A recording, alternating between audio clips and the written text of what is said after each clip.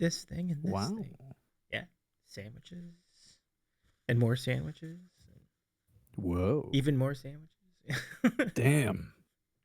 Now here's a big question for you. Now you're over in the nation's capital, if you will, right? Is that right? Yes, sir. All right, yeah. Um, the nation being Canada, just to be clear, but Yeah, I know what you meant. but what is the nation's capital's greatest sandwich right now? Like, where are the great sandwiches in that area? You know, I haven't had enough sandwiches to really Oh yeah, pass judgment on the place yet. okay.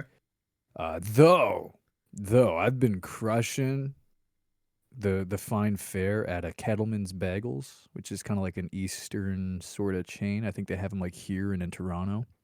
And Ooh, like the Reuben bagel, like it's a damn fine sandwich experience. I mean, if they make the corned beef well, that's an Yo. amazing get. Like, Yeah, the corned beef is good. They make the bagels in house, of course. You'd expect that from a place with bagels in the name. yep. Uh, I think the only thing that's missing for me is like I'd like a little bit of horseradish, but like Oh, that's fair. That's fair. always good. Oh, they got a nice like spicy honey mustard sauce they put on there. Mm, It's nice. that A is little bit of nice. Swiss. Good dill pickles. Ooh. Good dill pickles. Ah, love Yeah. it. Yeah, they're Uh, crushing it. Yeah, it sounds like really are. That's great. Okay. All right. So let's just start this shit. Like, I don't think we need to wait around. Like, we're pretty Yeah, much just gonna do probably. this all Yeah, night. we're just hanging out, We're man. just absolutely. I mean, let me. Do I do the music? Yeah, I'll do the music. What the hell? I'll do the Yeah, music. sure. I'll do the music. Why not do the music? Here, Yeah, music. hell yeah. Yay, music. Okay. All right, we're going to jump right into this, everybody. Happy Friday. Hello, I'm Davey. This is The Sandwich Show. Hello, that's Jawmsie, Hello. our guest tonight. Good to see you. I mean, again, like, it's so nice to do this again. And we, hey, King, what's up, King? Hey. Welcome in, good friend. Yeah. Try to get as many dinos. Should we do a dino counter? We could do a dino counter A tonight. dino counter. Oh, that'd be wild. That'd be wild. We got two. I love that I'm just like facing away from you petulantly. This is.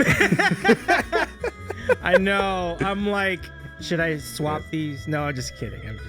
That's funny. I mean, you can flip mine and over too. Nah, I mean, it's it cool. doesn't It's really cool. matter. It's cool. Yeah, it's all good. It's all good. I'm just. Like I you said, know, we're it's just fine. hanging. just tonight. vibing. Yeah, we're just vibing. Oh, King has vetoed the dino counter. I am not keeping track of a dino. I get it. Because like that could get enormous at a certain point depending on what happens tonight. Like, but right now we're up to 3. Like, so 3, good. 3 is a magic number or whatever. So like, pretty good. Yeah. We got the Triforce or whatever. Triforce. Love it so much. Yeah. But it's pretty cool. Like, and I know you've already been I've let you. I mean, I'm sure you know already about what's been happening with me recently. Yeah, man. And we're on the other side of it now, which it's great. It just feels great. Yeah, dude. Man, but what I would like to continue doing tonight, and we'll continue to do it for the remainder of the month, is we want to keep raising funds for the people who are affected by these fires. So you can see the donation bar at the bottom. If you want to donate to the cause, if anybody wants to donate, you can use !donate, get a donate link, and keep those donos coming. We'll be glad to do things as we go. Yeah, be glad. Oh, Jawmsie, you're so kind. Thank you for considering the donation link. And Considering, come on. You're very kind. I gotta think about. I gotta think. What would be the next donate? I think the next one would be like 2,300. Depending on what your dono is, maybe it'll be more. I'm still paying off my move. Fair, for sure. That's what I was thinking. I'm like, yeah, we had some wildness the other night, man. We had some really generous people in the chat for sure. But with that, let's say $2,300. We'll do something. I don't know what, but I'm not doing that mayo bean boozled sandwich anymore. That's a once in a lifetime thing, folks. But but we'll come up with Yeah, stuff. yeah, truly a. Oh, did you see it? I was informed. I've been It's wild, dude. I was. There we go. King says I veto that sandwich. That's fair. That's fair. I like this. I like that King has veto power, like the royalty that he is. Absolutely. You're gonna be a king. You gotta have power like that. Yeah, No doubt. yeah. And we can trust him with it. 100%. Hey, Donna, Keyboard. hey. What up? Donna in the chat. Good to see you. Good to see you. Shout out to Keyboard 60. So let's see. Let's keep talking about food. So you're getting into some of the things you're getting into. That bagel sandwich does sound great. Yeah. Kettleman's, dude. If you're in Okay. Ottawa or Toronto, like Kettleman's is pretty great. Yep. What other things have you found pretty good down or up your way so far? You know, one thing that I've been really blown away by, and this is like this is such white trash behavior, but the dollar stores here are absolutely bonkers, dude. Really? Wow. Yo, like, oh man, I don't have, like, I got all my plates from the dollar store. They're really pretty. I got like a couple mugs from there, but also they have like genuine like name brand snackage. Like I don't buy my snacks at the grocery store. I swing by the dollar store on the way home from work and get snacks there. Like it's the good shit. So we're talking candy like, bars. We're talking chips. Like all that. We're talking like full size candy bars. We're talking decent sized chip bags from like actual brands you might recognize. But also just like, you know, all the basics you'd expect to buy too, you know, like some spatulas, like some kitchenwares, you know.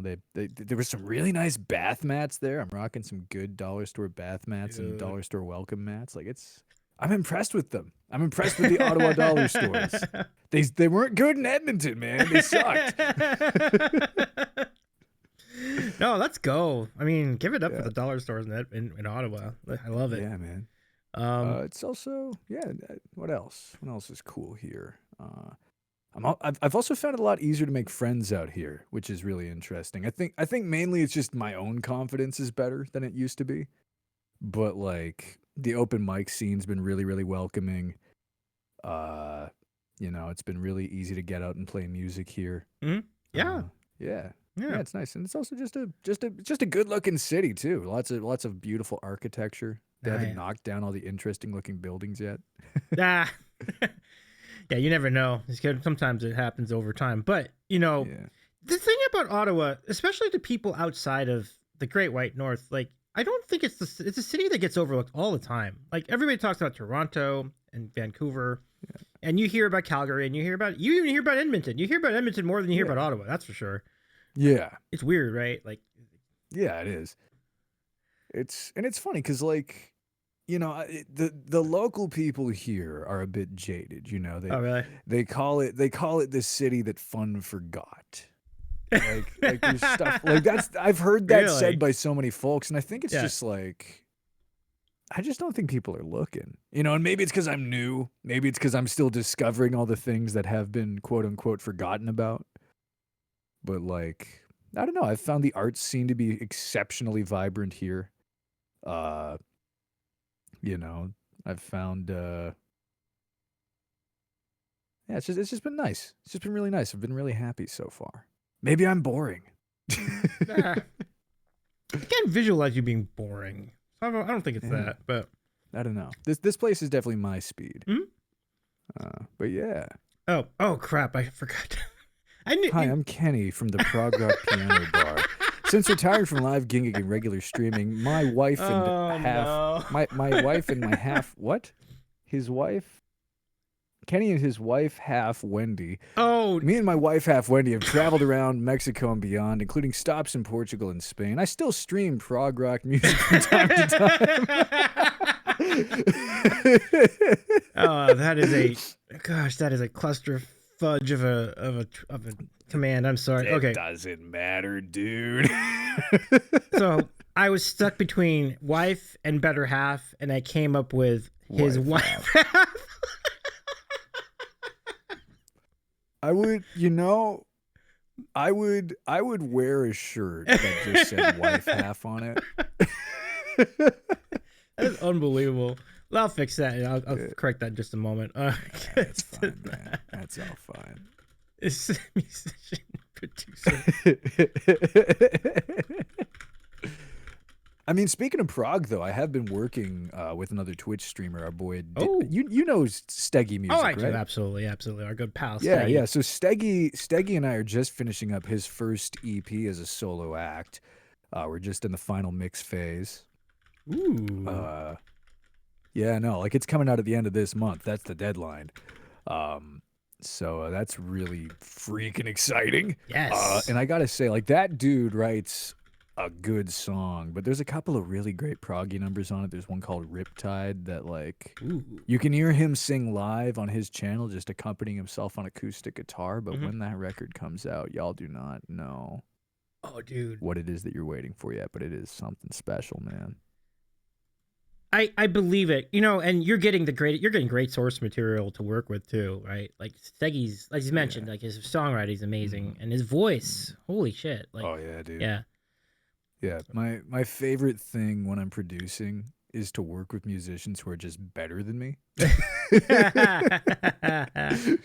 Yeah. I got you he's there. awesome. Yeah, for sure. Let me just catch up on chat too. I know we got no Yeah, more evil no sandwiches, says Donna. I agree. No more. We're done with evil sandwiches tonight. Absolutely. The evil will come in other forms this evening. I'm gonna say hello to Donna Keyborg60. Follow our friend Keyborg. We will also say hello to Rain. What's up, Bulo? Good to see you again, Rain. Says hello, Davey, Jawmsie, Keyborg, and everyone else. This place looks great, Jawmsie. Right? Like, doesn't it look amazing? Yeah, thank you so much. And if you tune into my show, throughout the week, I have different camera angles highlighting different areas of the place, so you can see the cozy reading nook tomorrow night, Sunday morning, and on Tuesday evenings you can see the whole studio in a nice wide angle shot. But tonight we're just here at the desk hanging out. Yeah, I love it a lot. Yeah. Yeah. And we're up to 4 dinos, by the way, because Donna's here in the chat with us. So Yep. I'm counting myself. Let's say hello to Charlie. Are we counting Rain? Charlie. Hey. Oh, we should count Rain. Yeah, so that's 5. Yeah, absolutely. 5. I mean, I think Rain is as dino as they come, right? Like, it doesn't get more dino than Rain. Yeah, absolutely. So. Oh damn! It is Streamfest tomorrow, isn't it? That's wild. I totally wasn't even tracked. That's right. I was at Danny's channel yesterday. I totally forgot. Anyway, it's funny because. Yeah, I mean, Danny's, even though there's no basement at the moment, still every bit as dino-y and chaotic as you could ever imagine. And I am rooting for everyone on Streamfest tomorrow. Have a great Streamfest, everybody. I'm not in it, clearly. I didn't even know what same, dude. I actually fully forgot about it. My plan tomorrow is to walk down to a pawn shop and try and find like a 17-inch CRT and start plugging my old consoles into it. So like... And why would you stop at 17? Make it like 27, or Well, I don't have a car. Oh, that's fair. That'd be tough to do without. And also, a car. I don't have a whole boatload of space. It has to go to it has to go off to the side of the whole mixing setup. So I have to. I got you. Yeah. But for like everything like 16-bit and earlier, 17-inch console, 17-inch TV is like the sweet spot, I think. Yeah, totally. And even like I got a PS1, even the GameCube, it all looks good on a 17-inch, Oh yeah. Charlie the Goddess is also here. Hello, Charlie. Great to see you. Hey, I need to hear it here as a sub assembly. By the way, Charlie, if it isn't this in your sandwich, hello, Charlie. Great to have you back in our chat. Is a sub a sandwich, Jawmsie? Yeah. No, yeah, exactly. They call them submarine sandwiches for heck's sake. Yeah. I'm with it's only a sandwich. I'm totally down with that. Let me get you on screen again. Whoa. And where's your thing? It's right here. Okay. So yeah, I'm already eating it, but this is another ham and cheese sandwich, which is really good. I got my Cosmic Crisp apple to go with it. Oh. It's been really good. This is a good apple. Yeah. Talk to me about a Cosmic Crisp, man. That's not an apple breed I'm familiar with. Yeah, it's You can see it looks like a Red Delicious, but Yeah, it's yeah, a yeah. lot more tart, I think. Much Mm. juicier than a Red Delicious. It has less propensity Oh, for mush, which is good. Very crisp, very crisp. It's like it would be really yeah, good for apple juice. Like if you were gonna make apple oh juice with it, yeah, really good for yeah. apple juice. Like, And like a tart note is nice, you know. You miss mm-hmm. that in a lot of apples. Yeah. Like I've been a Golden Delicious man for a while, but Oh that yeah. mush factor is real. Oh, for It's sure. real, you know. Yeah, it really is. Like, I mean, Yeah, if I knew that the apple was gonna be mush free, it would be one of my favorite apples. But I never. But you rarely get that across the board. Like, you might have it for like a couple of apples in a, or you might get a mush apple like one in every bag, maybe. yeah, Like, what do you think the ratio yeah, of that sure. is? About that much? Oh, I mean that. Well, it depends on the app. Are we talking? I mean, are we talking a Cosmic Crisp? Are we talking a Red Delicious? Like it depends, you know. Well, what about delicious specifically? Because I feel like they seem to get it more than Yeah, other apples do. yeah. They get a little mushy. You know, they're not like a super sturdy apple. They're good. But oh man, I gotta get some. I'm doing groceries tomorrow. I think I gotta get some Granny Smiths. I haven't baked an apple pie in like a while. So That that's sounds phenomenal. I found a phenomenal choice yeah. for the pie as well.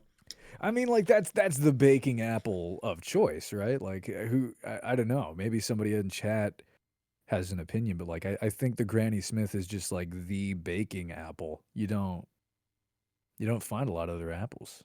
You want pics of that pie? Yeah, pick for the Well, pie. Let's go. pics of the pie. All right. Yeah. Yeah, absolutely. We'll gladly take it. Put it on socials too. I'm sure people will get into it. Yeah, man. How long does it normally take to bake an apple pie? I'm trying to think. A Yeah. while. A I while. don't know. It's like so. Here's the thing. Like I never really did a whole boatload of baking as a kid. So I'm kind of getting into it for the first time as an adult now. Like I'm really actually making the effort. So I don't know. Like I feel like it takes like from start to finish prep, cleaning before and cleaning after. I feel like it's like maybe like a 3 hour process, you know, if we talk about like the baking. Hmm. But like I don't know. I don't know. I need to look up some recipes. Got to call my mom. Yeah, I feel like the setup would probably take an hour by itself, right? Just like getting the apples Oh, chopped and peeled and. nah, man. That kind of prep is easy, Oh, yeah. you know. Yeah, especially if you got a good knife. You know, I don't know. 50 to 60 to bake. Yeah. Yeah, and Yeah, honestly, sounds if right. you clean as you go, you do your first cleanup. You know, maybe like 45 minutes of prep. So yeah, maybe like 2 hours, maybe like 2 hours all said and done. Hmm. I mean, Yeah, that's not I'll let bad. y'all know. And when you have apple pie out of the oven, Mm. oh, it's Oh amazing. yeah, yeah, Mm, it's real good. amazing. Yeah, I did up some I did up some peanut butter chocolate chip cookies and took Mm. them to work the other day. That was cool. I've never tried making them. I've eaten them. I love them. Yeah, I mean, like, so here's the thing. Uh, I say did them up. I didn't really do all that much. My folks for Christmas sent me a whole bunch of like pre-mixed baking and instructions, like add this to it and put it in the oven for this long. And that's what made me realize, like, oh, I need to do a lot more baking for real. But yeah, no, it's it's a good recipe. it It's a good sounds recipe. great. Yeah, man. I use in the chat. What's up, by you? I see Davey's eating a Hey. sandwich. How's the sandwich? It's great. This is a ham and cheese using Black Forest ham from Boar's Head Deli Company. Ooh. They make the greatest Ooh. meats. I'll show you, everybody. Um, I also had this one earlier in the week for the spot with Kenny, but Yeah, looks good. yeah. Do you do Got you the ever cheese. do you ever cut do you ever thinly slice some apple and put it in the ham and cheese? You know what? I haven't. I feel like I did it once, but I think I need to do it Mhm. again. It's been a minute. Yeah. Pretty good. Yeah, it's yeah, when I was visiting when I was doing my collab with Sally in Kelowna like in freaking August. That was a while back now. I went to a place. They're just called Earl of Sandwich. That was the name of the place. And they did like a good like turkey and brie with a little bit of like it That's was Granny Smith that's a sliced real good thin put in spot. there. Yeah. They pressed it. They put it in the press for a bit. It was that was a good sandwich. I gotta try that one. I see it on the menu whenever I'm there. Yeah. There are not that many locations of Earl's Sandwich, but they have them in the States. Yeah. There is one in Sin City in Las Vegas, so that's a Oh, dependable choice. So like, very good spot for sandwiches. Really, that's good. you would expect that, but Yeah. no, but truly they Yeah. deliver. Like, really good. I mean, they better. Really, They better. I mean, they're really putting it on the line with a name like that, right? Like for sure. Yeah. Yeah. Like you if one of their sandwiches sucks, like It's their ass. I mean, they're never gonna make it. Yeah. So yeah, their reputation stands on its own with a name, but the food backs it up too. It's really good. yeah. Brown I Eyed. mean, I don't know. I feel like with a name like that, the reputation is more at risk on every sandwich. Yeah. You know? You're right, because like if you have a place called like even Subway, like Subway doesn't imply that every sandwich is gonna be great, but when you say No. sandwich, like Earl of Sandwich, it sounds like ooh, Earl this sandwich. is it's like this is a big sandwich. This is a big deal. It's like, oh, you named yourself after the inventor of the sandwich. And by the way, like, goddamn right that they have a location in Sin City. Because, like, you know, the origin of the sandwich. Yeah. Yeah. It's rooted in activities that happen. It's rooted in gambling. Yep. One hand for cards, one hand for stuffing Yeah. your face. I can respect that. The model of efficiency. Amazing stuff. Yeah. Yeah. Way ahead of their time. Oh, yeah. Brown Eyed Girl, thank you so much. Good to see you. Hey. And IU good to see you too. Hey Dave, you've been thinking of you. Well, thank you so much, friend. It's nice to have you here tonight as well. King says that does not appear to be toasted. It is actually toasted. But yeah. kind of hard to tell the way I was holding it up. But yeah, I didn't toast it as much as the other one though. I think it toasted it a little less, so that's probably why. Just a light toast. Mhm. Just a little bit. Oh man. You asked me about my Ottawa sandwich experiences, and I totally glazed over the fact that I got a beautiful Cuisinart panini press for $50. Really? Yo, it's been awesome, man. Maybe that's why I haven't done enough to like look at sandwiches in town. I just got a baller panini press now. Mhm. Yeah. They can really take you places. I have one too. I don't use it enough. Yeah. Like all you gotta do is like now what are your go-tos there? Like do you go turkey, do you go ham? I know there's so many different cheeses too. But You know, I've been keeping it pretty simple lately. Okay. Keeping it real simple. I've been getting some nice sourdough from the store. Right. I've been putting some just some nice thin sliced. Usually, like sometimes I do brie or like maybe some nice oh come on brain, some nice Havarti. Sometimes just regular cheddar. You mix them together. But I've actually just been putting some tomato in there, doing a little like compound herb and garlic butter, just like chucking that in there, frying an egg, throwing that on top. That's good. that is That's good. real good. Egg makes I think egg is a little bit like bacon. Like you put egg on something, it seems to improve it. Like Yeah, you do like I do like an over easy egg in the pan while that thing's going. It's like time it out just perfect when the sandwich comes off the press, has a bit of time to rest, really coalesce with that cheese, throw the egg on top. It's like decadent. Then you get to dip it in that yolk too, man. That's like it's everything. It's everything. good. Yeah. it's real good. So you really have written the book on it's like when you're hitting a gear like that with your sandwich making game. You're probably right. You probably don't have to go out too much just to get a sandwich. Yeah.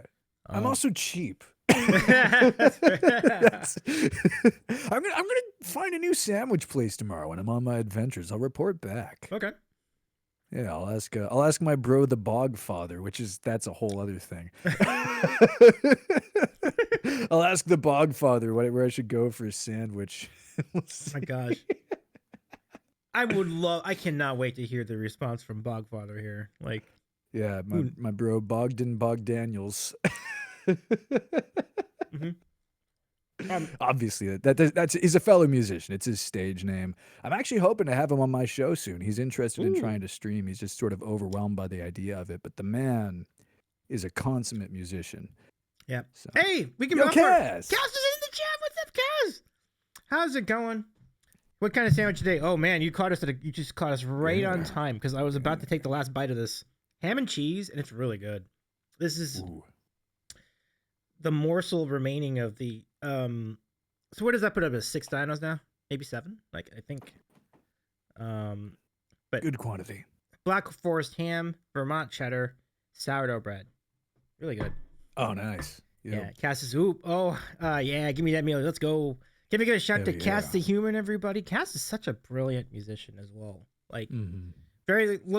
I know Cass has got music coming out and everything, and it's an exciting time to be a follower of Cass's music. So welcome in. It's good to see you. We're just shooting the shit tonight. So Yeah. yeah, We're just vibing. yeah. Give me that meal. I love it. Yeah. It's amazing how much you can enjoy something so simple, but it truly is like good.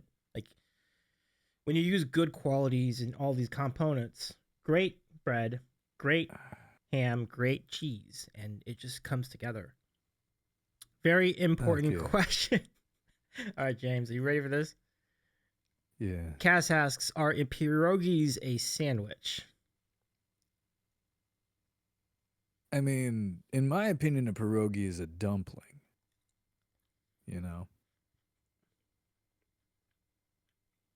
That's all I got there. That's a tough call. Yeah. I mean, here I'll put it this way: is an empanada a sandwich? I don't know.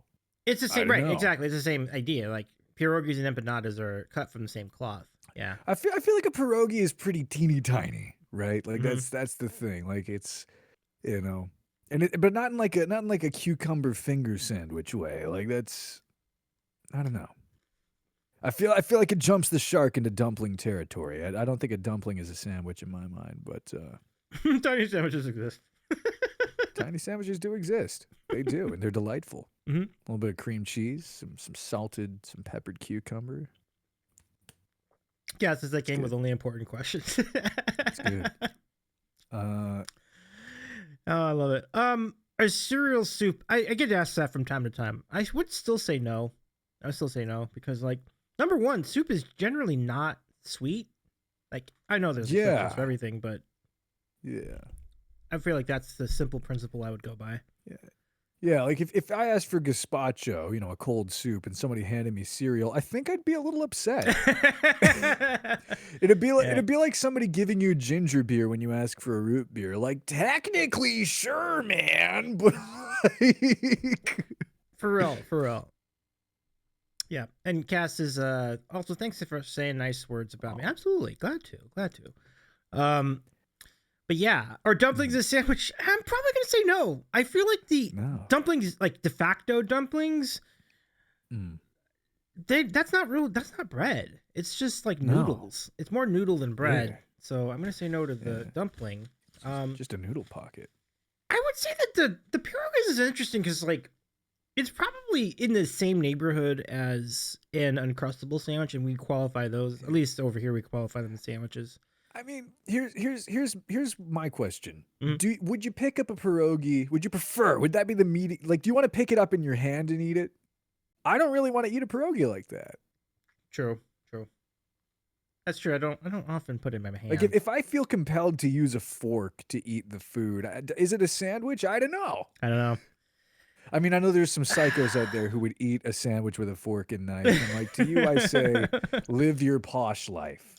Well, you kind of have to when it's open faced, though, Jawmsie, right? Like, if it's open faced, there's no going around it. But no, I'm again. Maybe this is just the white trash in you. I'm gonna just pick it up, dude. Yeah. I'm just gonna jam it in my face hole with my grubby little fingers. Like, Cass is currently eating pierogies with my hands like an animal. That's funny. King says pierogi grilled cheese. Now that I've never attempted that. That sounds great. That is interesting. Talk to us more about the methodology of a pierogi grilled cheese, King. How do you grill it? I guess this is like my number one question. Yeah. Like, you know, like Yeah, and is it like pierogi filling? Are you putting like the potato filling in the grilled cheese? Because I kind of want to do that right now. doing, you know, it could totally work. I think. Like, just imagine the Yeah. potato and the grounded meat, and the onions, or what is the other thing? Like, is it onions or is that just potatoes? You can some people put onions in them. Sometimes you just do like a straight potato mixture. Some people do like a potato cheese. There's a million ways to fill a pierogi. Cass says, I'm so down for pierogi filling in a heckin' grilled cheese. Now that has potential. Yeah, that's good. That just sounds good. Yeah. Yeah.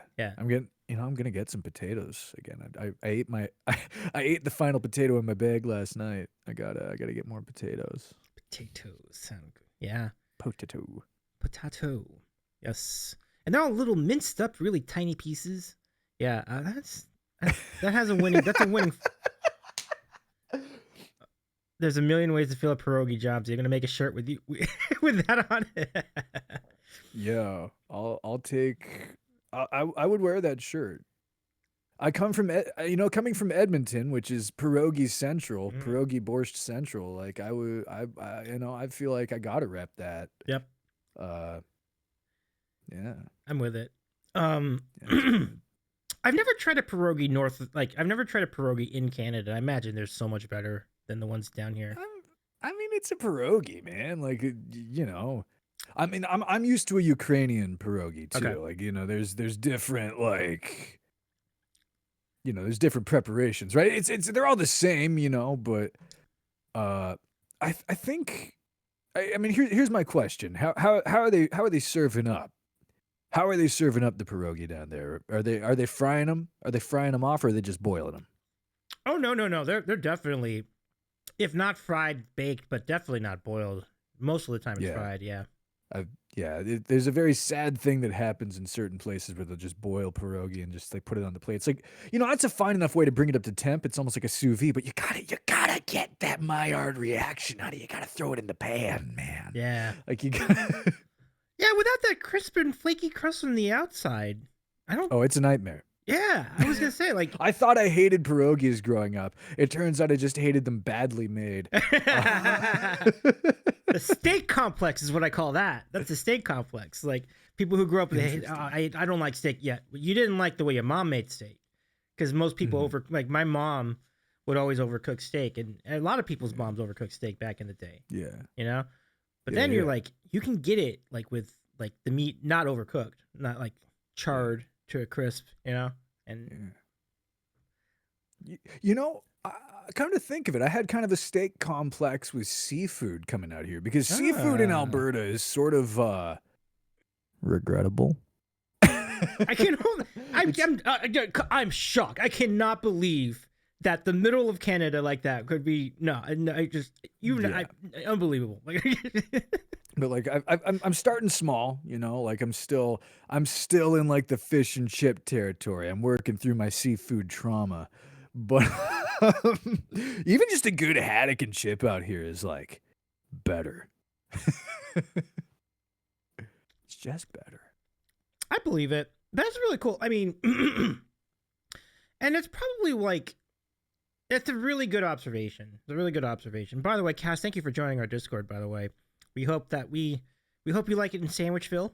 It's a fun spot to shoot the shot and get into food photos. A lot of food, like a ton of food photos. Like you won't even, you'll be overwhelmed by how many food photos we have over there. But so let's see. Instead of show feet, I'm gonna say show cheese. Show cheese. I love it. Rain says, "Are the stakes high with the steak complex?" Whoa! Phenomenal. I love it, Rain. Whoa. I have some photos coming in. Let me see if I can get them on screen for everybody. Oh, are these the pierogi photos? I think it's the pierogi grilled cheese. See, for a minute there, I thought it was grilled cheese pierogies. That's why I was so confused in the beginning of this.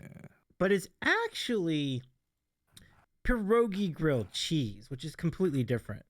So I don't have the largest size photo of this, but I think you will enjoy. So let's go look at this together, James. Yeah, let's take a looky loo We here. shall look and see. Okay, not Oh, bad. oh, Not wow. bad. Just chucking the whole pierogi in there. The filling That's basically is replacing the shell with bread, right? Like I think that's the idea. So yeah. No, it looks like there's a whole ass pierogi in there. yeah. Oh, there's a pierogi. The whole pierogi, like even with even with the Yeah, crust, is in yeah, there. yeah. That's I wonder nuts. how that would. I would try that. I would try that before I pass judgment on it. Yeah, To me, I just want to chuck the filling right in there. yeah, yeah. But it might be nice. A little bit of a chew in there, you know? I think Looks like they got some meat and some onion and some stuff. there is no half-ass pierogi in there. Yeah, no kidding. Like, Yeah, I those think are a good pierogi. are there other ingredients that I'm not seeing here? Because like, look at what's at the bottom of this. Is Yeah, that pepperoni? yeah. Like, what is that? Like, I'm wondering. There's definitely like some meats going on in there. So I imagine you That's put good. cheese on top, you put cheese on the bottom. Yeah, That's a winning formula. I like it. that's pretty good. It does. Yeah. Cassis, did you make them from scratch? I think King. Yeah, King, let us know if you made that from scratch. Would you? Yeah. That's a good question in general too. Like, do you make it from scratch? Do you put in do you make the pierogi from scratch and then like put grilled cheese on the top or the bottom? I'm not exactly sure. Or do you just get like frozen Oh. ones and then grill that? But My goodness, he's got the best pierogies of all. Gift pierogi. somehow man. one made them as a present, so I do not know how they were made. Wow, Wow. King, getting the bounty of the gifts from the kingdom, amazing. Yeah, man. Yeah, that's pretty good. That's Um, awesome. do you have any songs named after foods? Because I think a lot of musicians do that. Like they have one or two songs that are named after. We've got Too Drunk to Taste These Nachos. Yeah, all right, I and remember we that. have Death is Coming, Hand Me a Hot Dog. That's right. That's right. Yep. Yeah. Yeah. Jawmsie has an entire album. I mean, that's an EP right there. That's true. I did do a whole EP of instrumental music where each track was named after like my favorite things to make as like a breakfast or a brunch. Yeah. Yeah, Decadent Egg Lunch out now. Oh. Out. Yeah. Jawmsie the Culinary EP. Yeah. I dig it a lot. Yeah, the Green Onion track. That people really like that one. That's Grunions. you know, when I was you can the whole thing's already out. Like you feel free to chuck it on. I've heard it before. I made that was a challenge record that I did for myself. I was having a lot of trouble just like putting out music. I was really self-conscious. Mhm. And so this was in Studio 4. No, I'm sorry. This was in Studio no, I'm right. Studio 4. This was in the basement studio before the like tiny apartment studio. And it was I very much was just like, okay, I'm going to make starting on Monday, I'm going to make a record from start to finish with at least 5 tracks. They're going to be instrumentals. I'm just going to do it, and whatever I have on Saturday has to go out.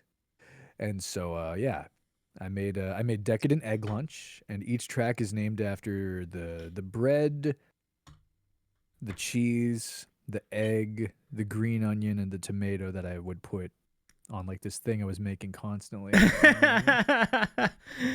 This is, and I don't know who designed the album cover of Decadent Egg That Lunch. was me. That was you. Wow, that was beautiful. This is beautiful. Thanks, man. Yeah. Yeah, I drew that from scratch day of. Listen, my drawing skills are horrible, so like this is rather impressive to me. Like this is Thanks, great, man. Yeah. And Borky McBorkface, thank you so much for your $10 dono. Holy cow! Borky McBorkface. You know what you get for a $10 dono, Borky McBorkface? You are getting a bean. So I do this to thank you. Yes. Each donation Borky tonight McBeanface earns Wow. a Bean Boozled bean. And tonight, All right. relatively easy one. This is Stinky Socks Tutti Frutti. Let's see what it is. I think it's a good one. Yeah, I think it's the. It's so close, you never know, but I think it's. I think it's the good one. I feel I'm like really in the excited about it. same way that hot sauce fiends burn out their taste buds, you have Bean Boozled your mouth so hard that you can just handle them all now. I know it. Board Faces is my hero. Mine too. I love it, Cass. Yeah, that's pretty Give great. back. Yeah, let's go. Here's the Bandcamp link.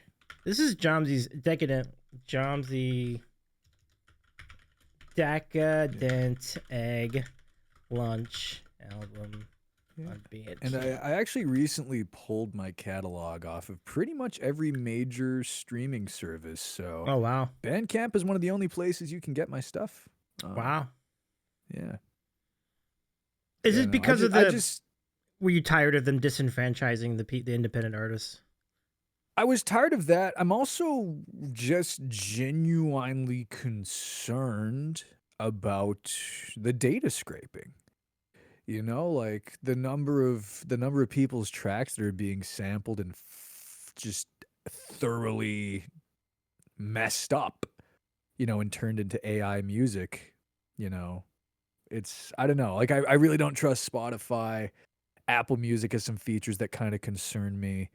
And so it was just like I wasn't making any money in those places anyway. I know people were listening to my stuff on Spotify, like maybe 5 people, but I don't know, I wanted more control. And so I canceled I took away I ended my relationship with DistroKid, and that of course took all of my stuff down from all the major services, but DistroKid was going to start, licensing stuff out to AI databases, as far as I could understand from some things I was hearing, and so I was just proactive and stopped working with them. Yeah. Yeah, it's definitely fair. I mean, Cass is saying, "Oh, that's fair. Apple's been shady from day one." I can't imagine how it'd be worse than Spotify, though. Spotify's particularly Yeah, gross. Spotify is nasty, man, and Yeah, they're doing a lot of horrible things right now too with the programming yeah, stuff, because they are already putting lots of AI music onto their things, that is correct. Yep.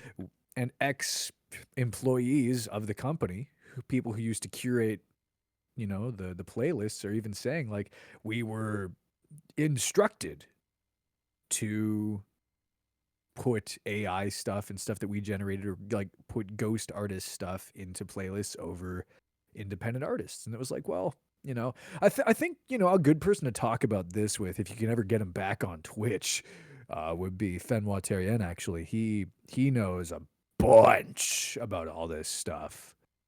But yeah, no, the long and short of it was like, I'm not smart enough to protect myself from these vultures, so I simply have to disengage.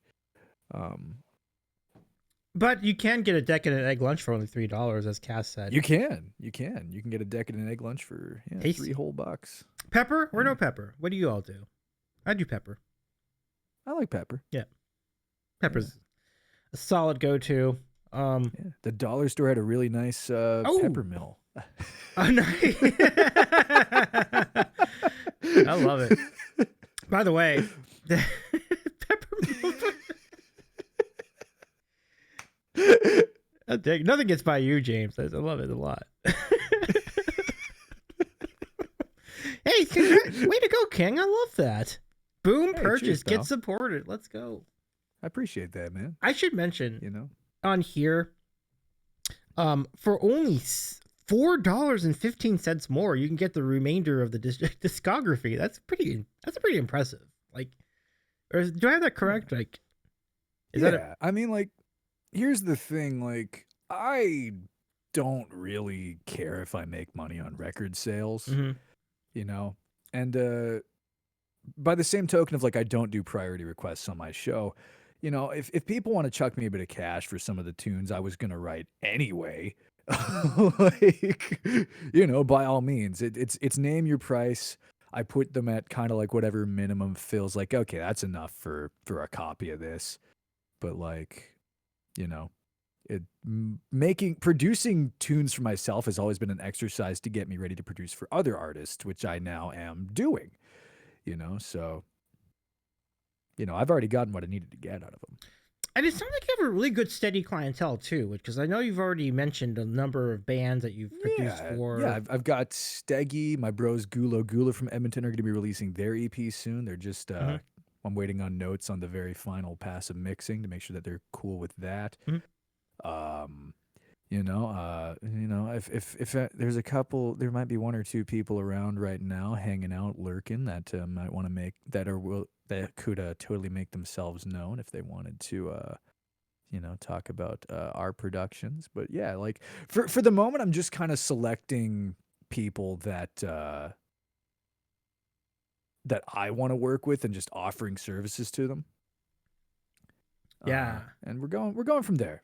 I'm gonna open up the doors to anyone who kind of wants the work done soon. But yeah, right now I'm just getting the last little bit of. I'm getting just a little bit more time with my new speakers, I see the my new new studio speakers. Look at the new monitors. speakers, Yeah, everybody. yeah. New They're the Yamaha monitors. HS7s. I got them for half price because I never Wow. pay full price for anything. And No, good for you. This is great. but they sound great, and the clarity that have been able to achieve with these Mhm. is utterly insane, especially now with the room treated properly.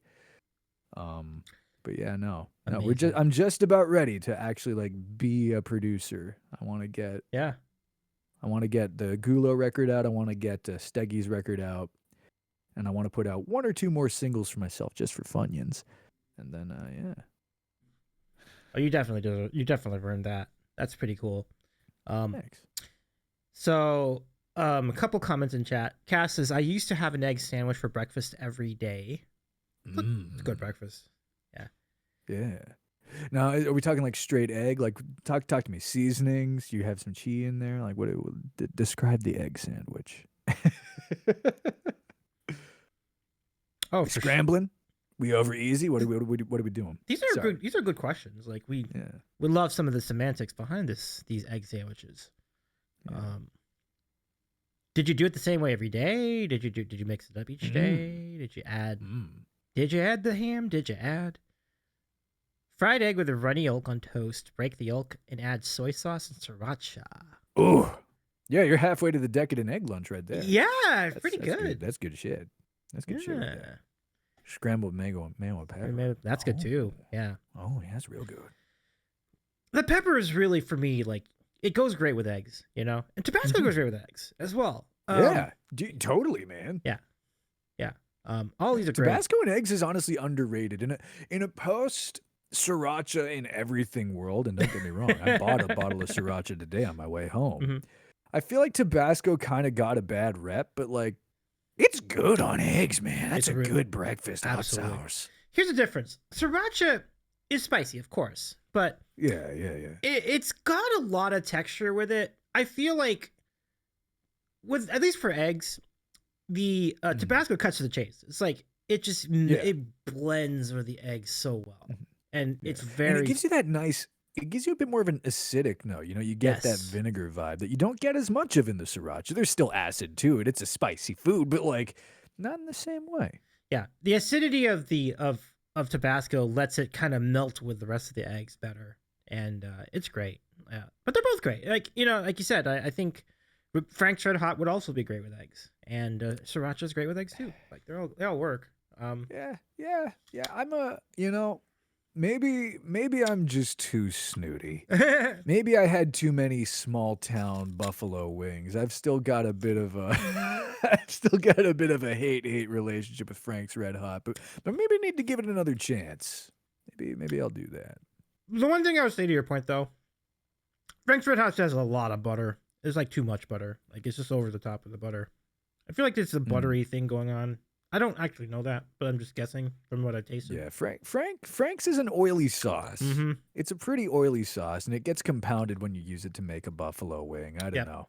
Yeah, Cass's small town buffalo wing trauma is real.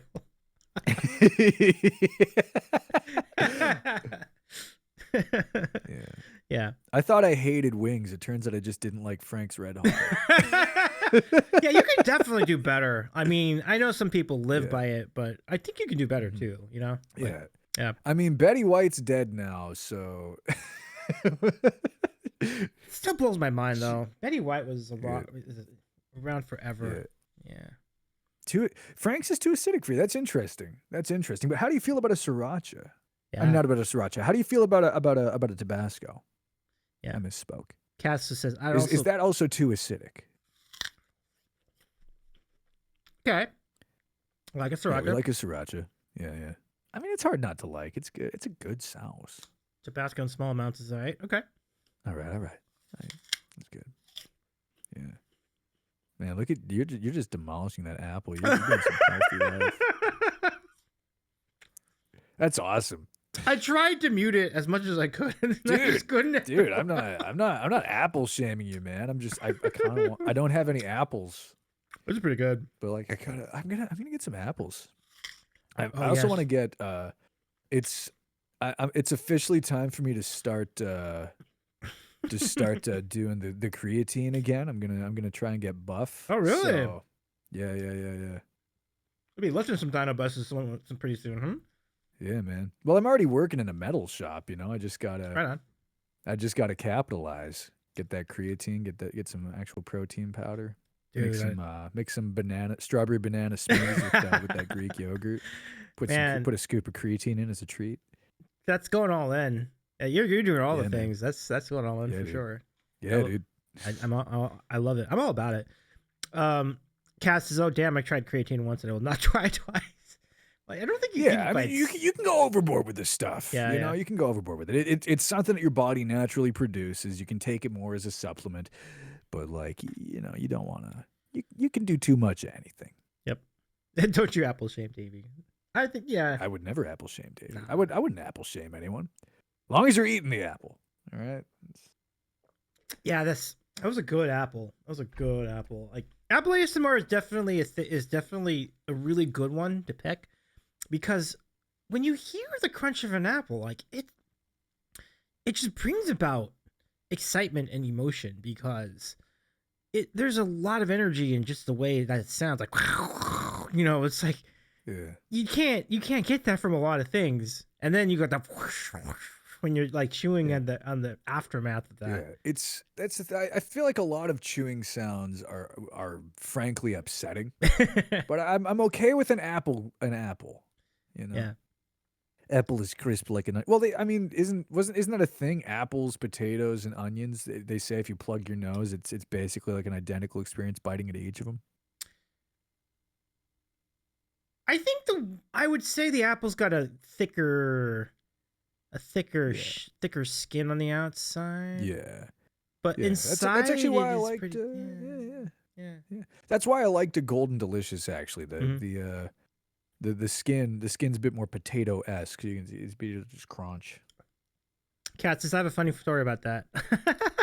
Go on. We're here for it. We're here for it. Yeah. Yeah. We are here for it. Yeah. Apple and onion is molecular very similar. Interesting, Rain. Yeah. I'm not surprised though, because like I think I've eaten an onion raw once in a while, and I'm like this doesn't feel like an apple. This is kind of the same thing, except it's overwhelming for your tongue, but it's Yeah.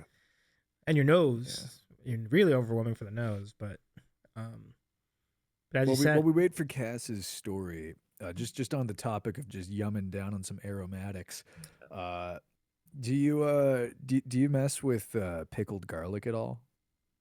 I've never tried pickle. I didn't even know they had pickled garlic. That sounds good. So I don't know if you can. I'm actually gonna try and see if I can get some shipped out here. I don't know if they do it, but in Edmonton there was this baller place. They pickled all kinds of veggies, but they did a pickled garlic and they had a bit of like chili oil in there too. It was. I would just eat that stuff straight up. I would just sit and eat pickled garlic, but also like adding a couple cloves of that into something we're using normal garlic. Ooh, the funk. Ooh, that's good stuff. I'm very eager to try it now. Here's a story. When I was about 2 or 3, Cass speaking, my father was cooking and had whole peeled onions on the counter to chop. I walked up behind him and he didn't notice I stole an onion, which looks much like a peeled apple to a 2 or 3-year-old. I went, apple? And took a whole bite of the onion. as my father watched in horror, waiting for me to cry. I kept chewing and walked away with the onion. I think he came and got it back at some point for dinner. He got it back. That's awesome. What, did he just like chop off the part I you've was been gonna chewing say, on? I guess they were out of onion. I guess that was the last onion they had that night. And I All had no right, man. reaction. Man, age 2 or 3, Cass was just hard as nails. Oh, he probably just chopped it. Okay. No reaction though. That's wild. That's awesome. Yeah, it is. It is. That's a good story. That's great. but yeah. Oh, by the way, just for everybody jumping in here tonight, like this is our good friend Jawmsie. We've had Jawmsie on Hi. many a time here on the Sandwich Show. It's great to hang out here again. Cass says, I like Buckley's I Was a Machine. I see that. But yeah, I mean Jawmsie is a musician. He plays guitar, and I guess I've seen you dabble in keys. I'm not sure. I thought maybe you did. I'm teaching myself the keys. Okay. I'm teaching them. Mm-hmm. Yeah. I'm also teaching myself the drums. Yeah. Super duper. Yeah. I've only successfully drummed on one song so far. But yeah, no, I wanna graduate from timekeeper to drummer. Yeah.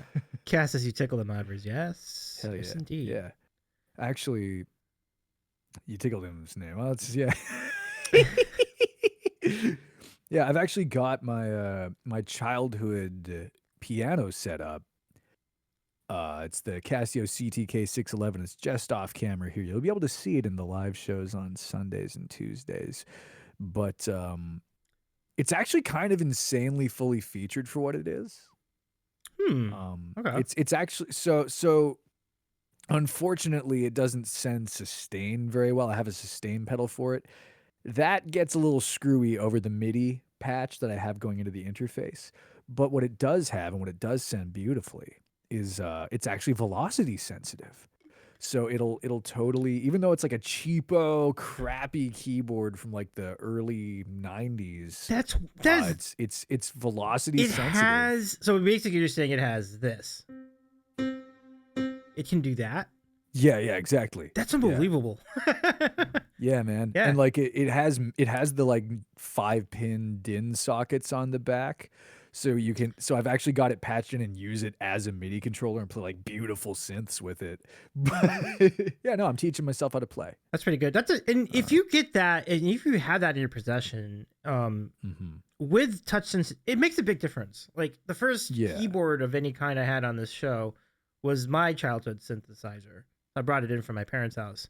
It didn't have that. It sounded like a toy. It didn't sound any. If you go back to the VODs of that year, you'd be shocked at how that piano sounded. It just sounded like a toy. But this thing, so when you have touch sensitivity, it adds such a different dimension to anything. Even even your synth keys will sound different. So like, it's pretty cool that you have that right off the bat. Pretty good, and it must work really well with your. You said you plug it into your DAW, or you don't? I'm not sure. Yeah. I'm using it to control virtual synths. It's just really, really cool. That's cool. Yeah. Nice. Yeah. It's like this little doodler, but I've got more keys. Yeah. Oh, that's very useful. If you've got like 61, I guess.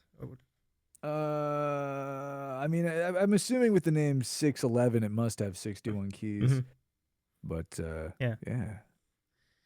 Not bad. Yeah. That's a great place to start. And like you said, you're already making good use of it. Like that's pretty good. Yeah. Play with that. Oh, the Rolly Seaboard, Rain. Nice. Those are so cool. Squishy keyboard. Yeah. Oh man, I didn't try that out when I was at Sally's place in August. I meant to try out the Rolly, but I think she already had packed up. Oh really? Yeah. Yeah. Cass is, she did let me try the theremin though, and now I really want a theremin. Oh, theremin, interesting. So it's kind of like, so if you're probably, I've seen people with a theremin. I know a couple people, kind of like friends of people in the music verse, like independent people in the music verse that do the theremin. Yeah. It's like, imagine that's where they got the idea for automatones from. Like it's just basically a theremin like packaged into like a cute little character. Yeah, kind of, right? Because like it's very theremin-esque in the way you play it. Come to think of it, it's So you got volume with the one, and then you got the whoa. You can do vibratos. Yeah. But you don't have to touch it. So theremin is just basically based on it's like a capacitor. Isn't it basically a capacitor? Like you basically just Yeah, exactly. Yeah, yeah, yeah. yeah. It's the one that I got to try was quantized isn't the right word. Mm-hmm. Isn't the right word, but it would snap to notes for you, so it's a little easier to play than just going like freewheeled. But Oh like, wow, that yeah, sounds it's an yeah. instrument that you basically just dance to play, and it's pretty Yeah. cool. I didn't know they would have auto tune, basically auto tune. Like that's pretty good. It's pretty good. Yeah. Well, that's Yeah. a big question, Creative Minds, and good to see you. Yeah, creative. Great to see you. Thank you so much for checking in. I appreciate your thinking of me. Hey friends, good to see you streaming. Great to be back. Thank you so much, creative. Is it frozen for anybody else? I'd be some. Yeah. I mean, this has been Have you yeah. Yeah, go ahead. Oh, it's working. Okay, great, Yeah. great, good deal. Nice. Good deal. All right, sick. Yeah. Yeah. I mean, even if it was frozen, we were still doing a fantastic podcast. Like Yeah, really. Yeah. it was like a great podcast too. So like this is nice. yeah, let me catch up on chat. Oh.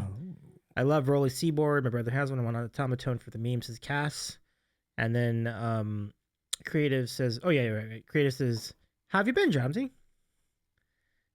Good. Really, really good.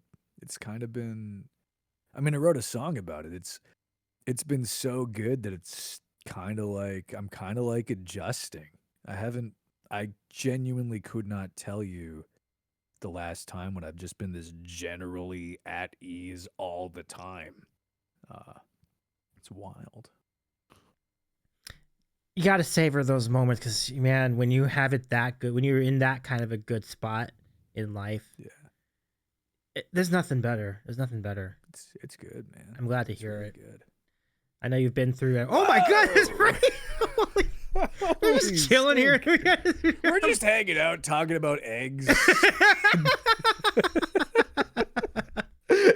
Jeanette, thank you so much for the raid. It's so good to see you. Can we get a shout out to Creative Minds as well, actually? Because it's great to see Creative checking in as well. Welcome in, friends. How was your stream? Happy Friday. Oh my goodness. Oh, damn, this isn't working. Oh, hold on. Oh, yeah. We have a little bit of it. We have a keyboard malfunction. Hold on. No, run with that patch, man. That's good. Do it. Let me try that again. Because sometimes it doesn't connect to the rest of my thing. So hold on. Okay, it's coming in. Okay, great. Let's do it. Jeanette, thank you so much for the raid. Whoa. We have a double raid. We have a double raid. Dan's here too. What's up? Holy stink. Dude. Whoa. Or is it just a double single raid? Oh, I see how that's going. I see. It's a multi. I'll explain it in a minute, but let me bring you all in. Dan and Jeanette. There we go.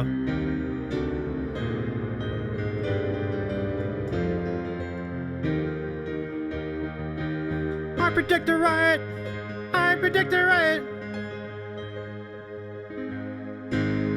Thank you so much for the raid, everybody. I think I know what happened. Nice to have you here. My name is Davey. I'm a variety streamer based in Los Angeles, California. We are doing all right. That sounded good. Whatever that was. That was sick. That was pretty sick. Yeah. That's sustained. So Daniel Wayne raided into Jeanette. Jeanette was wrapping up. And Jeanette was excited to raid someone. And Jeanette's so kind to raid over here onto the Sandwich Show. And so I would love to give a big old shout out to both Jeanette Music and Daniel Wayne. Jeanette is a good friend, a very good friend of ours here on the Sandwich Show. And a really cool musician based in Maine. So please follow Jeanette Music. Amazing stuff. How was your stream? How is everything tonight? How's your weekend looking? And same question to you, Dan. I hope you're doing well as well. And Dan's streak rivaled only by the number of hours that Office Drummer has been streaming right now. Number of days that Daniel Wynn has been streaming in a row. You were exactly right, Davey. Oh, I love it. Jeanette says it was awesome. Dig it. And I'm glad I got that right. I'm glad I figured that out. And I think King said the same thing. But yeah, go follow all these cool people. Like, my goodness, like such talented people. I would love to have a band. Like the band was Jeanette and Dan and you and yourself, and like you guys would make a great band. Like that'd be really fun. Like The harmonies would be solid too. Like, Mhm. but thank you everybody. Welcome in. Let me just catch up. How were your streams? I'd love to hear any highlights, any great songs, any hilarious moments. Um, and I shall. And Mariko, good to see you again. Ryan, welcome. Lady of Here and There, welcome as well. So many people to welcome into our chat. But and thank you for the follows. That girl Meg84 and X Tripo. Appreciate you. I would now like to introduce our guest of the evening. It's our good pal Jawmsie. Jawmsie is a musician producer based currently in Ottawa, Ontario, Canada. And King, if you could do the honors and shout out our friend Jawmsie. And you can follow our pal as well. Getting back into streaming, the groove's starting to hit pretty good, my friend. Oh yeah, man, it's been nice. I'm doing my Tuesday night shows again. They're scheduled to start at 7 p.m. Eastern, but oh, Birdie may or may not have just told you that we usually get on around 6:30 p.m. Start warming up in front of the crowd, so that's pretty good. We've also got the Saturday night bedtime story show, which is most definitely at bedtime. It starts at 11 p.m. Eastern time, and I just read public domain stories out loud. I sit on my couch. You can see maybe like a little corner of it in the background there. Do voices for all the different characters. Right now, we're reading a story called Space Viking, which is just as absurd as it sounds. And on Sundays, usually in the afternoon, but I'm going to try and get up for the morning, we do just regular studio streams. And it's just whatever I happen to need to do around the studio or want to do around the studio. So last week we did some looping. This week I'm actually going to be doing some painting. I'm going to set my camera up a bit different, and we're going to do some little watercolors because I need more art in here. But there's always something going on. And that's about the long and short of it. Yeah. That's a phenomenal rundown, and I endorse it highly. Go check out our good friend Jawmsie doing all the things on Twitch and music production streams too. Sometimes I've seen that. Yeah, that definitely happens on Sundays. Mhm. A couple weeks ago, I did a bit of mixing for my bro Steggy, getting his track "Living in Between" up to releasing standards. Nice, nice. Yeah. Those of you who came in on the raid, a couple other things I want to mention. One, also give our friend Mariko Poliano a follow. It's a good friend of ours as well here on the channel. And I do want to mention, oh, that's so nice of the lady to say you should do voice acting. You have a great voice. It's true. Hey, thanks. True story. Absolutely. And we are raising money for the American Red Cross tonight, benefiting the SoCal wildfire relief out here in the area where I am. I was painfully close to having a fire threat in my area, and I did, in fact, evacuate for a few days. Preemptively, I was not required to evacuate, but I still wanted to. It just made sense. But we've been slowly, and it's going to take a while, but we've been slowly recovering since then. So much damage and catastrophic losses of homes. Like it's been rough. It's been so sad to see some of these visuals. So if you would like to help out, you can just use !donate. There's also a pinned link in the chat if you look at the top of the chat. And any amount helps. Every donation you make tonight will feature a bonus Bean Boozled bean, one of these. A bean that could be tasting good or could be tasting awful. But you will get that with your donation to the cause. So thank you so much for your consideration. Any amount is going to mean so much to us. We raised $2,210 in our previous stream, which featured our pals Kenny from the Prog Rock Piano Bar and Bill Arkin Music. Please don't. We will be so grateful to have your donations. And yeah, we have. And Creative says, yeah, my parents are finally heading back to LA. They had to leave because the smoke was so bad, a block from the evacuation warning zone. Wow, yeah. I would say it's kind of relatable. I was in that scenario too for a bit too, so. Fire is a crazy game. And particularly so in California where there's so many hills and there's a lot of brush and it's dry, so it's just such a hotbed for catastrophe. So we're glad to take any contributions you can make. And do we have one? Let's see. I'm checking. Gonna refresh this a little bit. Kinks' fire is in fact crazy. Yeah. Yeah. Do we have another Borky McBorkface for $6.90? Thank you so much. Oh my goodness. That was a very nice dono. Oh yeah, yeah. What do we? Oh, is By that Borky is that McBorkface. 690? Yeah. 690 from Borky McBorkface. Yeah. That is fantastic. Fantastic stuff. So thank you very much, Borky McBorkface, whoever you are, for making that happen. Creator says, my anxiety has been so high since I have so many friends in LA. I knew 2 people who lost homes. One was a mastering engineer. Yeah. And the really sad truth of it is this is how large the catastrophe is. I also know friends who have lost homes, or I know friends of friends who have lost homes, you know? It's you cannot go, yeah, it's like Kevin Bacon situation. It's actually worse. It's actually like 2 degrees of Kevin Bacon situation. You'll find someone that you know who lost a home. It's awful. So Lady says, gotta head out, y'all. Lots of love, everybody, and enjoy your weekends. Thank you so much, Lady.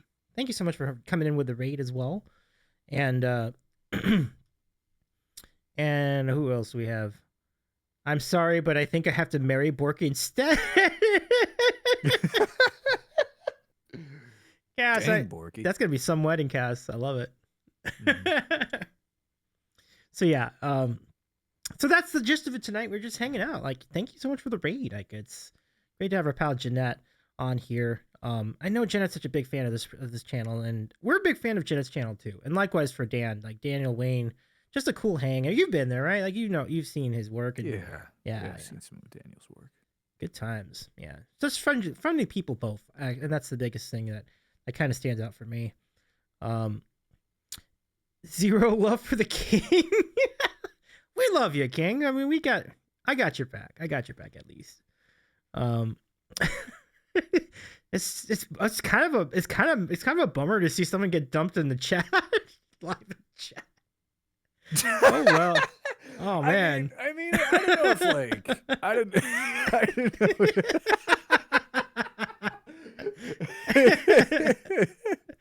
know. Damn. Yeah. Now I've seen everything on the sandwich show. It's so funny. All right, man, that's wild. I'm a beginning, middle, and end. That was a whole story. I was getting ready to change my relationship status on the social media. I mean, damn. Damn. Oh, it's all. Oh, Cass is showing some remorse too. I'm so sorry. I dig. So sorry. Oh, sorry. Sorry. Ooh. Oh, wow. Oh, man. Now, the only thing about Ottawa, because we haven't talked about this yet, but it's probably no different for you, though, because it's like, I don't think the climate change, the change in climate in the winter from Edmonton to Ottawa would be a huge difference, or is it So it actually is. Oh. It's significantly different out here. Huh. It gets a lot more like temperature like cold, if that makes sense. So like the actual like temperatures get colder in Alberta. Okay. It's a prairie province, landlocked, so it'll get down to like minus 30 Celsius. You can convert that to freedom units at your own leisure out there. So it'll get like chilly, but it's really dry. So like you can go out in that bitter cold, but you get inside in 5 minutes, you feel you're not feeling so nasty, right? Mm-hmm.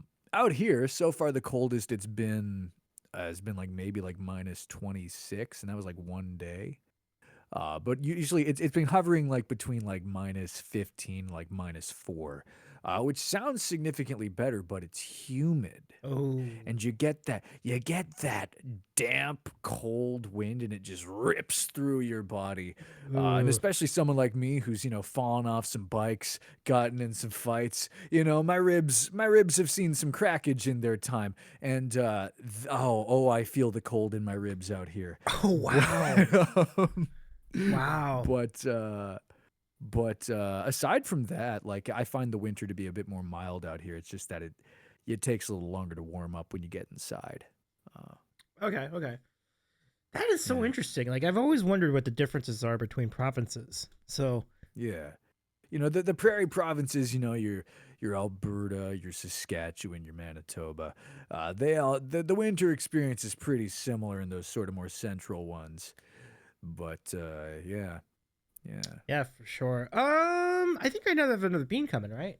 Because there was another Oh yeah, six. from Borky McBorkface. Yeah. Borkface number 2. Yeah, let's see what we got. Not this won't count. I'll eat that right away. Bonus bean. I wouldn't. Yeah, we never count those because they're both good. Like the bad beans are still good. So. Yo, Panda. Fat Panda, what's up, Panda? Shout out to Fat Panda. It's good to see you. Welcome in. Okay, so this one, I know that they have a place called Canadian Tire. Mm-hmm. This is a tire bean. All right. Or it's black licorice. Lose. I like black licorice. Oh, okay. So not lose then. Yeah. It's like win. Yeah. Well, lose for you. I mean, Americans don't like bitter flavors as much, though. Mm-hmm. Yeah, that's true. Mm-hmm. You're right. Yeah. Creative says lose for me too here. Yeah. I guess we have that. I guess we do have a thing over here. And all right, let's. All right, you ready to see which one it is? All right, no Raging Greaser. What's going on, NJ? Hey, Ouija. Great to see you, buddy. Oh God.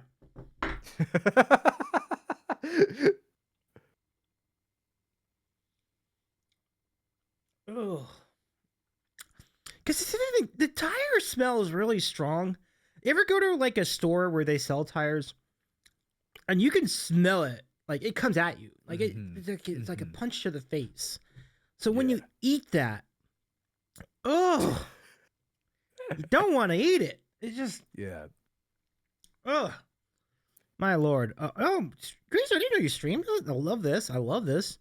Well, do follow our friend Greaser. Let's go check out our good pal playing games and things on stream. Oof! Oh, the taste of Canadian Tire. Yeah. Mm-hmm. It is pungent. It is absolutely pungent. Yeah. Canadian Tire. It's like Target, but there's also tires and automotive parts. I haven't figured that out yet. Like, why did they call it Canadian Tire? Did they just start? It started as an automotive place, and they just kind of kept adding stuff. Okay. That's actually where I got my previous espresso machine. That's where I got the DeLonghi Stilosa. I'm still trying for that DeLonghi endorsement, by the way. We're gonna give away another one of those soon. I want this. Yeah, because like you would be a great spokesman for that product. I mean, I need to be the spokesman for their bottom of the line machine. Let's be real.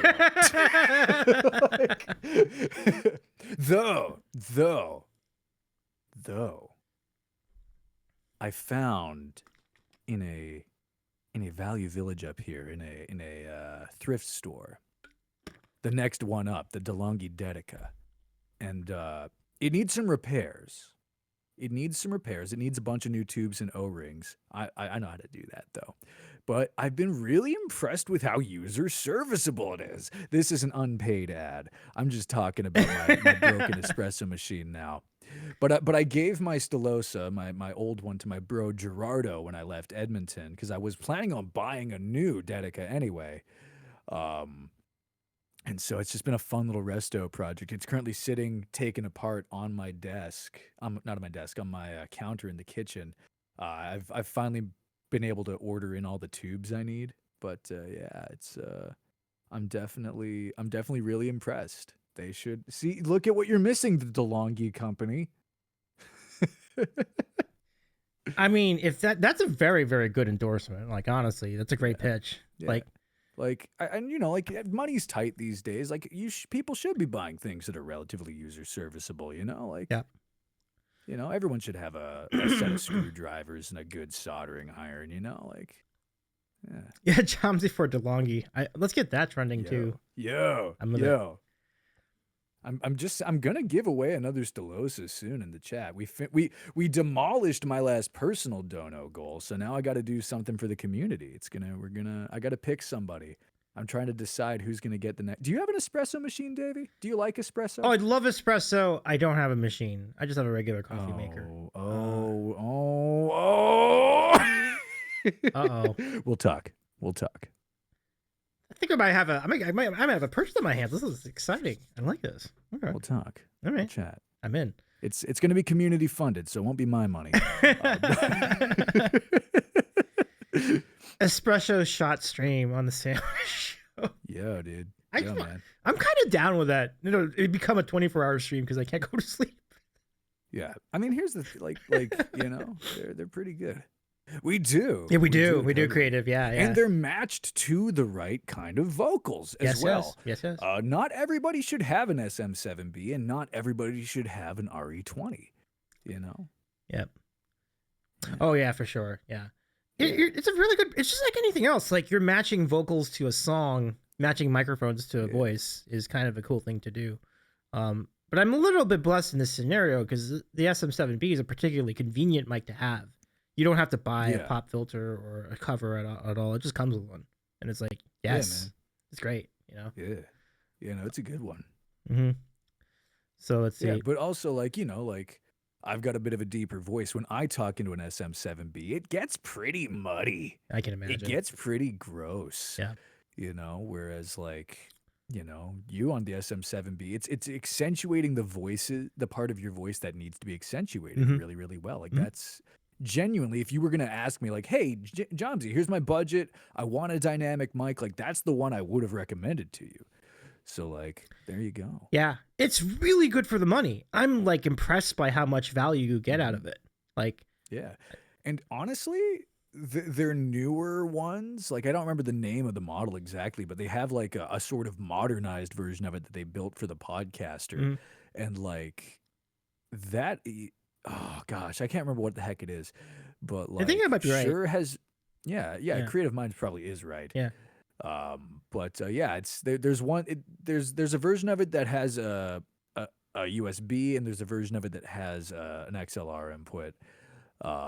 But yeah, no, the new one is really, really, really good for up and comers. You know? And it actually does deal with some of that woofiness a bit too. I still wouldn't use one for me, but like, yeah, like they've really cost reduced and made an actually good cost reduced product. Yeah. 100%. I do want to thank King Dambreaker earlier for the hydrate command. So I good timing on that, my friend. Ooh, I gotta get some more water, but Creative says, I have no clue how I sound on my mic, but I get compliments. That's good. It's good. Good sign. Hey, there you go. Yeah. I mean, like, here's the thing. If you like how you sound, that's the important thing, right? Like, I picked the RE20 because the first time I ever heard myself on one in back through the cans, an RE20 and a cloud lifter, like, I was like, oh, that's what I ought to sound like when recorded. You know, I would have been like 18, and it took me a while to be able to afford one. Thanks, Twitch. But yeah. I love it. They're good. Yeah, they are indeed. The one that Creative has, he said, I use a 421, and I know what it is without even looking at the rest of the model number because I've looked up all these classic microphones. Yeah. It's a Sennheiser MD421, which is those are good. Yeah, good vintage. Yeah. Let me show everybody what that looks like because you've seen the two of our microphones, but this one, yeah, this one stood the test of time, and not many things can do that. But musical instruments, for some reason, they can make the same one of the thing over and over and over and over again for many, many decades, and people still buy it. Like, it's pretty cool. Yeah. I mean, the 421, and that's the thing. It's really popular on toms. I don't love them as tom mics, if I'm honest. But yeah, that's what I was hearing. It's more for drums, right? Like, I tend to that is what a tom. Yeah, that's a kind of drum. Yeah. But yeah, no, they're great microphones. I think people sleep on Senney for vocals, really and truly. Yeah. Well, it's great on amps. Yeah. Oh, yeah. On amps. And you know what? As a kick mic, I'm actually a big fan. I feel like for toms, I'm kind of like, I don't know. I feel like it misses some of the harmonic information that I want. But that's neither here nor there. Also, don't listen to me about a single forking thing.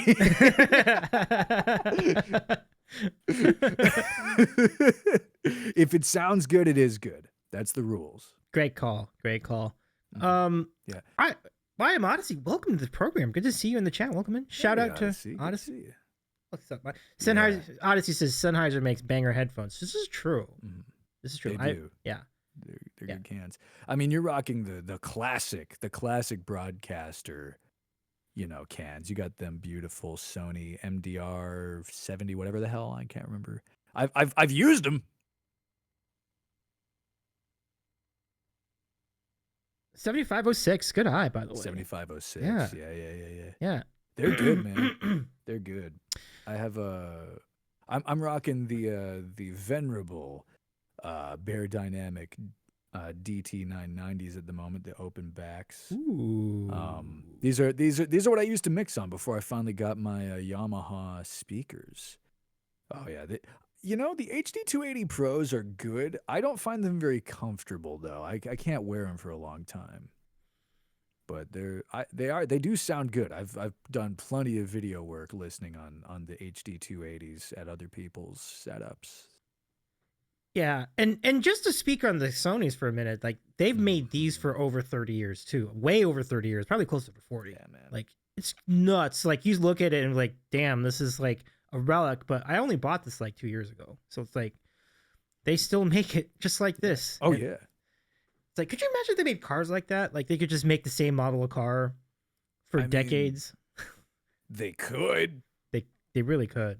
Like, yeah, actually, I can't remember what I know it was some kind of Chrysler, but back in the 70s, there was this dude. My dad told me this story years ago. It was featured in a issue of Popular Mechanics. But this guy optimized his engine and made it so efficient that he literally got like a letter from like Chrysler themselves that were just like, "Don't tell anyone what you did."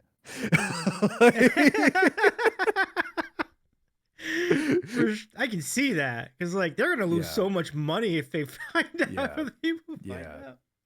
Yeah. Though speaking of cans, and like obviously I'm running the Yamaha speakers. I love my Yamaha closebacks. This is what you'll see me monitoring myself on my stream. These are my go-to recording cans. They're the HPH MT8s. Mm-hmm. And these, for live monitoring, for live mixing, are I would pick these over the Sonys, which is, I love the Sonys so much too. They were my go-tos forever. But I needed cans one day. Mine grew legs, as they tend to do when you're, out and about. But I picked up a set of these. This is my second pair of the HP8s. The HP MT8s from Yamaha HP8. Well, I can't talk, but these are really, really, really, really comfy, and like the sound isolation and the clarity on them is just really, really wild. I would highly recommend these to anyone who's looking for closebacks and wants to try something a bit different. But yeah, gorgeous. Mm-hmm. And I did read Yamaha. Yamaha, that's the thing. Yeah, don't sell them short on the headphones. I've read great reviews on those. Like they really do a great job with those as well. Let's see. Creatus is else. Wicked audio. I love. Well, we have so many. Now we have like a bunch of audio gurus in the chat. This is great. Good crowd, right? Yeah. Great crowd. Yeah. I just got new monitors myself. Traded a compressor for Neumann KH120As. Neumann's. Heck yeah. Yeah. Neumann. Oh, right. It's German, right? Yeah. Yeah. Yeah. Absolutely. It is really good. I haven't, I actually, I think of Neumann when I think about microphones. I have not had much experience with their playback systems, but I bet those sound really good. Mm-hmm. Yeah. Yep. I know that one sound man I used to work with in Edmonton. Shout out Dave Gallinger. If you're in the Edmonton area, you got to hire that dude. But he has this great small diaphragm short Neumann microphone that he uses for interior dialogue recording. And that thing's real good. I'm with it. That's pretty cool. Yeah. That's actually a tip for you film sound recordists out there. A shotgun mic is great for outdoors, but you know, you've heard it in your cans and you haven't maybe known why.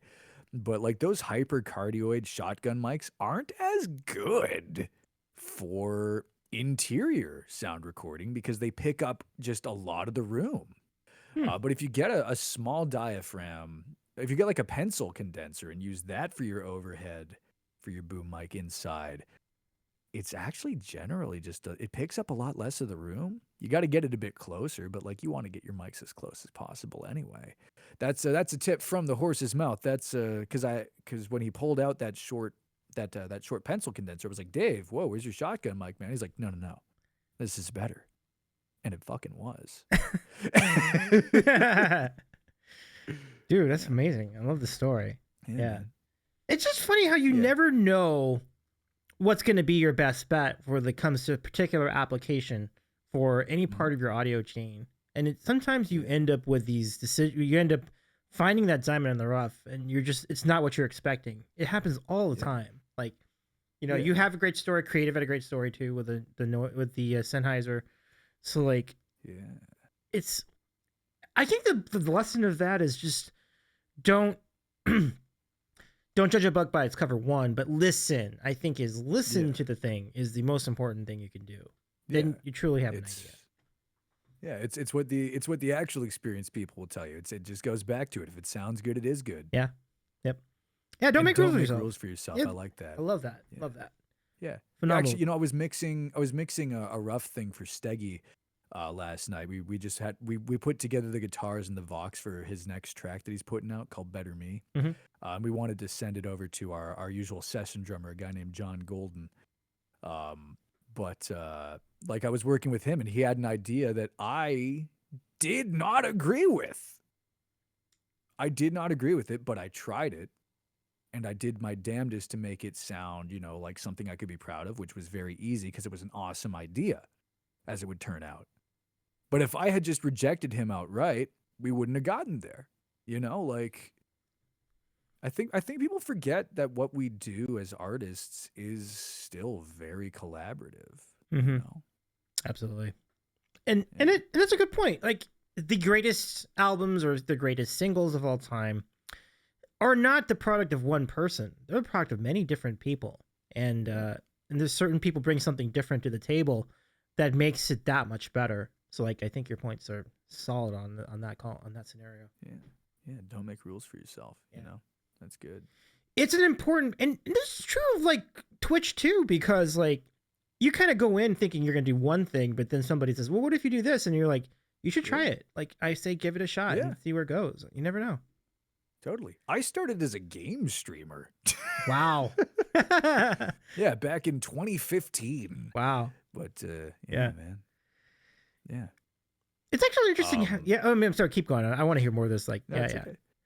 Yeah, I did Luigi's Mansion speedruns. Okay. I was for one day in the top 100 of the 100% category for Luigi's Mansion speedrunning. I got my sub 2 hour run. And then I quit because I was starting to hate one of my favorite games. How much were you playing that? Like, how many hours a day were you looking at there? Too many. Oh, gosh. Yeah. That'll happen, I guess. Yeah, no. Like I was getting, and I played it up for camera. Like I had a controller that I broke and like off camera and then like glued back together. And that was my throwing controller. So it would like explode when I threw it at a wall. Wow. Still got to put on a show for the people, but like, no, I was getting genuinely stressed playing Luigi's Mansion. That's funny. Yeah. I feel like getting stressed playing Animal Crossing. yeah. And but what happened is like one of my regulars at the time and a supporter of mine, a user named Kitty27, was just like, I want you to tell me a bedtime story. And so the one night I hopped on, like it was a Friday or a Saturday night, and we read a bit of The Hobbit. And I did voices for the characters. I was like, well, that was a fun little joke stream. And the next week, I started getting messages around that same time. It must have been a Saturday. And it was like, dude, where's the bedtime story show? I was looking forward to it. And I was like, oh, I guess I better keep doing those. And that's been my longest running show on Twitch. I still do the bedtime stories, but it's, it's because, like you said, just try the thing. And then, Mm-hmm. gaming wasn't really working out. I started playing music because that's something I like. And then, that worked. And yeah. I mean, and it really has, like, it's one of the things that best identifies your brand on Twitch. Like, I don't know anybody else that does that, and that's huge. Creator says amazing. Greaser says I love that, and then yeah, it is awesome. And honestly, speedrunners are wild. This is true. Yeah. Mhm. Yeah. Yeah, no. I like checking out speedrunning from the sidelines now. Summoning Salt, Cosmic has a really great YouTube channel that I love to watch. Ooh, Um, nice. yeah. Or Matthias Roostemeyer still cranking out those Super Mario Kart 64 speed runs. Oh man, that dude. Yeah. How do you speedrun a Mario Kart? Like, because isn't Uh, it just a race? Like, it's oh, is it? Is it? I don't know, man. Some of the glitches that dude pulls off, like some of the stuff, like I ah. never liked playing glitched runs, but Mm-hmm. they're impressive to watch. And also, like just some of the in-game like non-glitch tricks you got to pull off, the little like snaking they do to get like boosts and stuff. The mic, Ah. it's a whole freaking thing. Yeah. Interesting. Oh, Yeah, time trial mode. Mario Yeah. Kart's insane. Yeah. Yeah. Greaser says, You do yeah. it in time Yeah. trial mode. It's Yeah. yeah. Most of it is just individual level runs. Okay. Okay. But like it's wild. I see. Yeah. Greaser, some Mario Kart runs go hard depending on what version, right? Mhm. Yeah. I mean, I imagine even the original one, the original Mario Kart for Super Nintendo must have Oh my. had plenty of speed runs in their day. Yeah. Oh yeah. I mean, by the nature of the game, it makes you want to speed run it. Yeah, yeah, that's true. That's true. I did, but I always feel like there's built-in algorithms to force everybody to even out the playing field. You ever notice that? Like you play it and you're like way ahead, and somehow people will start catching up and like, what did I do? Like I'm Yeah, going. there's some rubber banding that happens. There's some, Mm-hmm. you know. Right, for sure. Yeah, Creator says yes, Davey. That's why I hate modern Mario Karts. For sure. I knew it wasn't just me. I was like, Yeah. I was just, this is sus, man. Yeah. I'm way ahead of everybody. How did everybody catch up so fast? Yeah, I think that's a fine like example of like there's sort of a divergence of like the really technical player and Mhm. like the people that Nintendo specifically are trying to target. Like they want to make party games and they want everyone to have a good time, you know? And so they do kind of do stuff to level the playing field that way. Yeah. Whether or not that's good, like ask Super Smash Bros. Melee players about what they think of Brawl, right? Like, Well, yeah, like you're absolutely right. They do seem to have found a really good identity as the party game people, and it's amazing. Like when you go to somebody's house and you have a party with them, and they're playing Switch, and it's a fun time. So I think you're right. Yeah. They should stay with that. It's a good call. But Yeah. with that being said, I still suck at Super Smash Brothers, and like they can do all the rubber banding they want. I'll still be awful at that game. I will never win a round in that game. Yeah. I don't know how to win in that game. There are people who are doing all these combos, like they're doing all these tricks. Like, how did you do that? I just smashed the buttons. I still can't get it right. Yeah. What do you do? Yeah, you do. You just do. Oh, yeah, You just do. Yeah. that's right. What's one of the most famous of like the early Melee players? People would ask him, "How do you play, man?" He would just go, "Don't get hit." I guess it's not. I'm overthinking it. All right. Yeah. Okay. Yeah. I mean, there's a lot of like reskins in modern Smash too. I think a formula gets diluted by a big company at a certain point too. Yeah. But that's a whole different rant. It's a whole different rant. I mean, I appreciate what they're trying to do. Like they're trying to incorporate so many different worlds into the same game, and I think it's gotten so expansive. They've even included Sega characters in there, which is nuts. Yeah. In a good Yeah, way, but still nuts. Remember hearing when Sonic got added to Brawl and just being like, "Whoa!" I know exactly, like exactly my reaction. I was like, "What?" I was like, "Whoa!" Yeah. Like, It's like, I mean, I guess Sega already exited the contest, the console race by that point. You know, like we mm-hmm. already had like Sonic Adventure on the GameCube and stuff when Yeah, they retired the Dreamcast. But like, you know, it's just the craziest merger you can imagine. But yeah, but it totally works. I mean, it worked for the game fine. Like it's cool to have yeah, them, but it's just when you grew up through that, when you grew up through the console wars. I'm not sure how much of that you saw, but man, when I was, You know, it's funny. I entered the console world after the console wars were over, yeah, but there was still the Sega Nintendo rivalry anyway. oh yeah, that's Yeah. true. That's true. Those rivalries I never mean, the die. Dreamcast effectively became the Xbox.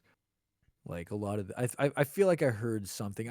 Don't quote me on this because it's very possible that like I'm wrong and talking out of my rear.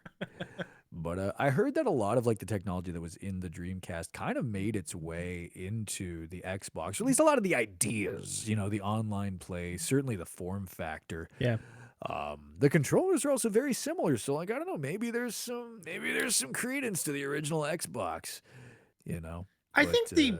I'm guessing that the reason why one of the reasons why I think those get compared is the 2K series, like the 2K Sports series, because you see, yeah, yeah. yeah, because they start on Dreamcast, and I remember, they're great. They were great games, and the 2K series is still really great. Like, any of the NBAs are like so good. Um, let me see. Norwegian. Okay, so let's go catch up on the Smash comments. Like, Yeah, Creative yeah, says yeah, yeah. Dreamcast was a great, innovative console. Just wish it had more games. I think we caught Creative's comment. I used to love Smash, but they have too many characters, right?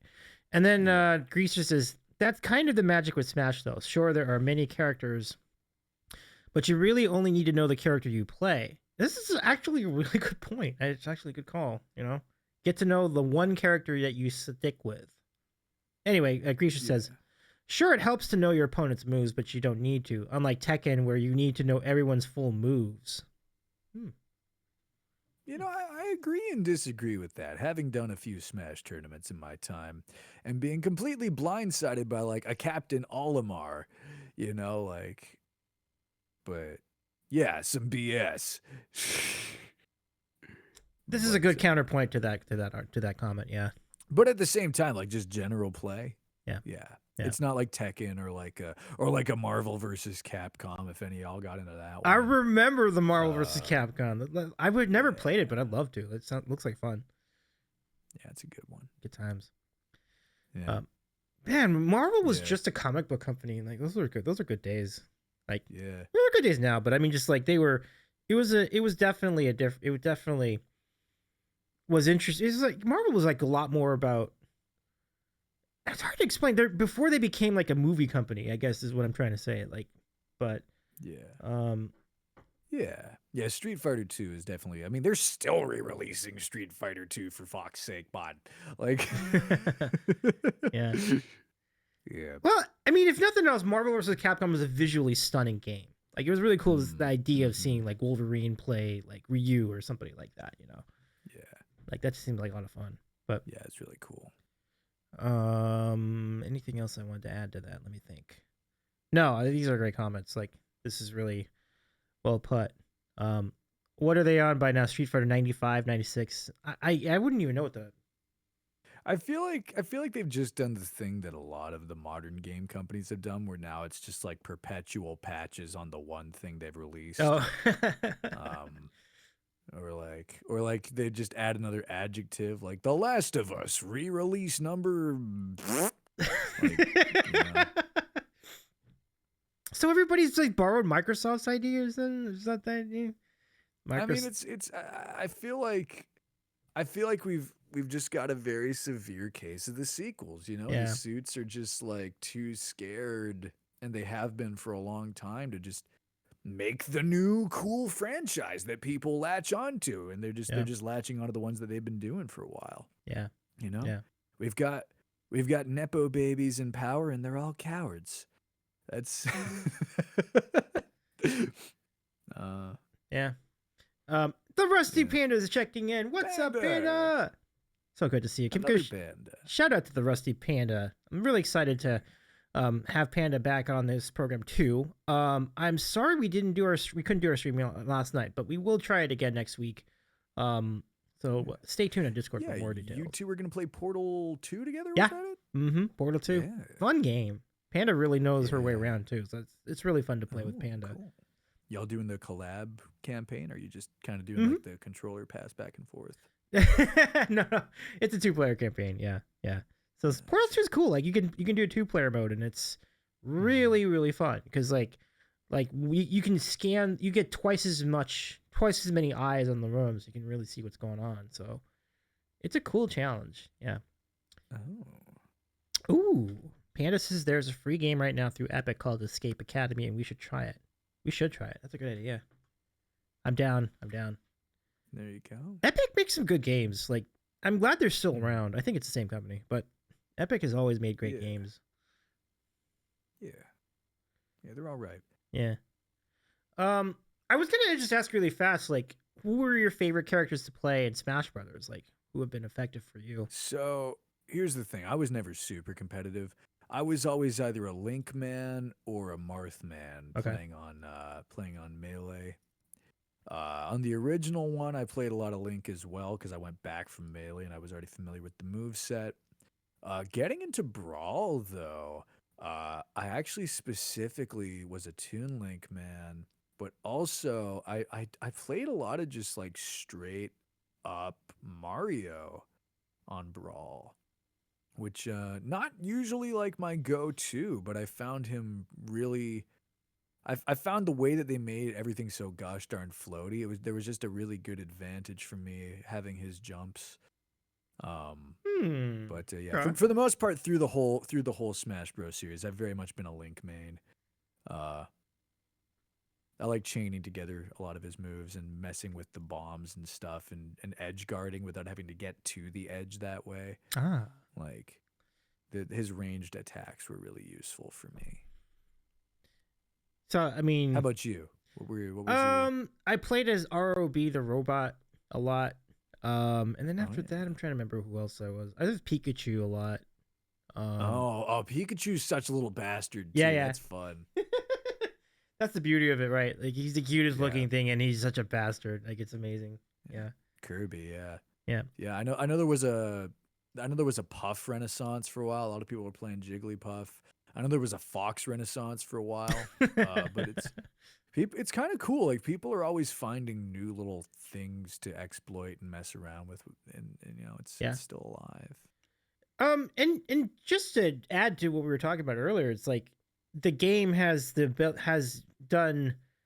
found a way to keep the entire history of Nintendo in the forefront. Like you get characters from like the beginning of Nintendo, and you get characters who are recent, like more recent characters that have been featured on the Switch games. So like it's kind of neat to see it all represented in one giant tournament style game. Yeah, I mean Kirby can kick some tail. Yeah. I mean, this is kind of the good example. Like creators is Meta Knight Luigi, Pikachu, some others I forget who though. That's pretty cool though. Yeah. Yeah, I liked Meta Knight when I was a kid. I liked to play Meta Knight in the campaign against the AIs because he was just like it was so easy to just put in a flurry of attacks and just like get through the stupid campaign. But that's pretty solid. Panda says, I use Kirby. It's the only thing I know how to play. I button mash. I suck. No, you couldn't be that bad. Yes, Kirby does have that attack. Yeah. And then Greaser says Jigglypuff can go itself. The sleep attack is so annoying. Oh. Yeah, the sleep attack, I remember there was heavy discourse about Puff in the competitive space. There was really, really heavy discourse because of that sleep attack. Because if you're not, are you familiar with it, Davey? I need to see some video of this because I'm sure I've seen it, but it's so chaotic when you play the game with like 6 other people. Yeah. So like, let me go. So Puff has this really high stakes attack you can do that works only at close range, and so a lot of people complained that playing against Puff was just a game of keep away, and you didn't see a lot of actual fighting because if you got too close, I believe it's down B. I believe sleep is the down B attack Ah. for Jigglypuff, and basically it falls asleep. But if you're within the radius of that, your character falls asleep, and then you can just get What? it just demolishes you and like knocks you right off the stage. It's an absolutely deadly little sleeper attack. But of course, the flip side of that is if you avoid that sleep attack, then Jigglypuff is completely immobilized for a while and you get to wail on him. Oh. But that must be Yeah, hard yeah, to yeah. do. That must be hard to do though, to Yeah, it's evade that. I think I know there's a whole thing. It was Hungry Box did really mastered the art of using Puff for that for a while. Um, Yep. but yeah, Yep. but at the same, it's a high risk game. Like if you don't really know what you're doing, it's no. I think that's what it. I think that's the one. Hmm. Maybe not. Maybe not Ouija. Yeah. Yeah. Yeah. Let me say hello to Steam and Friend. What's up, Steam and Friend? Good to see you, Hey, Steamin. Steve. Welcome in. Shout out to Steam and Friend. King, if you're with us in the chat. Always good to see our pal Steamy in the chat. We've been talking a lot about Super Smash Brothers, and it is a really fun game. Yeah. It could simultaneously be really hard to play too, though, like because of what you just said. Yeah. All these different sneaky troll moves that the folks can do. Is the sleep attack the Yeah. bubble thing? Because I see the bubble move a lot. Is that what it looks like? No, that's just guarding. Okay, that's just the guarding. Yeah, I don't do that Yeah, enough. it just shows a bubble. Yeah, same. Yeah. Yeah, I got decent at wave dashing at a certain point. Okay. That was pretty stellar. That was good. That was only a melee thing though. Though I know that they patched that back in with Project M on the Wii because so many people hated the controls and the physics of Brawl that they reverse engineered it and made a thing you could load in on an SD card. Mm-hmm. And Oh hey, dear. wave dashing in Melee predates the wave dash in Celeste, and I wasn't in the dev studio. I'm pretty sure the Melee wave dash inspired the Celeste one. Look at that. But Amazing. yeah, no, that's something people figured out really early on. I see. Yeah, it's basically just a technique where you use dodges to just travel super fast across the stage. Yeah. Oh, Panda. Sounds like a fun time coming up. Tequila. Have a good time, Panda. Thank you so much for stopping by. See you, buddy. Shout out to Panda. Enjoy the games. Sounds like fun. Yeah. Can't wait to tune in next week to see y'all play some Portal 2. It'll be good times. It'll be good times. We feel very close. We're very close to beating the game. I think we can do it. We can do it next week. I feel pretty good about it. We'll see. I think if we don't get stuck in one room for like an hour, I think we'll make it. Oh man. But yeah, thank you, Jawmsie. Now, do you have the means to play Switch games on stream? I don't own a Switch. So you play with friends? Okay. But yeah, I played with friends. But when my new community funded capture card comes in, it's a special order item. It's gonna be a minute. Yeah. When that comes in, I'm actually gonna have hardwired right into my computer's PCI bus 2 beautiful 10-bit HDMI capture ports. At which point, I'll be able to get a feed off of this camera and a feed off of any HDMI console that I want. Ooh. So I want to buy a used Switch soon because there's some games I've been missing. I want to get back into Splatoon 2. I want to get back into I want to play the beautiful re-release of Zelda. What was it? The Game Boy one that they re-released in like a beautiful clay style. Yeah, no, there's and Breath of the Wild. Oh man. Those sound like so fun. Good. I'm not familiar with these games, but they sound really good. I think I've I heard don't know people. that the servers for Splatoon 2 are up anymore, but Okay. I fondly remember playing Splatfest and just handing the controller off between myself and my sister while we listened to podcasts. Nice. That was pretty cool. Pretty cool. Yeah, and the team mode. There's like a head-to-head mode that was really fun. That was like your main like mode, but then there was also one where you got together as a crew and you just fought like waves and waves of enemies together. And those ones were really fun as well. Oh, that's pretty sweet. Yeah. Panda, I love your confidence. Not we can, we will. That room sucked, but we've passed that room. I love it, Panda. Basically, all this to say, we're gonna get it done next week, folks. Be there, see it happen live on Twitch on the Sandwich Show. It should be really fun. Yeah. But Splatoon seems cool. Now, is that a fighting game too? Like, I'm just double checking. It's a third person shooter. Okay. But it's very Nintendo. There's some really cool mechanics in it as well. It's a really well optimized and balanced game. Like you talk about rubber banding, there's not really much rubber banding in Splatoon 2. If you're screwing up, you lose.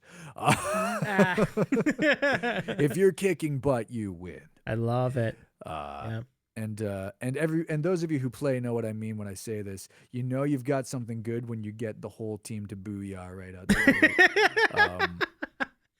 That sounds like good stream content. Like that would be a good game to watch. I definitely want to mess with a bit more of that stuff on the second channel, but we'll get there when we get there. I'm getting back into the groove with just one channel to start. Solid. Yeah. Yeah. Yeah. No. Yeah. Gotta get a used Switch again. I gotta get into a Switch. For sure. But what was the impetus for that question, Davey? Oh, the Splatoon question? No, the can I put Switch on stream? Oh no, just literally what we were just talking about. Like, it was kind of interesting to see. I do occasionally see Super Smash Brothers on Twitch, and I feel like there's a lot of good clippable material, like potential with that, because people will get fired up in that game, and they'll get pissed off. And yeah, because I like watching those streams for sure. But I'm more of a puzzle gamer, honestly. My speed in my own time, I'm like playing Zelda. I'm playing a lot of single player campaigns. I do a lot of I love the Portal series. Portals 1 and 2. I've actually been meaning to replay the first one. Me too. Yeah. And honestly, like the Last of Us, even I kind of think of as a puzzle game, even though it's obviously very violent. But it's very, it's got a lot of puzzle elements to it, and also shit to steal. It's a good bonus, yeah. Yeah. If for those of you who haven't played the first Last of Us game, if you can get your hands on a copy, I highly recommend when you're exploring, just crouching down and then using the grab button, because it makes Joel's hands just go like meep, meep, meep, meep, meep, meep, meep, meep, all over the place, and it looks so silly. Amazing. I have a hate relationship with Elgato. I'm using an Elgato capture card right now. But Ouija says you can use Elgato to do that stuff. I just think that for the price you pay for Elgato product, that it doesn't have nearly enough longevity. The capture card I'm replacing, this one, that is on my USB bus, is actually dying. They build them such that they overheat, and for me, with the frequency and the length of streams that I do with the Elgato, it just dies on me midstream all the time. And I got a beast of a computer too. So yeah, no, but yeah, you can absolutely use an Elgato. There's lots of great capture cards out there. They are the name of the game in it. I'm switching to Blackmagic. I'm going full professional hardware like I'm used to from the jobs I used to do. Yeah. Yeah, there's definitely a lot Creative of minds as well. Yeah, I'm using the Elgato HD 60 Plus. It worked great for a year and a half, and then it started doing what my old capture card from Elgato did, which is a shame. And I know that they have a PCI bus version of their capture cards as well that probably does solve the problem.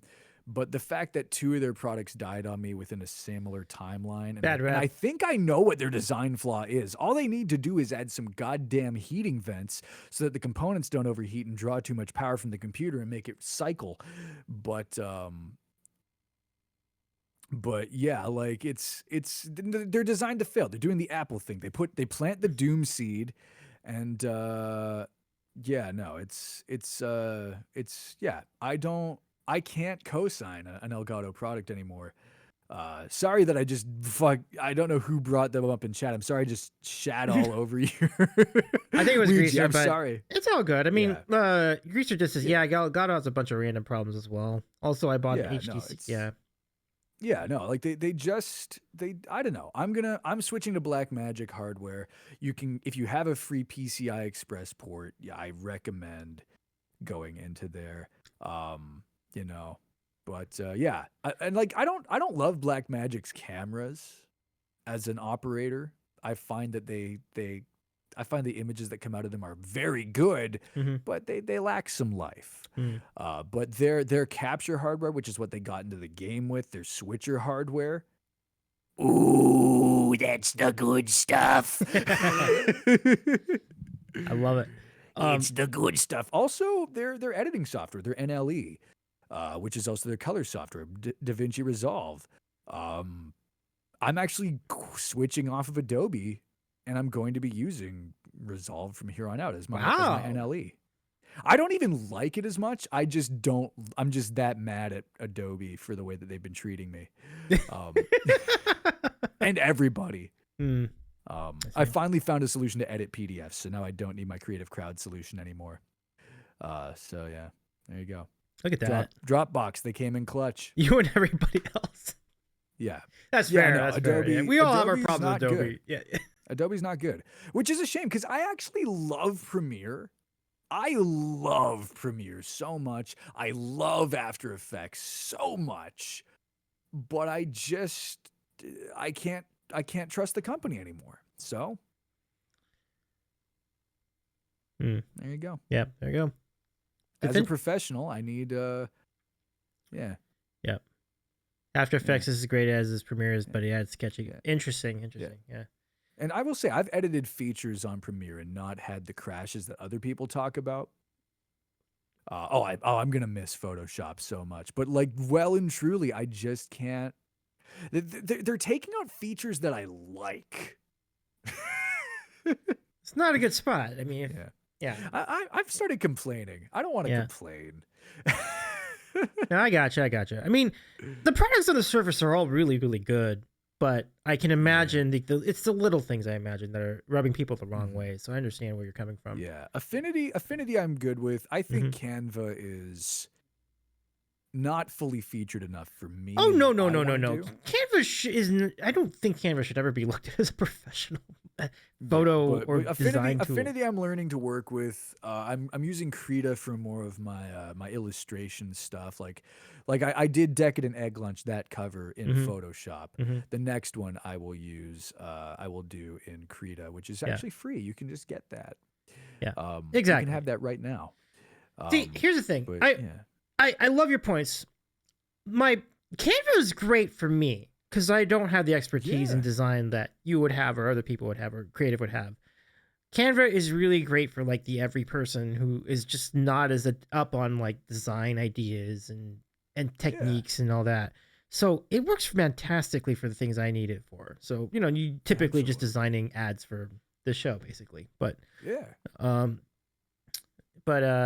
but so it's really done a really good job, and it's a very nominal subscription fee to use. So and I've kind of identified what is used in Canva and what isn't. I can now. I've got the ability to tell what it was designed by Canva because they have very specific moves that they use. But exactly what you said. Fine. Exactly, it gets the job done for me anyway, and so yeah, totally. For me, the big thing is like part of what I'm doing right now is I am kicking to the curb any company that will only give me a subscription option for their product. Well, that's a tough spot. I mean, Canva's a really particularly interesting case for your case because they never did ever have a like downloadable version of it. It's always just been a Yeah. website service, you know. Yeah.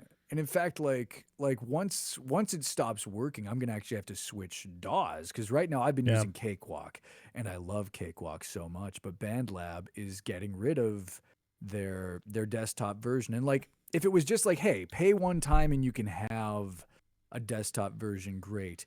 But even their desktop version now that they're switching to, and they're not bricking the old software, to their credit. Those of us who still have the original free desktop software are still being allowed to use it, but we all know that support's going to go away. Right. Reaper, I haven't messed around with Reaper enough yet. I know it's really Yeah. inexpensive, but like that's the thing. Like I can't. I always used to recommend Cakewalk to people, but now you can't get officially the desktop version in any version other than a subscription.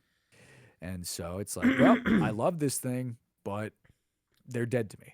Oh man, I That's what it totally comes down to. yeah, and you know honestly, just going back to what you said, it all started with Adobe. Adobe was the first one that, and we knew it was going to happen at some point. Like it was inevitable. Yeah. Like because of how easy it is to get music on, or to get to get software okay. online. Yeah. And coordinated, and the update process is always so seamless and so and so connected to your net to the internet.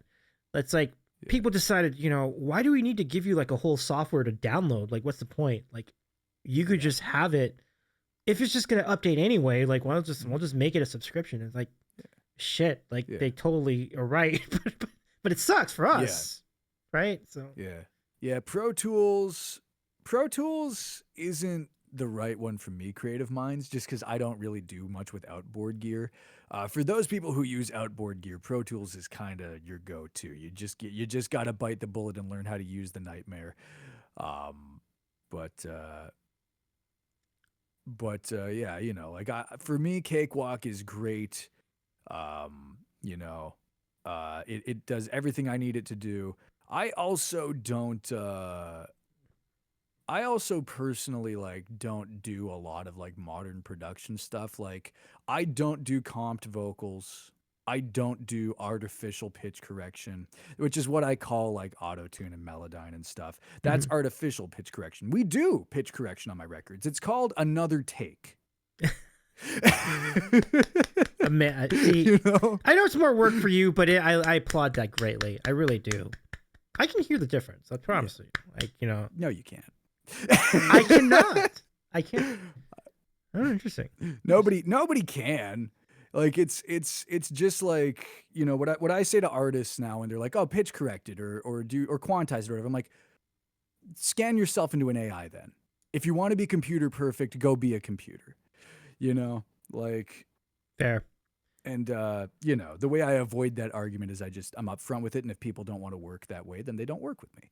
And that's fine. That's fine. I'm basically asking people to go into bodybuilding without steroids. Like that's what I'm asking people to do. Oh, okay. Yeah, I see that's actually a good analogy right there. That's a good analogy, yeah. Like, yeah. But at the same time, let's be real. If you're working with me, you're not going to get on top 40 radio anyway. Right. Right. You're not in that echelon. But here's the thing, like but isn't it great to see independent music out in the wild in your town, in my town, in any town? Dude, it's so good. It's so good. And like live music's where it's at. Like absolutely. And I don't know if you've seen it in your market, but in Edmonton and it's starting to happen here in Ottawa too. I'm seeing more and more actual bands again. Yes. Which is so nice. Yes. It's so fun. It's so nice. Like I want to see people having a good time and screwing up a little bit. It's real. I'm just plugging everything right now, but like when we did Gulo Gulo's record, like that was my first time recording a band live off the floor, but that was the pitch. I'm like, hey, you guys have never been to the studio before. I'd never recorded a whole band at once before. Yeah. Let's do some business. Yes, sir. But they weren't playing to a click. They were just playing with each other. The drummer was their heartbeat. They had these great time signature changes and they ebbed and flowed with each other. And it's so alive, and they're a punk band, any slop is part of the appeal. But I'm of the mind that the slop is, and come to my show and get a cup of slop.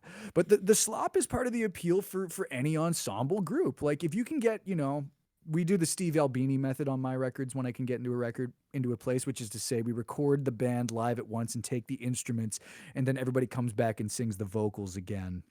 When I say everybody, I mean everybody. We don't do extra harmony passes. Everyone gets their mic. We all stand in the room together. We all sing. Like it's so important to have people feed off each other's energy, especially in this age of computer perfect production, especially in the age of Spotify's tomfoolery where they're creating, computer perfect, sound. Like we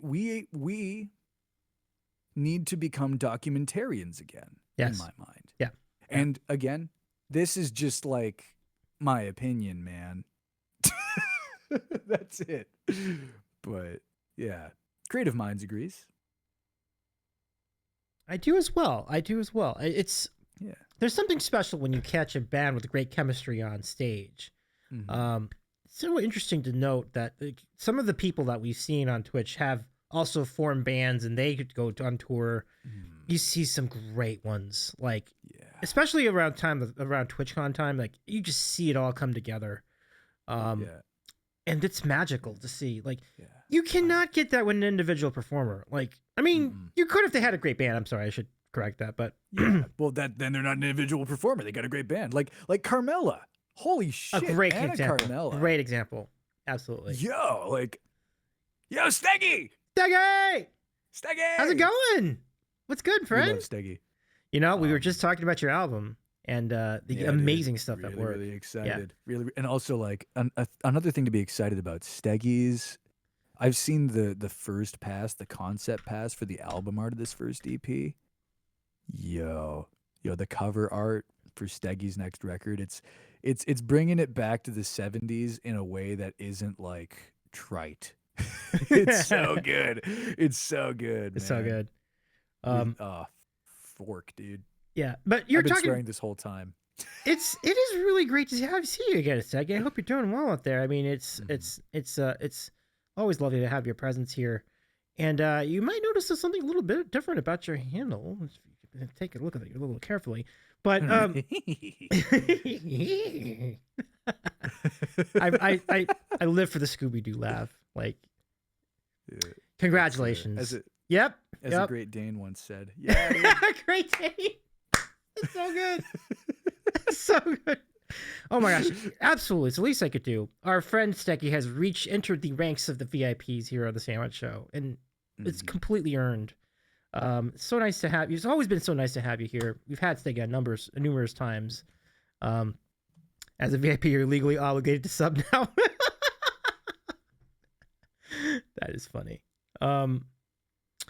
But yo, God damn it, Steggy. Steggy, thank you so much for skips Jawmsie. Amazing. Good call, Odyssey, as well. Good call. Oh, I love it. Beautiful. I love it. But you're very welcome, Steggy. Absolutely. Now, I do want to vouch for our mutual friend Carmella as well, because man, you know Carmella. I don't know Carmella. I just know her work. Oh yeah. But yeah. It's a great band. Sorry. Yeah. Carmella's awesome. For sure. But yeah, Kratos says, I know IRL and stuff. Such a wonderful person. Absolutely. Steggy! Thank you for 3 months resub as well! Yeah! Let's go! Odyssey says, we love Anna. We do indeed.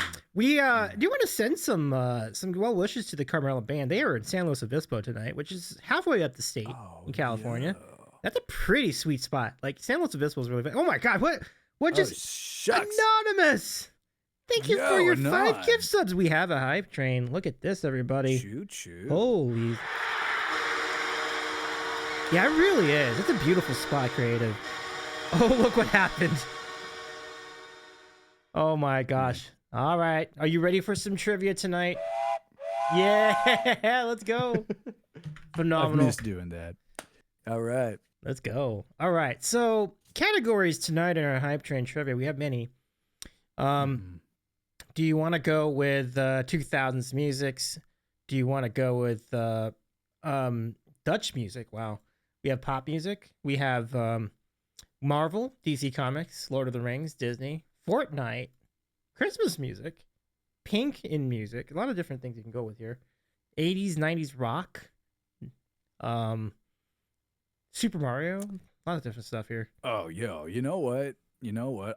We've been nerding out tonight. Mhm. We've been nerding out tonight. Hit me with that Super Mario. I think I Super can do okay at that. Mario. All right, let's do And it. if not, I'm gonna learn some new facts that'll just really interest me. So it's a win for me, even if I lose. Let's go. Let's go. All right, let's get you going here. Yeah. Let me start up. Actually, King, I don't do that anymore. I'm the most sober I have been in like 6 years, dude. Wow.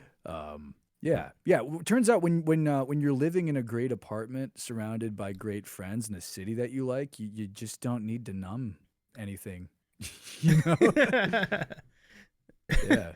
Lit tits not for 1,000, Alex. Or famous titties, no. Famous titles. Famous titles. Listen, look, Odyssey. Odyssey, if we hit a level 10 hype train, I'll take the shirt off. I will break up my tits. Dude. What? Oh my goodness. Well, we're at level 1 now, so let's see if we can get to at least level 2 to make this interesting. Yeah, I get that though, creative minds. We'll tell you what, you come to my show, we'll talk about that. Right now we're having fun here. All right. Well, as we get that prepare for the potential for the potential thing. If Twitch is watching, that was satire. Yeah, 100%. Okay. Well, I'm following you now. for the conversation about our journeys with addiction, right? Not for my beautiful bazongas.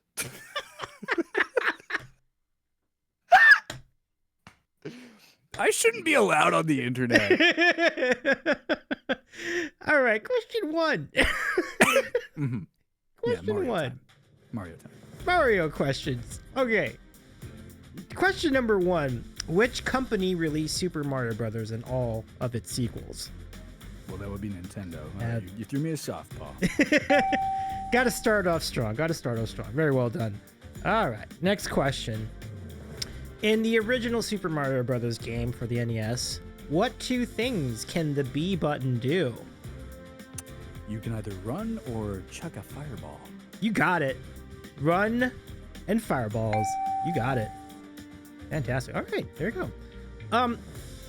The next question. What would the mushroom retainer, aka Toad, say at the end of each completed castle? I'm sorry, Mario, but our princess is in another castle. Nailed it. Look at that. Like, you already... Jawmsie, you've got it going on so far. This is great. Okay, next question. How many coins does it take to earn a 1-up? I believe it's 100. You're right. 100 coins. Phenomenal. Yeah, I think that actually created that convention in video games, if I'm... Yeah, as far as I know. Yeah, I think you're right. Yeah. Jawmsie's a pro Sestegi. Greatest is soft as a softball. It's true. It'll get better. It'll get harder. Okay. Question 5. True or false? You can enter... I'm sorry. True or false? You can reach World 5 via a warp zone. Is World 5 one of the warp zones? Ooh, you know, I'm trying to... I feel like... I know 3 is. I'm gonna be an optimist. I think World 5. Actually, no, World 5. I think that's false. Interesting. Yeah, it's a heck of a call, right? Yeah. It's a tough call. If I'm wrong, it's that's hard to okay. remember, right? Yeah. But it's true. Ah, damn! I should have stuck with my gut. It's I should've true. stuck with my gut. It's funny because I've been listening to speedrun podcasts. I should have. you know, okay. It's okay because that's a tough question. Yeah, that's all right. That's all right. Again, now I know. I learned a fact. I'm happy. Absolutely. it's funny because the way you go to warp, you get to level 5 is also in World 4-2, but it only goes to one level. So it's like there's only like one pipe, and it goes to World 5, and it's like this is the most useless warp zone ever because it's just like it takes you half of the world. That's what it is. It's not in the 1-2 warp zone. It's in the Yeah, that's what it is. Okay. Yeah. Okay. Yeah, because there's another set of warp zones in that same level that takes you to 6, 7, and 8. Yeah. You climb up the vine thing, and then it takes you to 5. Yeah. But you know a lot about Super Mario Brothers already. This is great. Like this is exceptional start for you. All right, next question. Sure, man. What is the name of the main villain in Super Mario Brothers? Bowser. Got him. King Koopa, if you're going old school. You're right. You're right in both counts, actually. It's phenomenal. All right. Here comes a softball. Who is Mario's brother? Luigi. You're right. It is Luigi. Okay. Next question. What is Princess Peach's superpower in Super Mario Brothers 2? I believe it's the floating, right? She floats down. Got him. And that's actually a really cool thing about Super Mario 2 is like you can play as Princess Peach. It's the only game you can do that. Oh, maybe Mario Kart, but other than Mario Kart, you know. Mario Kart. And then they did the weird Super Princess Peach thing on the DS that was just like had a weird sexist main mechanic. Is that right? I never saw that. Yeah, I think she had like crazy mood swings and those were her powers. What? Yeah. That is outrageous. Like, wow. Yeah, good thing no one knows about that. No one remembers that game. Yeah, nobody remembers that one. Yeah. Apparently it was a really fun game otherwise, though. Oh, okay. Creator says, I love playing as Peach. Yeah, it's a really playable character. It's really fun. Useful, too. Steggy. Peach MS. Boo. That is hysterical. I love it. All right, so next question. Question number 9. Okay, here it is. How many seconds, in quotations, do you get to complete a stage in most cases? Oh, damn. So like the logical part of my brain knows that on the NES, like 256 was a number cap, but like fucking, I feel like it's 300 ticks. You get 300 ticks, am I right? And actually, it is for some of those stages, actually. So Yeah. it's I could give you like a half a point. It's an 8-bit processor, but I think it's 300. That's a really good answer. Even though it's actually 400, but there are some stages with 300, so I'm gonna give it to you. Sure. I'm gonna give it to you because like it's 400. Okay, well there you go. Yeah, it's 300 or 400. Yeah. So like some of them have 300, some of them have 400. I think the castles have 300.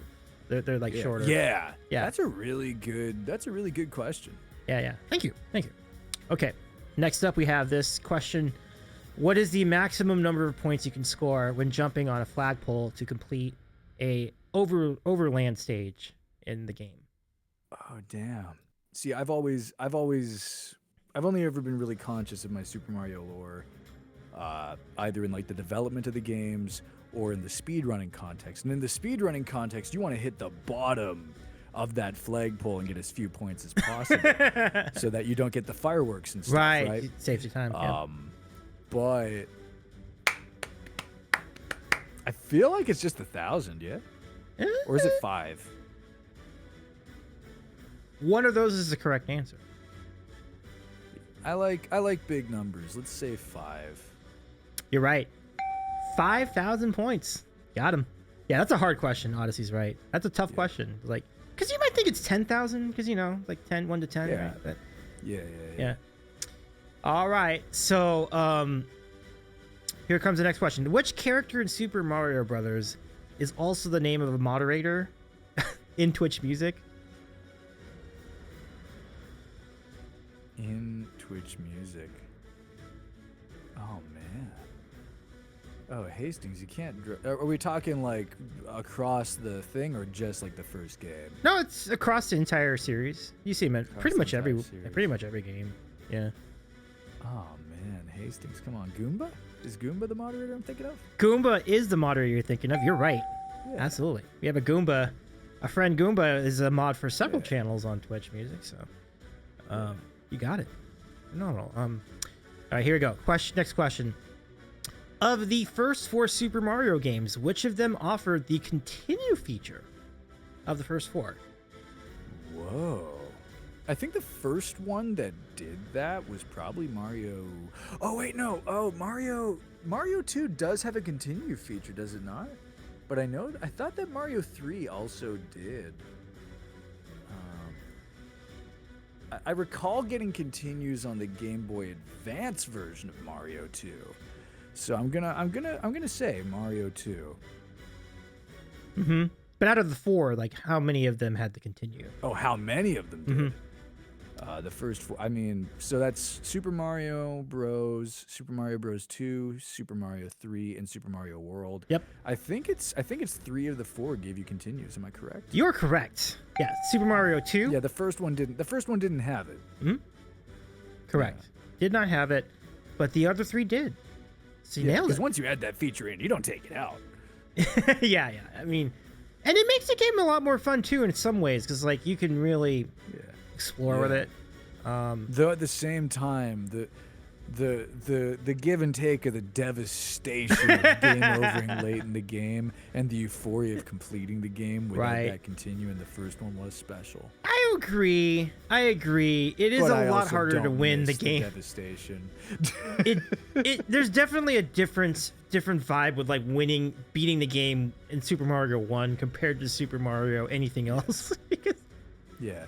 It's like getting to the first Crash Bandicoot game and getting all the boxes, because you can't die after a checkpoint in the first Crash Bandicoot game. Otherwise, it respawns all the boxes before you and you can't get all the gems. Yep. But that's neither here nor there. Oh yeah. That's just a different childhood stress. It's Odyssey makes a really great comment in the chat. I honestly never focused on points in Mario. And honestly, what's the point, right? Why do the points don't actually do anything? Like, who cares? Like, you have a goal. You don't need the point. No power-ups run. Yeah. I mean, I'm actually really bad at video games. That's why I really play the puzzle games. I can take them at my own pace. All right, let's get to. We have 3 questions to go. Here we go. Who voiced Bowser in the recent Super Mario Brothers animated movie? Well, that was Mr. Jables, Mr. Jack Black, of the Peaches song fame. You are correct. Fantastic. 2 questions left. Here we go. What were the 4 types of Hammer Brothers featured in Super Mario Brothers 3? Whoa.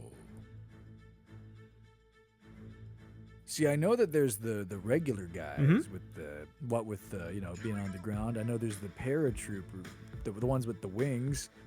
Are we counting the Map Hammer Bros as a type of them?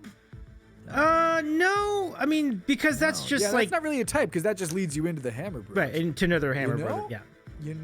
My Super Mario Bros. 3 lore is kind of I mean, so Hammer Bros. I know that there was the ones in the sky, there's the ones on the ground, and I believe...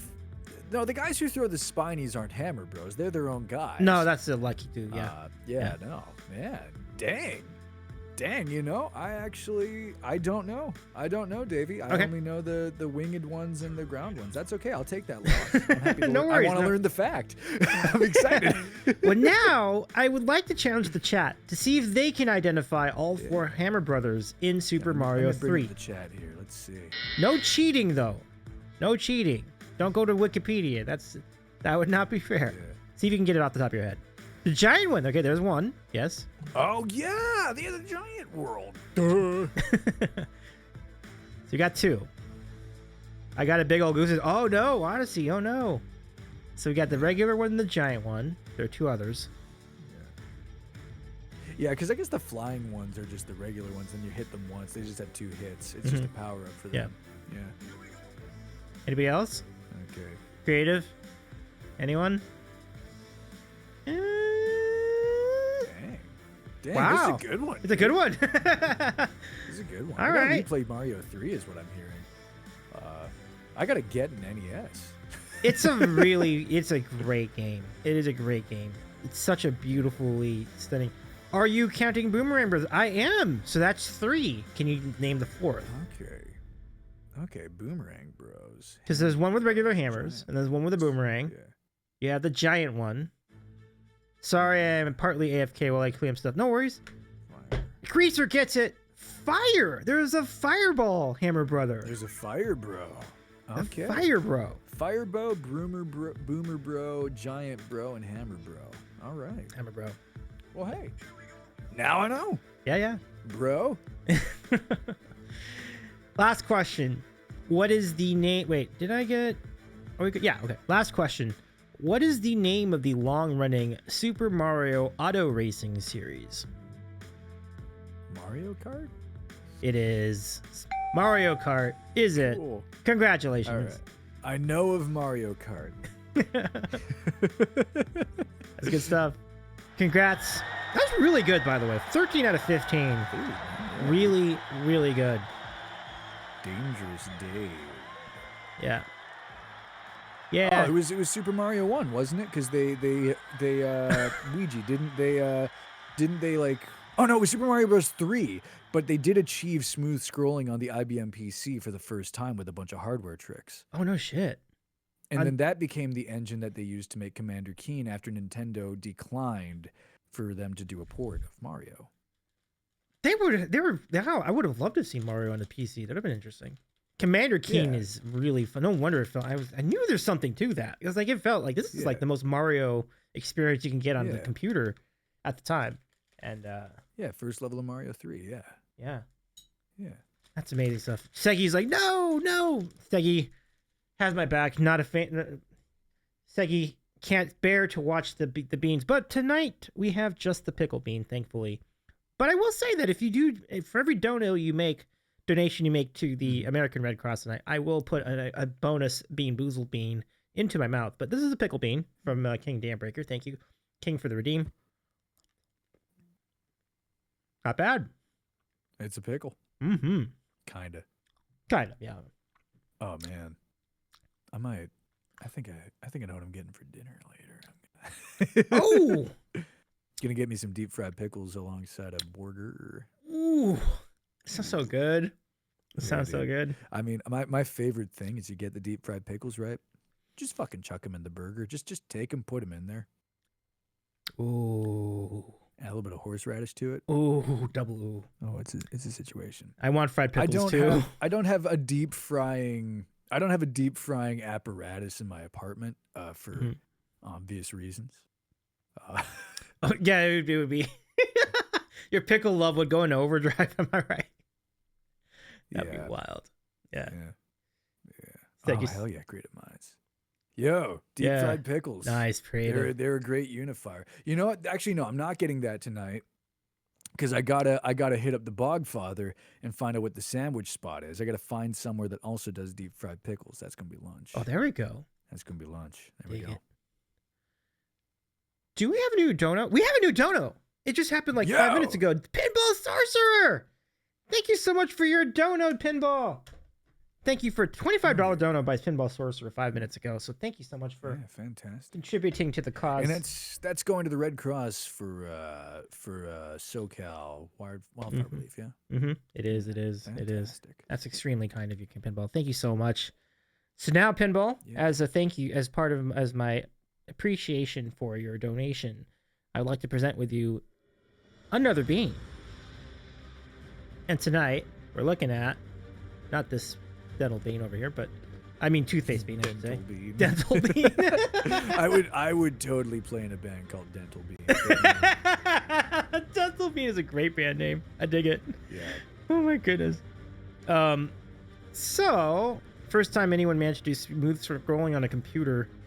Yeah, that's actually quite an achievement for those kind of graphics at the time. Because I'm trying to think, was that on a CGA card or an EGA card? It must have been. It must have been EGA. Yeah, I think EGA. Yeah, Had to be Yeah. EGA. Yeah, because the VGA thing came out anyway.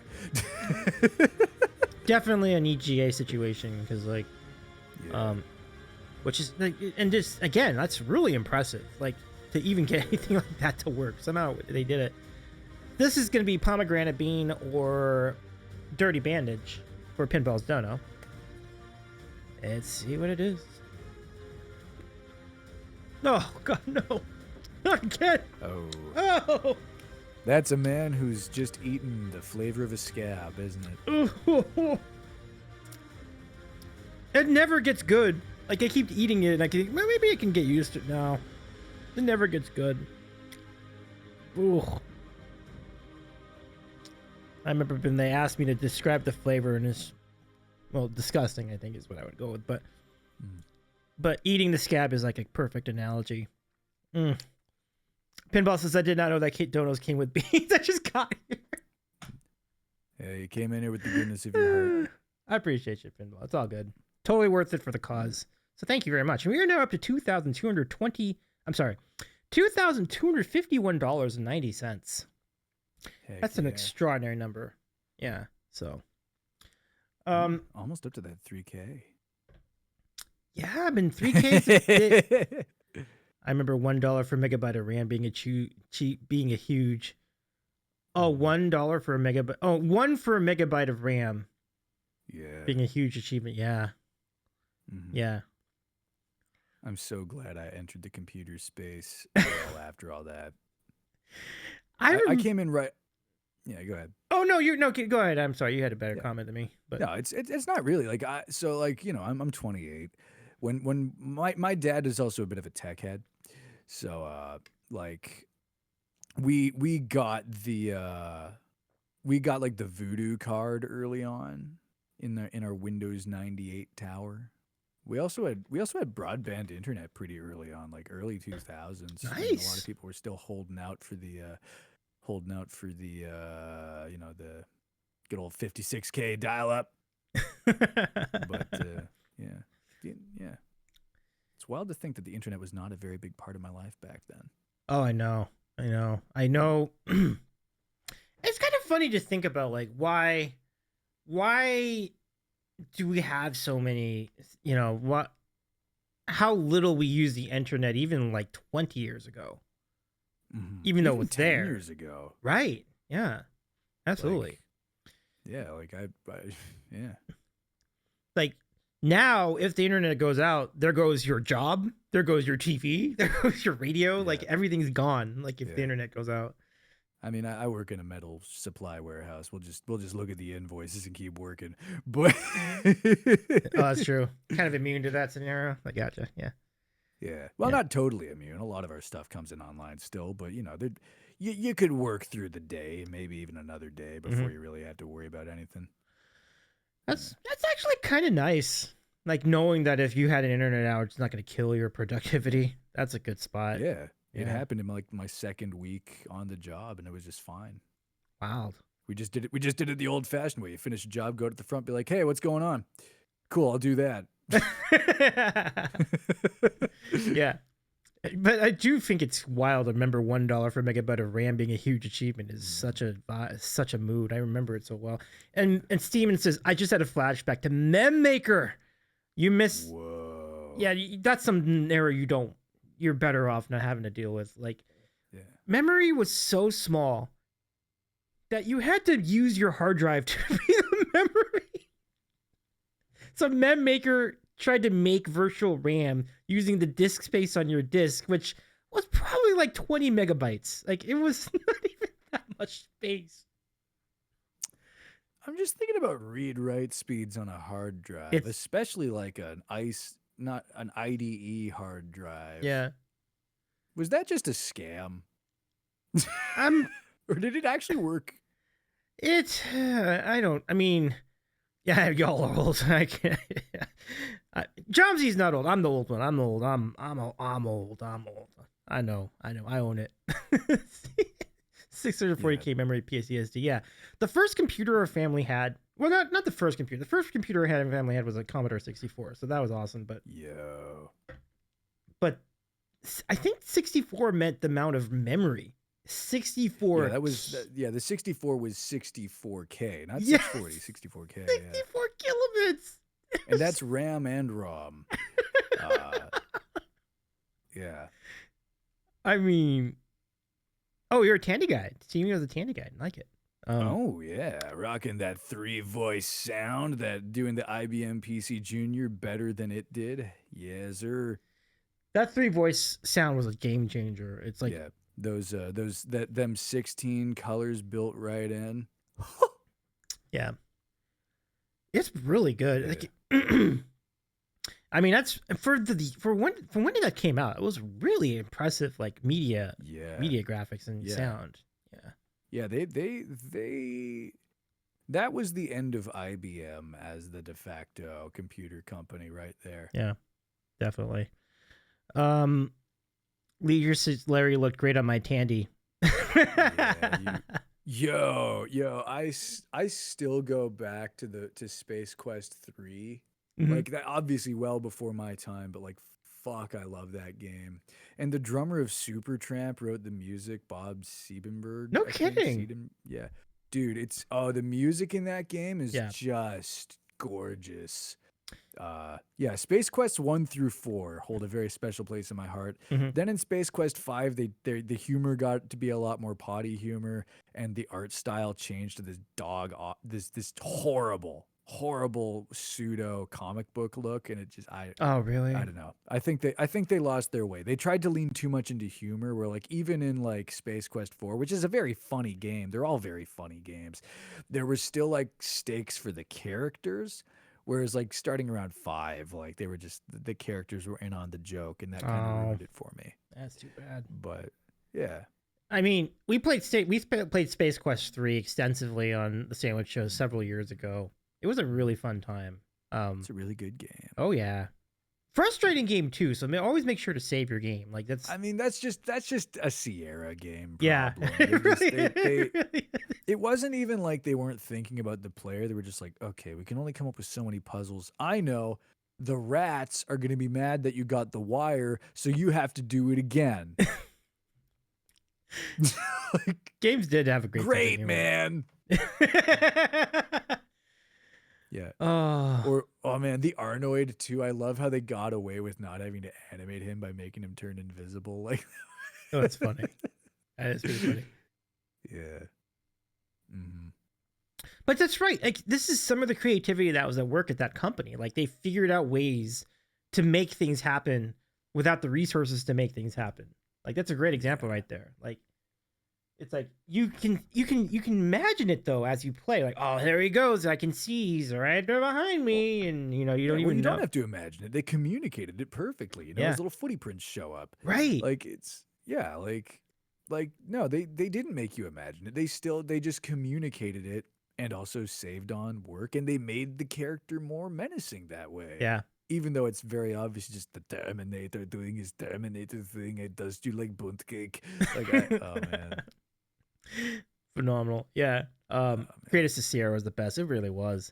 And mm-hmm. Pinball's an Apple IIe fan. Let's go pump that up too. Pump it up. Yo, There were yeah, some really awesome games on Apple IIe. Like mm-hmm. the color on that computer was way ahead of its time too. Like that's why like Yeah, yeah, it was amazing. yeah. I think of like Prince of Persia with the Hmm. rotoscoped animation. Um, Obviously the Oregon Trail, Ultima. Like, yeah, Yeah. Um like and then Sierra just owned any quest, like Police Quest, King's mm-hmm. Quest, Space Quest. I'm sure there are others. I think there are other ones, but um Yeah. yeah, oh there Greaser says I was just about to say original Prince of Persia, such a good game. You see that? Yeah. Have you Yeah. beaten the game? Were you able to play the whole thing? I know how it goes. I'm not good at video games. Okay. But yeah. Impossible to beat within the hour. Well, that sounds like a yeah. That would. I've never beaten any game within an hour, so Yeah. I can't even imagine that. Yeah, no. It's Um, actually Ouija, have you ever listened to the Ars Technica post-mortem video where they got the guy who made the original Prince of Persia to talk about the development process? Because some of the stuff he came up with is really cool, man. And hearing it from him was really rad. Um, yeah, but you can actually play it on Windows Store. Ah, Whoa. that is kind of awesome, actually. Yeah. That's Dude, look it up. It's they did such a great job of that. They also have one on the development of Crash Bandicoot and like all kinds of games. Like all kinds of games from the 90s and the Hmm, 80s. They just have great videos where they got the devs to come and talk about it. Ars Technica. But nice. yeah, some of my favorite falling asleep content. Um, That does sound like a good vibe for falling asleep. Yeah, yeah. like smooth voices talking about fun. Yeah. No, there's still nerds. Oh, they're still They don't all have great never voice. mind. Maybe they're not the smoothest voice. I'm sorry. Hey. But they're great. They're all so engaged with what they're speaking about. Like they got the guys who made Mist to come on and talk about making that Mhm. and the limitations of early CD drives and how that played and how they laid out the data. Oh, sure. Like, That's a good yeah, point. man. Yeah. Yeah, dude. It's so I love the Ars Technica game dev series. I am definitely familiar with Ars Technica. I Yeah. know of the company very well. I will give a link to the chat. King, you can post this too if you want. I'm gonna go. Oh crap! Okay, I forgot my volume was up. Sorry. That's a little Ars Technica starting soon stuff right there. Okay, but that's great though. Technica on YouTube. There you go. Yeah, they're really rad. Yeah. No Clip on YouTube has great long form game documentaries. Yeah. Yeah. I know Retro Ahoy has really good ones too. I Yep. used to put those on at work instead of doing my job when I was in an office. I mean, what? I mean, I'm sure you had company in that area too, though. But it's lots of. I've been listening to a bunch of audiobooks about video game history and video game development, so it will fit right in with what I listen to these days. Dig it, Sick. dig it, Greaser. Yeah. Yeah, I also really like Low Spec Gamer on YouTube. He has these great like animatic style videos that go through like the history of like how like the Sinclair company came up at the same time as like the Acorn company in like the UK and like the invention of the MOS 6502, which powered most of the computers we've been talking about. Yeah, it's true. The Sinclair computer, we missed out on that in the States. I think that was more of a UK thing. Yeah, Sinclair is really. Yeah, that didn't happen in Canada either, really. Yeah. Though it meant we were spared from their terrible keyboards. It does look like I need to show this because I've seen this on YouTube's and like the specky. Ugh. It's a nasty little keyboard. It is. They created the membrane keyboard. I think the ColecoVision had something similar to that, but it was like more of a phone number pad. It was disgusting. It's so bad. Yeah. It's like it looks like a chiclet keyboard from first inspection, but it's brutal. It's like you can't do anything with it. Which is a shame because the ColecoVision was actually a really great little console. I want one. Mm-hmm. Like it was the first thing that sort of like approached like arcade level graphics in the home, at least over here. Mm-hmm. Like, yeah. Yeah, God, like that is just yucky. It's like a calculator, but you can't use a calculator to run your computer. Like it's like the old calculator with like the rubber buttons. Like this is just oh no. No, thank you. Yeah. But now we have emulators. Yeah. Ow, my tendons. Exactly. Right? Exactly, Pitbull. Yeah. Totally. And emulators definitely make these experiences a lot better in a lot of cases, right? Yeah. And you're not screwing around with a tape drive. I forgot about that part. Right. Yeah. Yeah. My buddy, I remember my buddy was like, this was in like 2014. He was like, "Hey, do you want to come over and play on my Commodore 64? Don't worry, I have a disk drive." That is just a trip that you could just like take your tape recorder and like make a game, like go get a game and load a game on it. It's just like it's funny to think about that. Except it was actually would have been in 2016, but still. Yeah. 2016? Oh my goodness. Yeah, dude. I've done some like recaps and like chip swaps on some C64s in my time. It's just basic maintenance. I mean, and by doing that, you're gonna really give it a lot of life. Those games, but the Commodore 64 And the Apple II, at around the same time too, like the same Yeah. 3 or 4 year period, like they were really fun machines to play games on. There were millions of them like available. They still are. And like the stuff you can do on the C64's SID chip, like for being a 3-voice thing, yeah, that's right. It only had 3 voices, but you could switch the channels on them between notes. So like you get really complex sounding music on the C64 because they would do like a sawtooth for one thing and then like a square wave for one and a triangle for another, and they would like bounce between like certain ones and give you like rhythm and bass on one channel. Like they did all kinds of crazy shit. It's neat that they could do that. And I remember watching Yeah. YouTube videos about how they broke it down, and it's like you can take Yeah. only like 2 or 3 channels. Well, how many was it? 3? Like Was it? Yeah. and then they make it sound like Did way. you? Yeah, for sure, for sure. Yeah. Did you watch the 8-bit guy? I'm thinking about David Murray when I think Yes, about I this have stuff. watched. I've watched the 8-bit guy for a long time. The 8-bit guy.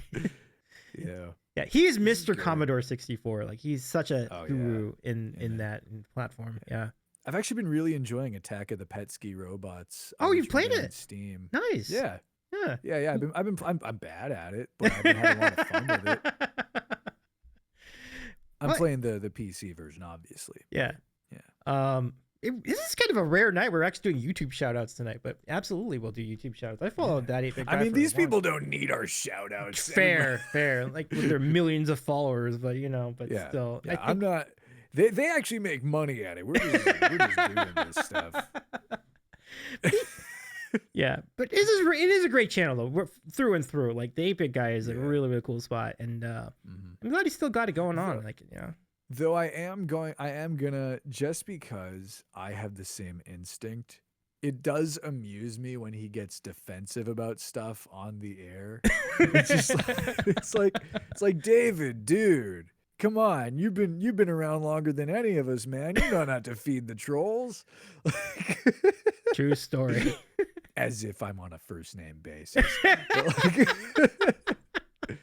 See, that's the problem. He's a David. He's not a Davey.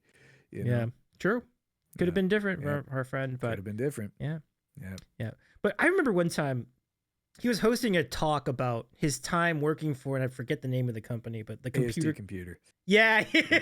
I can remember that, but I can't remember my dad's birthday. He hosted like an hour-long like discussion about, he would like talking about his experience working for that company, and it was riveting for me. Like I just watched the whole thing. So cool. Yeah. Yeah. It was really fun. Yeah. He's a really, really talented communicator. Absolutely. Yeah. Dabbles in music too, as you probably know. Like he's got. Oh yeah, He's man. worked with some synthesizers and had a sub channel for a while there, but Yeah, 8-bit keys. Mm-hmm. Yeah. That was cool. That I still want to. I'm waiting for the prices to come down. I still want to get one of those Sound Blaster keyboards. Oh. Well, here's the thing. It uses the same chip. It uses the same OPL, whatever the fuck. But there's one keyboard in particular, and I'm not gonna say the name of it because I want one, and I'm waiting for them to come down. And you synth nerds can't have it. But it actually has full ADSR and like waveform control. Like you can dial in with faders sounds that you would get through code on the OPL2 chip. Mm-hmm.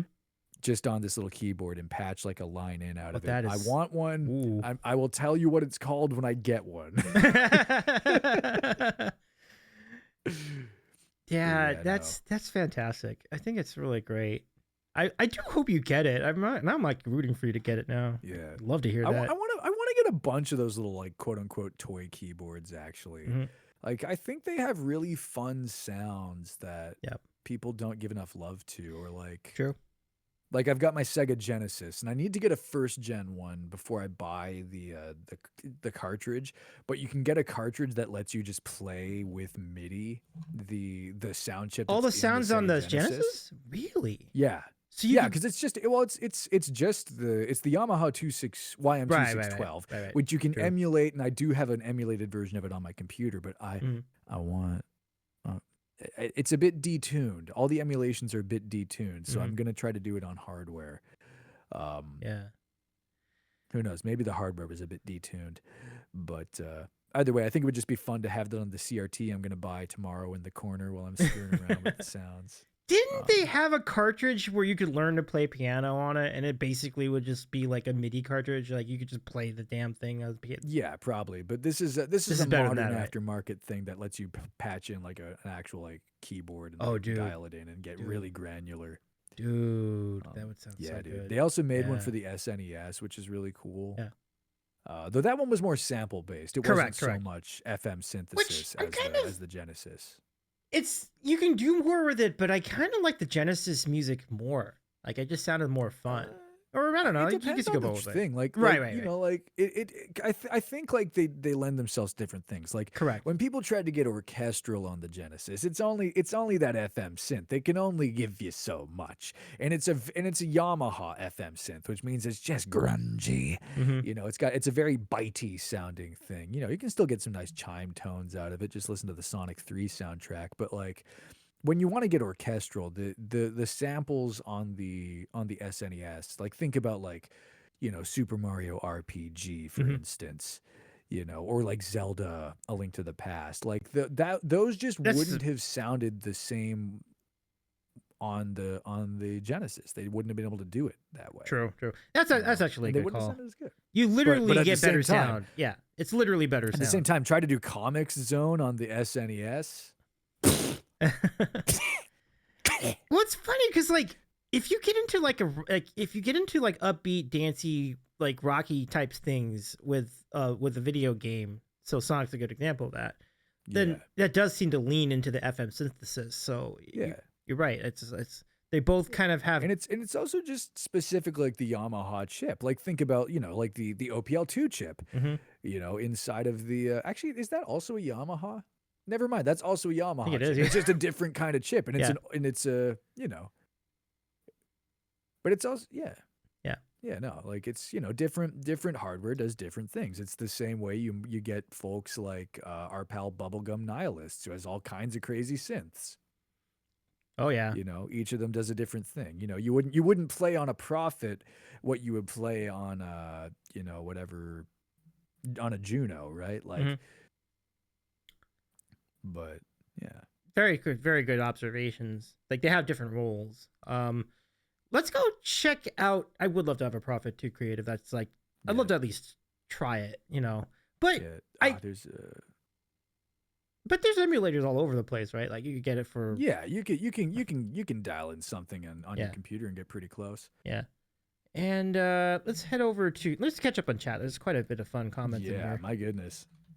The Seaman says tape drive was the original dial-up. It actually, honestly, it was. It was slow. Like, it was ridiculously slow. It was like 100 baud. It was like, you would think a tape could go faster than that, but it's because it was so slow. Like, the actual tape cannot go faster than a regular cassette, like an audio cassette. So that's why there really wasn't much speed you can get out of that, because the tape moves so slowly.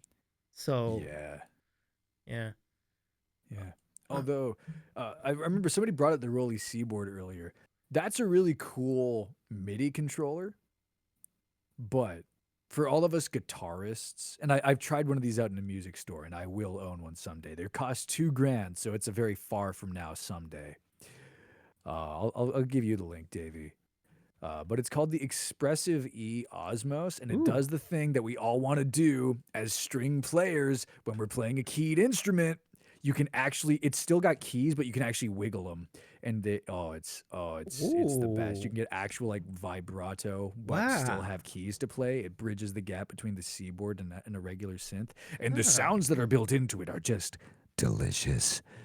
But I would love a link to that. That sounds amazing. Sounds amazing. Andrew Huang did a great video on all the features of it for the nerds out there. But it just looks like a normal freaking keyboard. But then let me see if I got a link to this over here. And I think I do. Oh my lord. And Moog makes this. Look at that. Oh hey, Creative Minds knows what we're talking about. The Omos. Yeah. Wow. The Osmos, rather. Okay. Yeah, I like. Maybe that's my next big stupid dono goal after we get you an espresso. How much machine. is that? But how much of a dono goal is that going to be though? That might be huge. Like $3 fucking grand. Yeah, I was gonna say.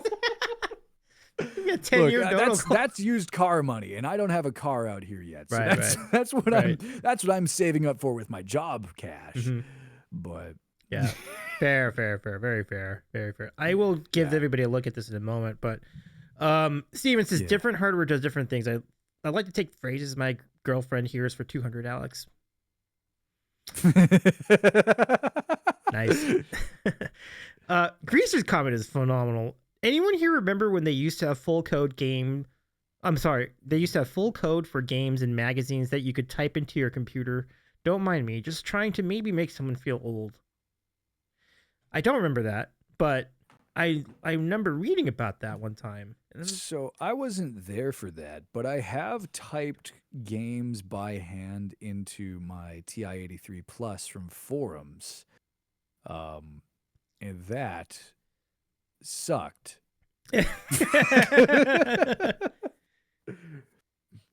That's hard to do. Write a program in a calculator.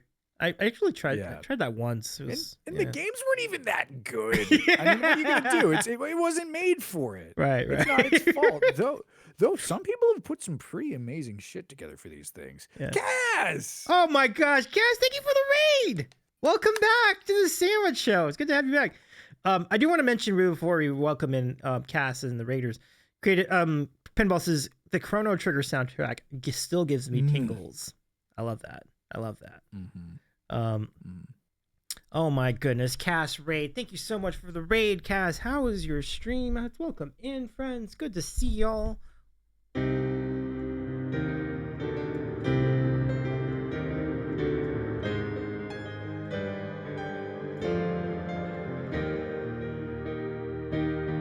I predict a riot. I predict a riot.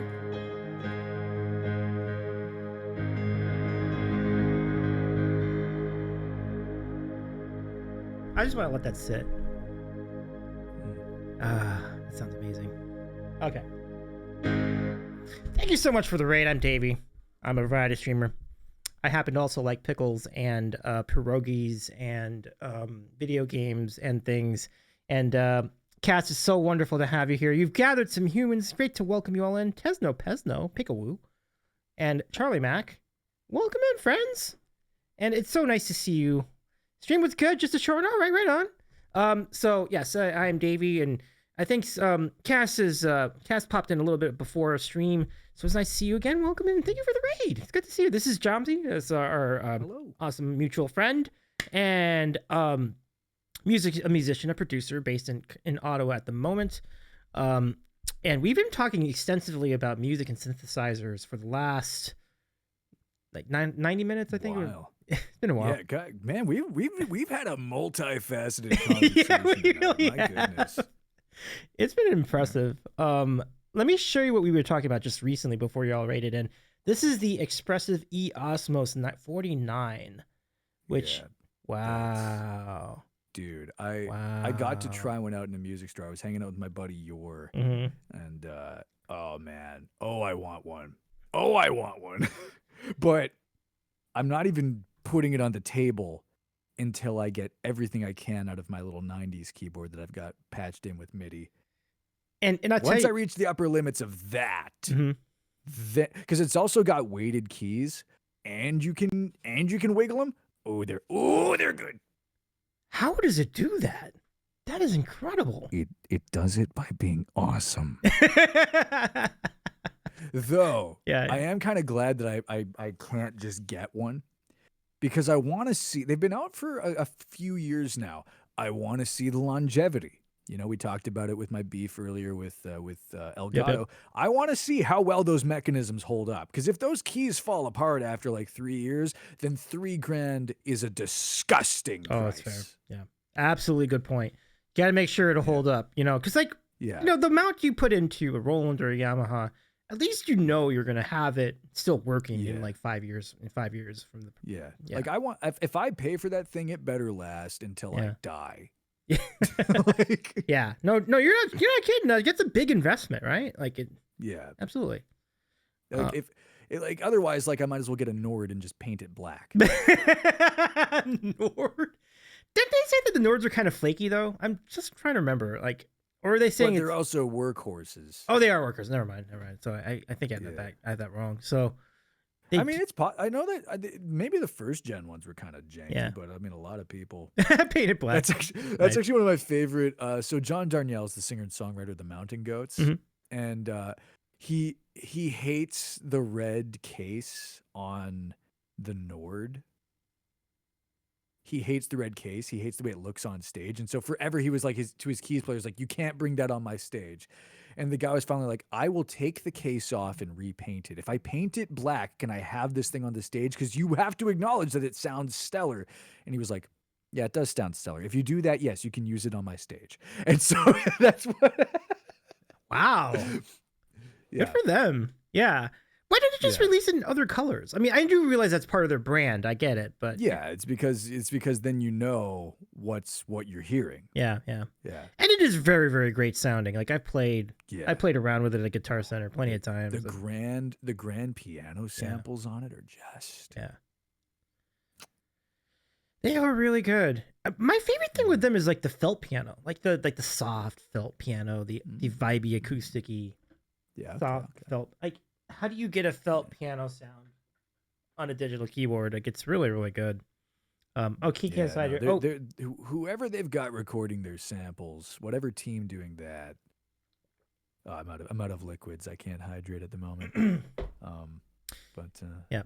Speaking of Nord, how was the Willow show? Oh no! Oh man, Pinball. I'm sorry to say it hasn't happened yet. They had to cancel the Willow show because of the fires. It was scheduled the week of the fires, so like unfortunately they had to postpone. But they did have a makeup date announced, and it's coming up. And so next week, actually, a week from now, literally a week from now, I will be in the building ready to catch Willow's show. So yeah.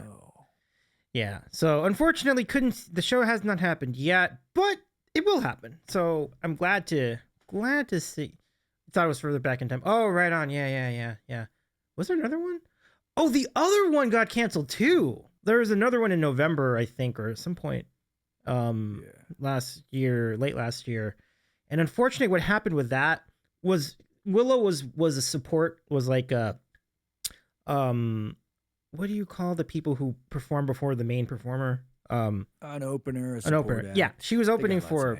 Yeah, she was opening for actually a really, really good artist, like a really stellar, like I think someone who's related to Sly and the Family Stone or something like that. Like really, really, really good artist. But unfortunately, that person had to pull out, so that show got canceled too. So I feel kind of bad because I feel like I'm jinxing Willow's like IRL shows now because like that's 2 in a row.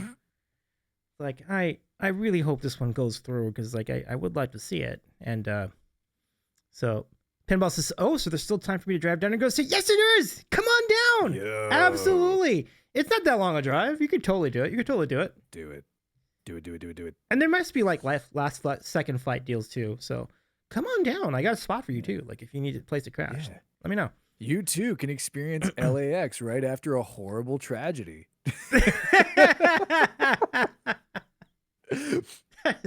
Okay, that's funny. But yeah, I'll fly into Burbank. Yeah, maybe flying into Burbank is solid. Yeah, that too. Wow, Jawmsie. Yeah, that's also fair. Yeah, I mean, imagine it right now. Yeah. LAX is a tragedy every day. Imagine it now. Yeah, even worse. Yeah. I am a Burbank guy myself. Just if it's not international, I would definitely pay the extra amount to go fly out of Burbank. It's just easier. It's much smaller. Like it's really easy. Like it's like a friendly little neighborhood airplane, and yeah, you can go to like any major city in America with it. So it's actually a pretty sweet spot. Yeah, Ontario.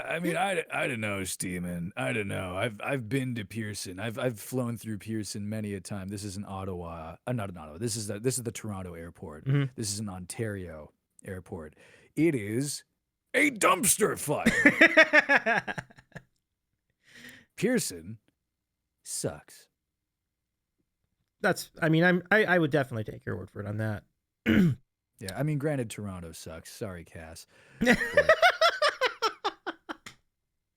Wow. Oh man. I mean, listen. Toronto is the speed run. It holds the record. It holds the record for the shortest amount of time I spent in a city before somebody called me the bad F word. Okay? Cass says, "Hey, just because you're right." Oh man.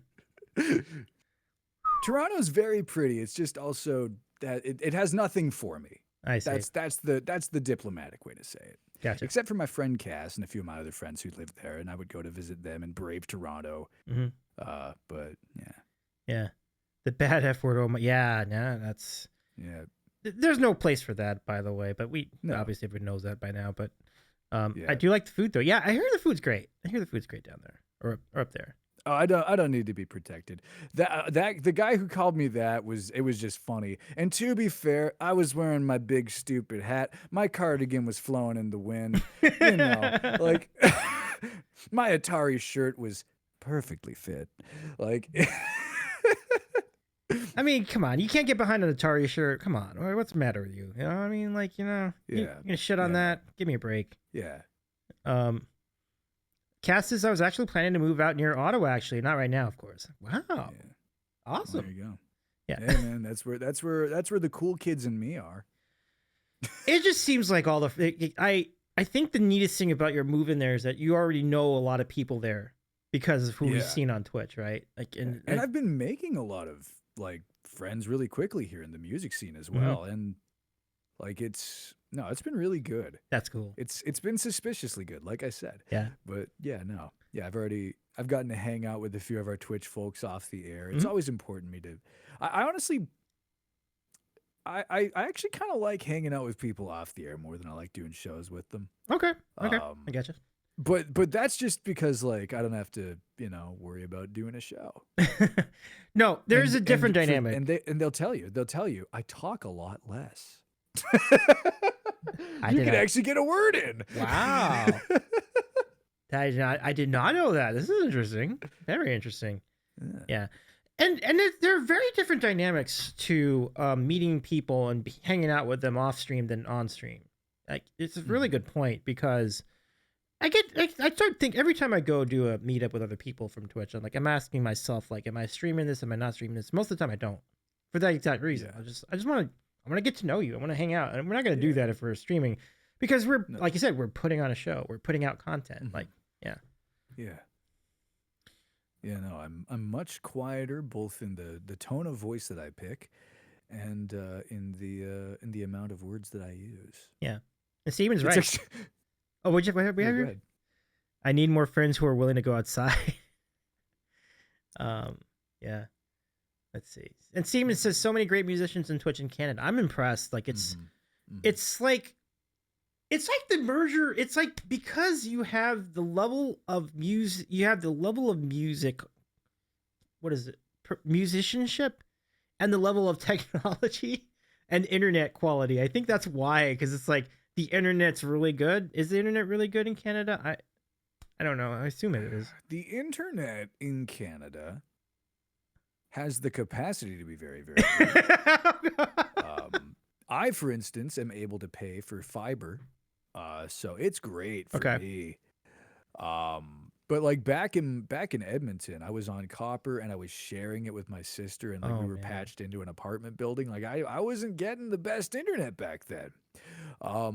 But also the thing is that internet here is exorbitantly priced. Oh, really? Like my internet, I'm getting cheap internet at $75 a month right now. Oh, wow. Yeah. Okay. Well, cheap fiber internet. Still good, but yeah, that's crazy. Still crazy. Yeah. Yeah. Yeah. I'd be like, what? Yeah. Ouchie, says Steam. Yeah. Okay, maybe. I mean, here's the thing. I am also limited to providers I can get within this building because I know people have mentioned to me so many quote unquote low cost fuck quote unquote providers, and it's like they don't come here. I Hmm. get Bell. That's it. Which at least means I don't have to put up with Rogers and their horse shit. But like, but like in a lot. But like, here's the thing: Canada's also very, very spread out. People forget that we have the second largest landmass of a country in the fucking world. Hmm. And not a huge population. So like the infrastructure of getting data around also costs quite a bit. Um, and in the rural areas, like good luck, bud. Yeah. Yeah. Yeah. But Yeah. I remember paying like $100 a month for like 50 up, 50 down in my first apartment. Dude, that's Like that's that's is the word embarrassing? I think it is. it's embarrassing. Yeah, that's pretty To embarrassing. quote, let me find something that won't break. Let me just really quickly. Yeah, this will do. It's fucking embarrassing. I love that. I love that. Well done. um, Yeah. Yeah, yeah, yeah. I estimated $50. So somebody said I think it was creative who says for $50 they get 50 no 500 up 500 down. The 500 up yeah, is my favorite part of that cuz I yeah, fought and struggled to get like freaking 20 up from here. yeah, It's and there's no it's cuz it's cable cuz cable's limited blah blah yeah. blah, you know. But yeah, no, like internet is getting better out here and mobility's getting better out here. Like I finally have what I would call a modern price for Mhm. my data on my phone. But like Yeah. no, for a long time telecommunications up here have just been in a stranglehold. Partially it's because there just aren't that very many companies that are actually providing this stuff. True. And there was a merger between a couple of them as well. Right. Um Your parents got fiber after you moved out? That sounds oh man. Yeah. Oh, But yeah, I feel no. for you But my there. current experience with fiber, with all this stuff at the price it is, like I'm pretty happy with it. Hmm? But honestly, I really do just think that like the internet the art scene in Canada is defined by how much time we're locked inside because of the weather. Right, right. Like, That's fair. at a certain point, you just got to start making stuff. Yeah, Like, absolutely. I, like that that's that's actually a really phenomenal call, actually, because yeah, I Yeah, mean, because like and like when we talk about like the amount of equipment that people have amassed on Twitch, there's also I think there's also like a level of I don't know what the right term for this would be like, but to me like sample bias, like mhm. those of us who are on Twitch have already by and large had a chance to invest in our gear. Like keep in mind, by the time I got on Twitch, I'd already had a 6-year film career, you know. Like that's why I have this camera.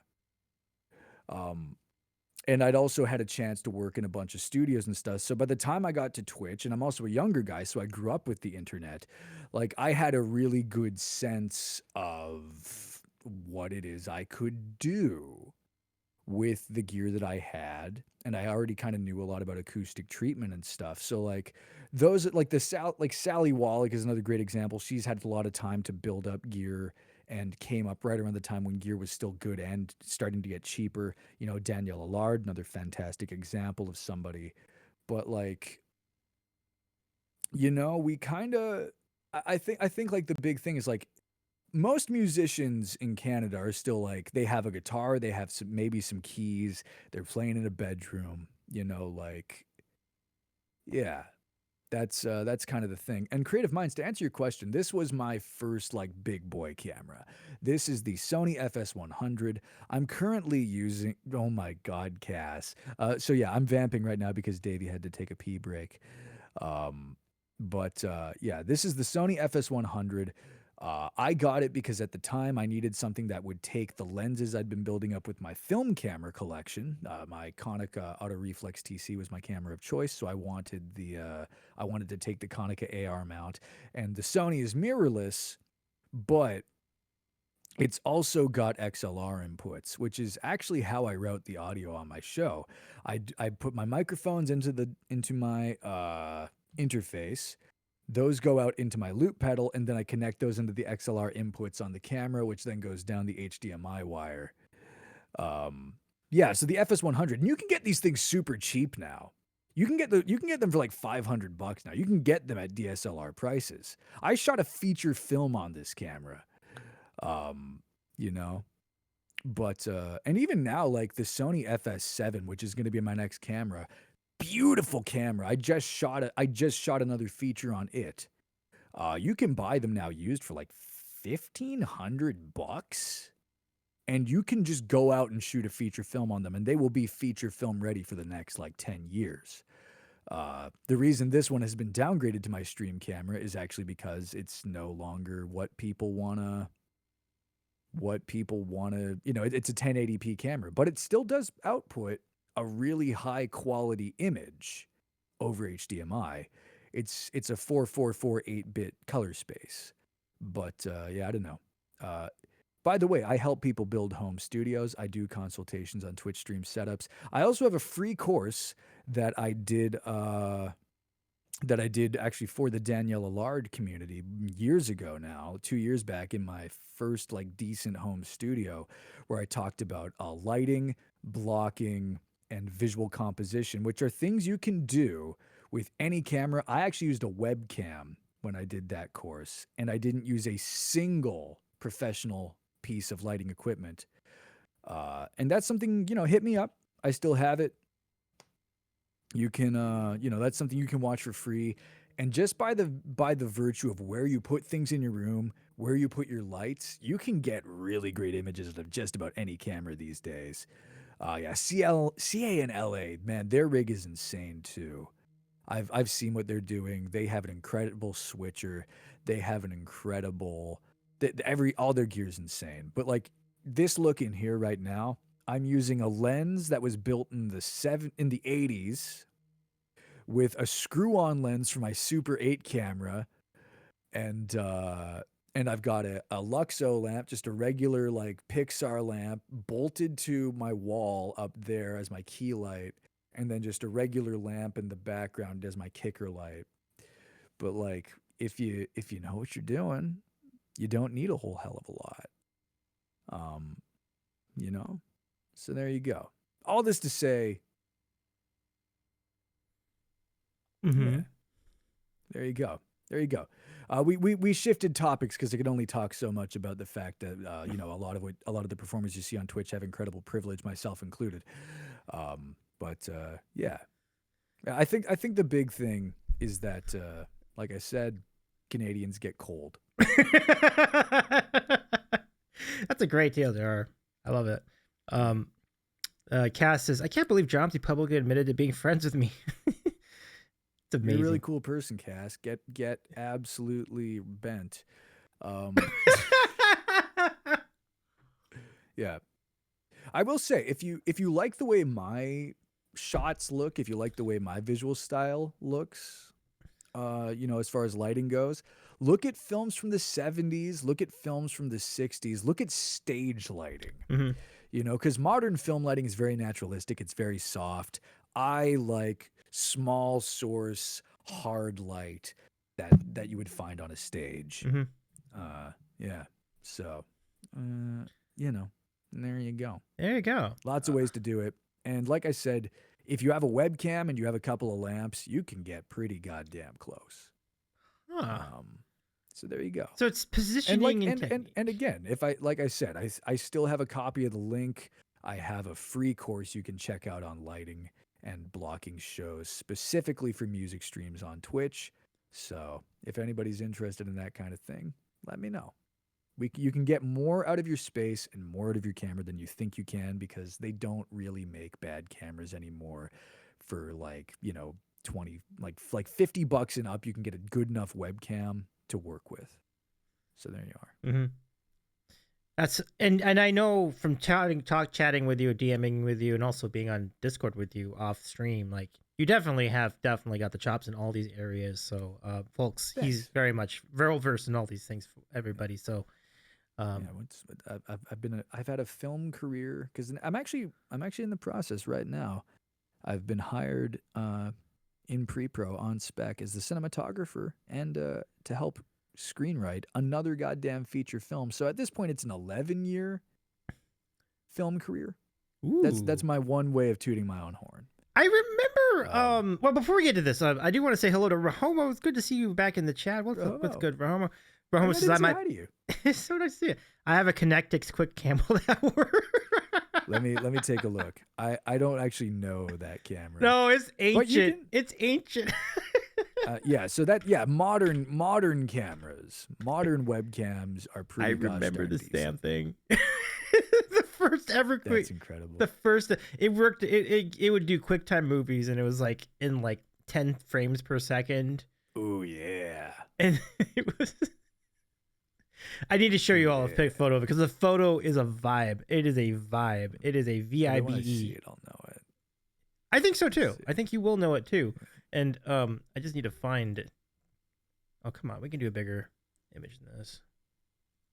There we go. Show Perfect. me that coffee pot stream. There you go. Yo, my aunt Diana had one of those. You had to connect it to your parallel port and your keyboard port. Yo. Yeah, so that's a fine example of a less than modern digital camera. Yeah. Now one of those things is not yellowed. I mean, yeah, it's amazing. I mean, here's the thing. Like, I started with shooting on film Mm-hmm. and shooting on dog shit Kodak digital cameras from like the early 2000s. Pick up the camera that you have, because right now the camera that you have is most likely your cell phone. And if you care about what you're doing and you think about what you're doing and you look at the basics of visual composition, you will simply get very far. If you don't care about what you're doing, if you just want to get a picture, then you'll get close enough. And that's fine too. But like, yeah. Yep. I love everybody sharing their tech casts. No, I actually have a Nikon D50 Yeah. and a D70S. Those are good cameras. Mm-hmm. And Norwegian nice. Greaser has a Nikon FA. I can't remember that Which one. I don't. I feel like this is an early digital camera. I think when I Let me see worked if a I- warehouse job, Yo, those are great. Oh, really? I mean, it's a film camera. It's a 35 mil film camera. But Which I one? shit you not. Oh. I shit you not. I still shoot film every week through my trusty Konica Auto Reflex TC. Ooh. This has film in it right now. When my buddy Bogdaniels came over the other day to jam, I sat him in my producer's chair and took his portrait with this very camera. I've also got a Nikon F, the original, that was given to me by my friend Sam Au. I don't think you have, but like, shooting on film is great. It's kind of pricey these days. It's tough to find a good lab. I found one here in Ottawa, which is so exciting. I can take the bus down, walk down. But like, yeah, shooting on film is great. Shooting on film teaches you a lot. Yeah. No excuses. Pick up, if you want to get good with your camera, fucking pick it up and shoot with it. That's the only way. That's kind of true of music too, though. Like, you don't get good until Yeah. you just start playing. Yeah. I mean, you've had an incredible journey on the keys so far, Absolutely. Davey. Thank you. Yeah. Yeah. It's been fun. Like, I remember when you you started slightly better than I'm currently at, because the keys they're an arcane. It's an arcane process for me, but like, it's, learn the chords, learn some songs, play. You'll get the rest of it if you try. Yeah. Thanks for that. It's very nice of you to say that. I mean, it's a labor of love. I've definitely put a lot into it for sure. Just like learning about how it works is a big part of it. Thank you. Because bigger sensors, more processing, and the mechanics have to be bigger and more heavy duty, Stephen friend. I gotcha. Also, Yeah. usually medium format cameras are still reflex cameras, so there's all that fucking glass. Oh, really? Interesting spot. Yeah. Yeah. Just the sheer quantity of extra material that you need to make a medium format camera there's your price. Oh, yeah. I guess that would be, it'd be expensive to produce all that for sure. Yeah. I do want Also, to. they're only built as professional tools too, so they don't Uh, need to be down in the they don't need to price reduce them because only pros really buy them. oh, true, true. Pro level gear, they because people have they budget it accordingly. This is a fair point. Yeah, But yeah. I have so many layers to branches to come off of that. But let me catch up on chat first. um, yeah, Cass is magical, Dave. Thank you, Cass. It's very kind, and thank you, Creative too. Says Davey. Yeah, Davey's surprisingly talented with keyboards. I can't do that style. Creative. I'm just as surprised at myself, like at how well that's gone for me. So thank you so much. It's really nice of you to say. Um, Thank you, Cass. Piano playing is beautiful, too. Says Cass the human. I appreciate you. Um, and I'm more into songwriting, sound design kind of stuff. Now, Creative has really got it down with the sound design. Like I am very impressed with what Creative does with sound design. It's really good stuff. Jawmsie, I do want to show you what the Nikon FA looks like. This is Norwegian Greaser's camera. Oh, I'm It's familiar. oh, you are familiar. Okay, that's right. I had to look at it, but yeah, Yeah, dude, there it is. those are great. Yeah, beautiful. Yeah. Beautiful. Yeah, I've got the original Nikon F sitting in my bedroom right now. I need to put another roll of film through it. Yeah. This is amazing stuff. Yeah, this is like, what is the zoom level for or do you need a special lens, right? The lens is kind of its own Well, thing, right? it's an interchangeable lens camera. Right, so right. You can put as big of a lens as you can hold, you can put on the camera. That's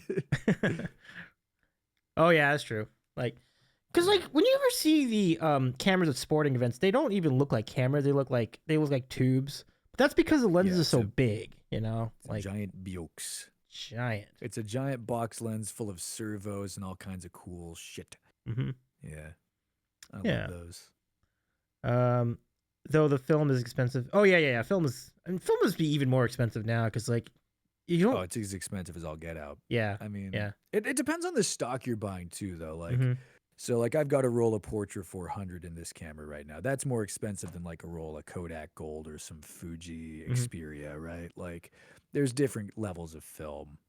And like slide film is crazy expensive because you also have to ship it to special places to get like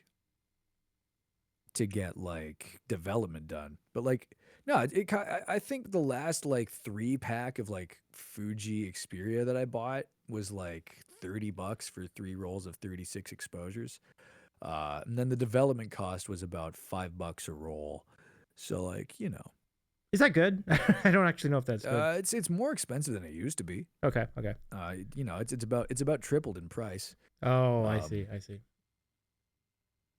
And like slide film, which is so most film that you buy is negative film. It's reversal film, and basically what that means is when you take a photograph on it, it takes an inverted image, and then it gets developed onto photo paper that also inverts the image.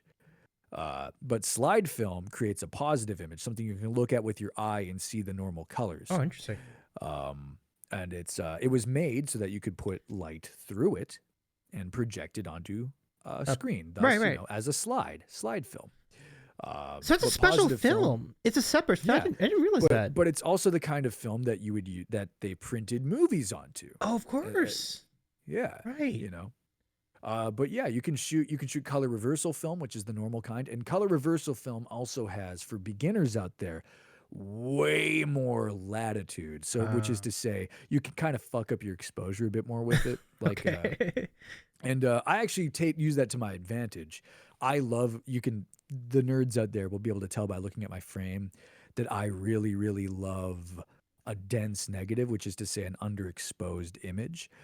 So I love to shoot on like 200 ISO Kodak Gold and like stop it down just a little bit too much, or like shoot with the slightly too high of a shutter speed, because I think that film, a little underexposed, produces gorgeous, rich colors and deep, deep contrast. But you know, whereas slide film, if you underexpose it, congratulations, your picture's green.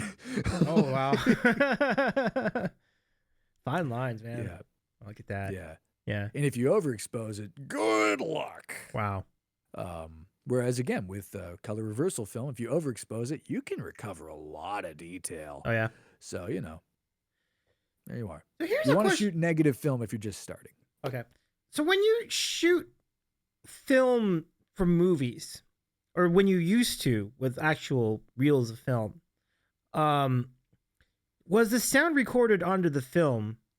You know, kind of the No. same manner that you would present it, or was it recorded somewhere else?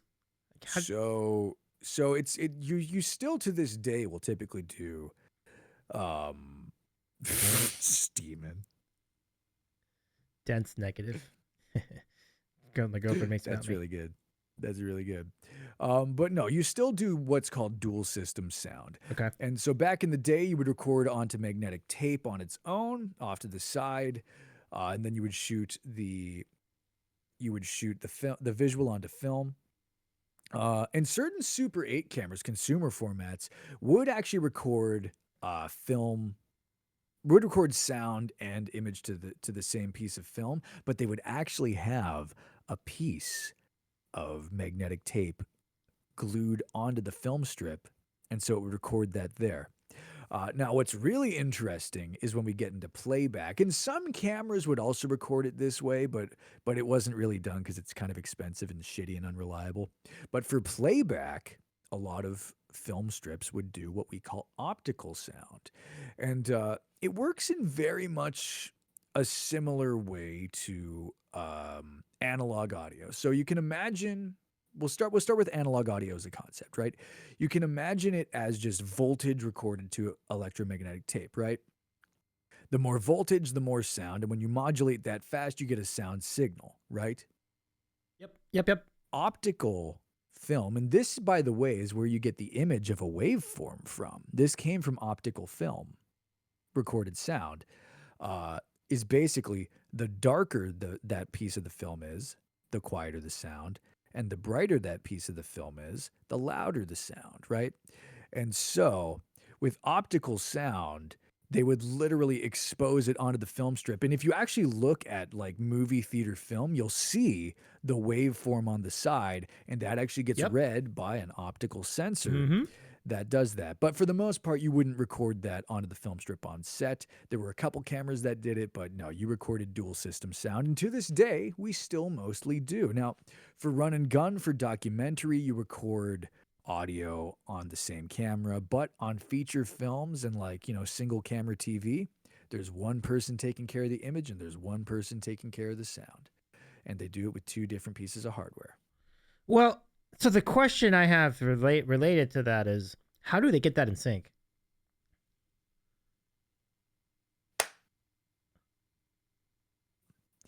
So I guess I should explain that more.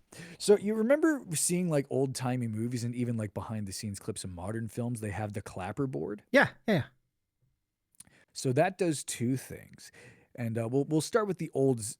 There's a modern version of it now that does a bunch of crazy shit. But at its core, the concept is just if you sync up the frame, the first frame where the clapper board is closed, Mm-hmm. and the audio spike where you hear the clap in your however you recorded the sound, now your sound and your picture will be in sync. That's why that thing is a thing. Oh.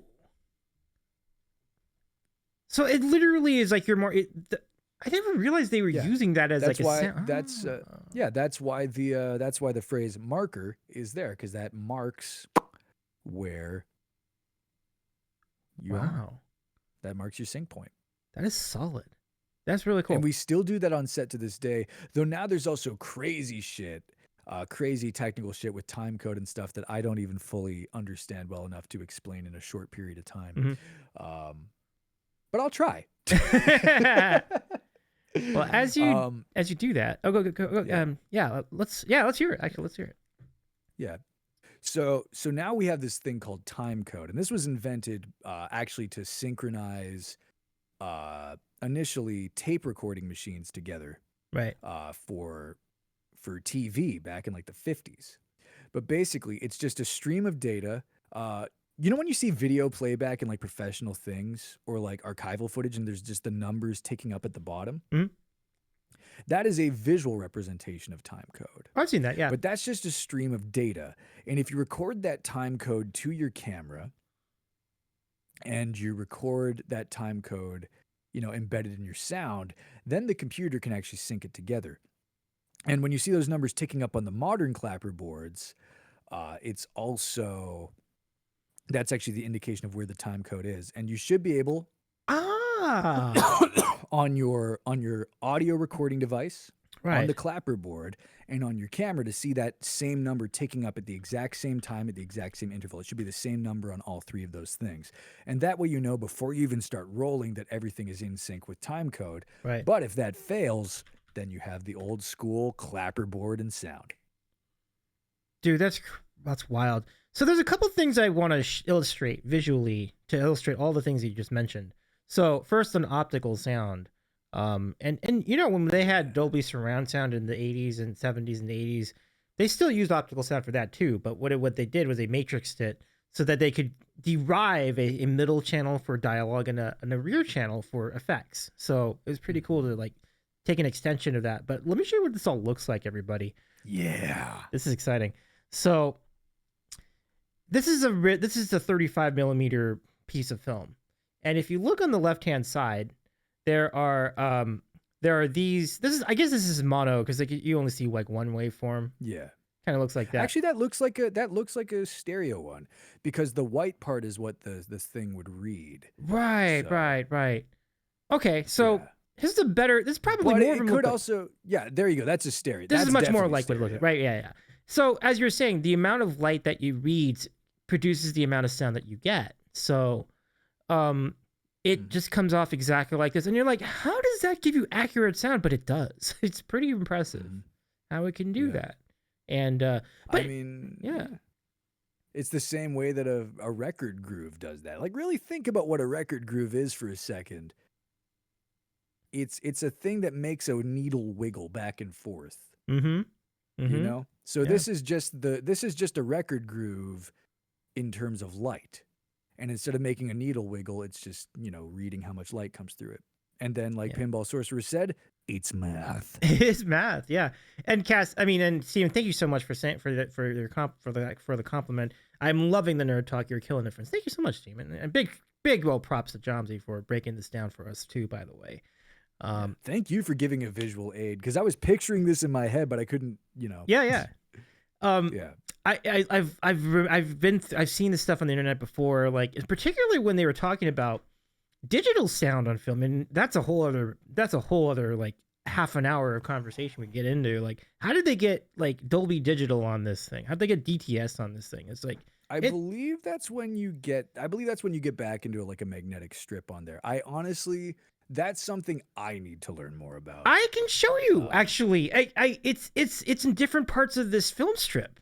Oh yeah. I'll get to that in a minute, but this is just optical. And then you can see the clapper board looks like this. Well, maybe not like this, but it's probably more professional looking than that. But that was the idea. So like, some of them do. Okay. I mean, on low budget projects, we still use like the white. It's just a freaking whiteboard with the thing on top. You know? Like the last feature I shot, Grotesque 2, which is available for free on Tubi now. Yeah. That's not true. We used a nice one. Never mind. Oh, right on. No. But a lot of the projects I used to shoot, we would just use a regular whiteboard clapper board. I gotcha. So, Cass, you're not in trouble. You're good. So now what I'm going to show in fact, on a lot of super low budget projects, a lot of the times we'll just get the talent to clap with their hands, and that's good enough. Okay, so this one photo is going to break down so many different things. At the apex of digital sound on movies, you had like 3 or 4 different formats at once. It was wild. You had one called Dolby Digital. You had one called DTS, which is just basically using a CD, which had the soundtrack, like all 6 channels of the soundtrack on it, but it's synchronized to a time code. And then you had SDDS, which is on the outer part of the film. So let me show you all of this. This is crazy. But is that what that static pattern is? Yo! Is that the time code? This thing on the right side is the time code for DTS audio. So that you would get a CD-ROM basically that had the digital audio soundtrack on it, and these spaces or these dashes on the right side would synchronize with that to give you the soundtrack for DTS. The ones here in this middle area And you can see it even has a Dolby little Dolby watermark on it. Or for Dolby Digital, it reads this digitally and it produces the 5.1 channels of sound of that for that system. And then you have this one, which didn't work so well because it was at the end. It would break a lot. It would be splices. This is SDDS, but there's actually one of these on the other side of the film too for failover purposes. But it still didn't work that well even with it. For redundancy, whoa. Yeah, the other ones were fine. They were pretty dependable, so they just stayed on this side of the film. Yeah, it looks like a QR code. Yeah. So they optically read the QR code and the data stream on those two. Mm-hmm. Then of course there's regular optical sound, and then there's the sync. Yeah, it's a trip. And so you had this little bit of data on every single space between the sprocket holes. So it just kept, there was like a whole lot of these happening at once for each second of the film. So Yeah, it's wild, right? Isn't it just so wild? Yeah. It's like, well, it just looks like a QR code. It does. Maybe that's where they got the idea for the QR code. It's basically just a lot of QR codes like coming into the digital reader. Damn. Yeah. But that is really cool. It really is. Oh yeah. I mean, and so everybody had a different approach to giving you digital sound on film.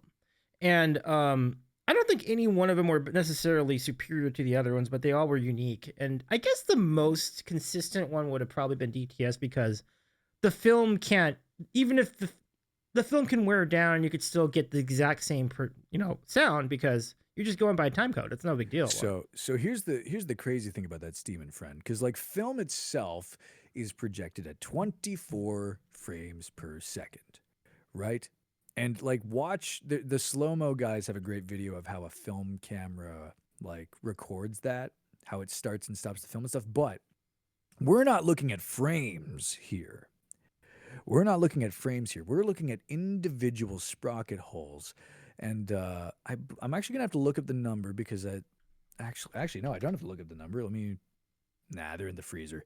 I was gonna grab a piece of film and count the sprocket holes, but this might give you a good idea. Let me go see if I can get this photo to pop up. I need a bigger one though. This is close enough. I'll go put this up on screen. No, that's okay. I'm just gonna look it up. So there's 8 sprocket holes per frame on 35 millimeter film, right? Yep. And it's 4 perf. It's 4 perf for Super 35 because it runs through the camera vertically instead of horizontally. So there's 4 perforations. So in between every one of these perforations is a QR code. So that's your data rate. So there's like four of those per frame. Mm-hmm. So 4 times 24 is gives you an idea. It's 4 times 24. So 96 of those per second. 96 samples per second, which is actually pretty fucking awesome. That's like top of the line studio recording playback to this day. Mm-hmm. Most people record at like 48 kilohertz tops. Yep. Yeah, so there you go. That's pretty, technically speaking. Yeah, and that's really good math on your end. That's pretty much on point. Like I used a calculator. Well, good job out of the calculator too. Steven says, "Holy crap, my Tandy would die." Yeah. Yeah. I mean, it was a really remarkable remarkable technology for the time, and just think that you could get that much sound, that much quality of sound in a film strip, like in a frame of film. Yeah. It was remarkable. Yeah. And you got to think about it too. Like we're talking 35 millimeter. Now that is the width of so for a movie camera which runs its film vertically, that's 35 millimeter horizontally. Up and down, that's an even smaller amount of space. So we're talking like millimeter sized QR codes that these things had to read. Mm-hmm. Mm-hmm. Yeah, the film be thick. Yep. Like, no, it's not thick. It's not. Yeah, film be. You're right. Thick. Yeah, that's true. Because like, how would it bend if it was thick, right? Like, it would probably not. I mean, for sound, there's a compression limit for fucking everything. Yeah. Especially digital data. I mean, I would honestly, the person to talk to about this, like the sound part of it, would be my bro David Gallinger, because he knows everything about everything, and he is also a sound engineer. Um, but yeah, like I produce, but I don't know like the bits and bobs of the tools I'm using. I just know how to use them. Hmm. I know what the dial do. I don't know how it do it. Yeah. It's incredible. Now, here's a follow-up question I have regarding optical sound. You said it. Your point where you said it's like vinyl, but in light form, is exactly Yeah. what it is. But if the film starts to get dirty or worn down, there would be particles there, and then the light reader would probably read that. So you kind of do Yeah. hear surface noise on optical film if it's pretty old. Yeah. Can you clean that Same up? as And same as like you can hear tape noise and yeah, like, anything. yeah, But keep in mind, like, for a film distributor, they don't give a single iota of shit about that. Because by the time a film starts getting exposed to the elements, hmm, like, hope it's going to be out of print. They're no it's going to be in like second runs. Like it's the distributor doesn't care about that. Projected film was meant to be a disposable, you know, exhibition format, right? So interesting. that's not something they really care about as much. And like for educational films, there's still an amount of slop that you can get.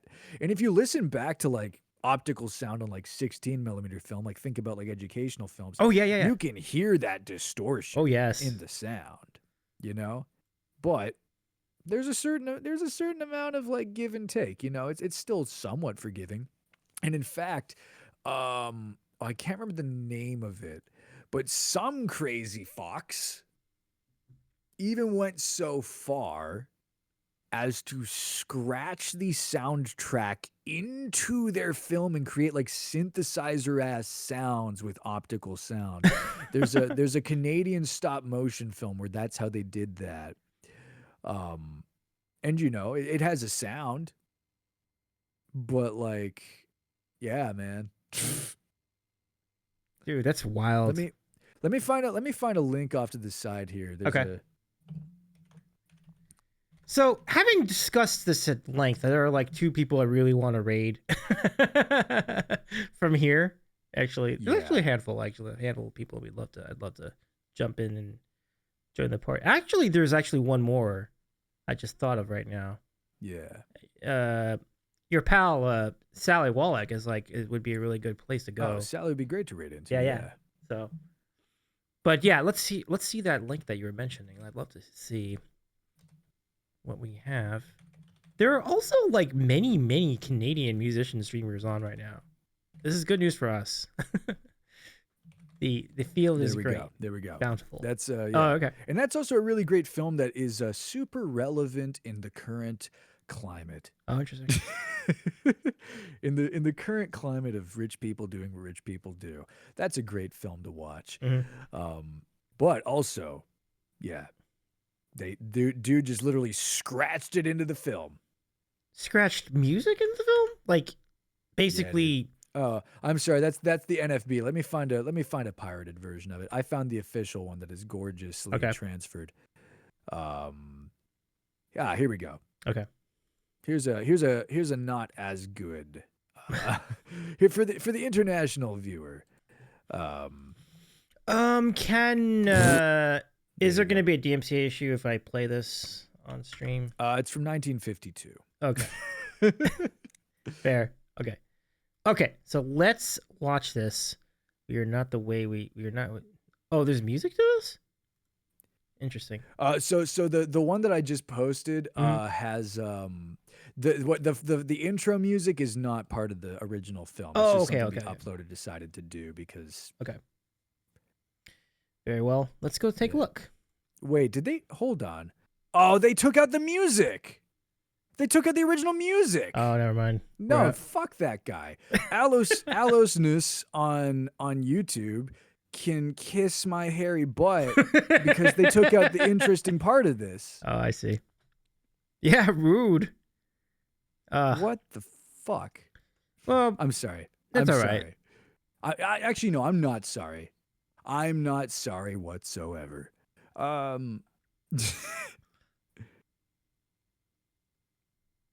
I'm on a mission now. The YouTube band is in for it now. Here we go. Okay. Here Alternate we go. link Okay. incoming. All right. Sorry, I should have previewed that. I just assumed that they wouldn't take out the score of the film. Okay, well, take 3. Here we go. Holy stink.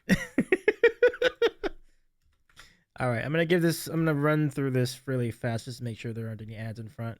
Okay, that's good. That's valid. Very good. So this sound was scratched into the film strip. When you say scratched, like they took they recorded I don't know how he did it. Like so they made the movie and then like on a piece of optical film just must have done trial and error. I don't know, man. So it's like a lathe cutter or for records, but they did it on the film. Yeah, basically. And there's multiple multiple ways to read optical sound too. Some of it was that waveform style. Some of it was just like bands of light.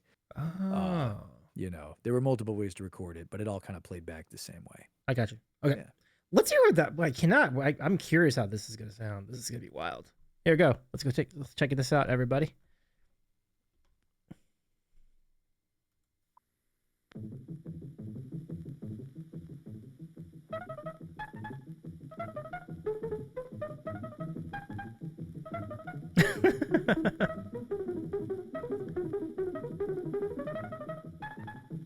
(1952), unbelievable.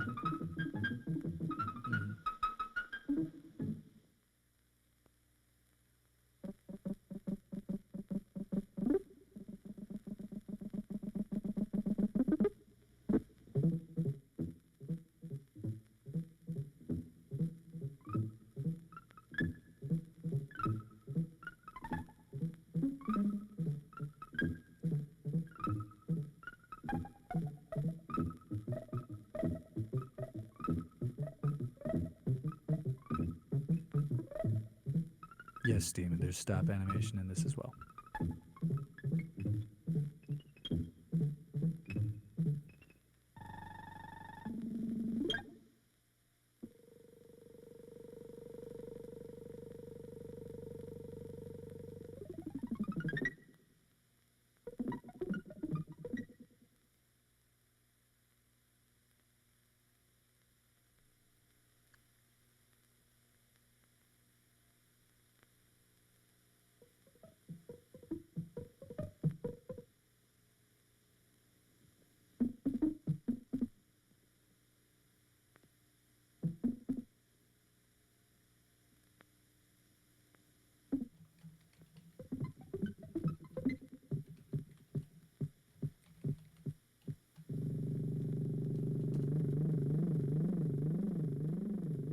Interesting slide film.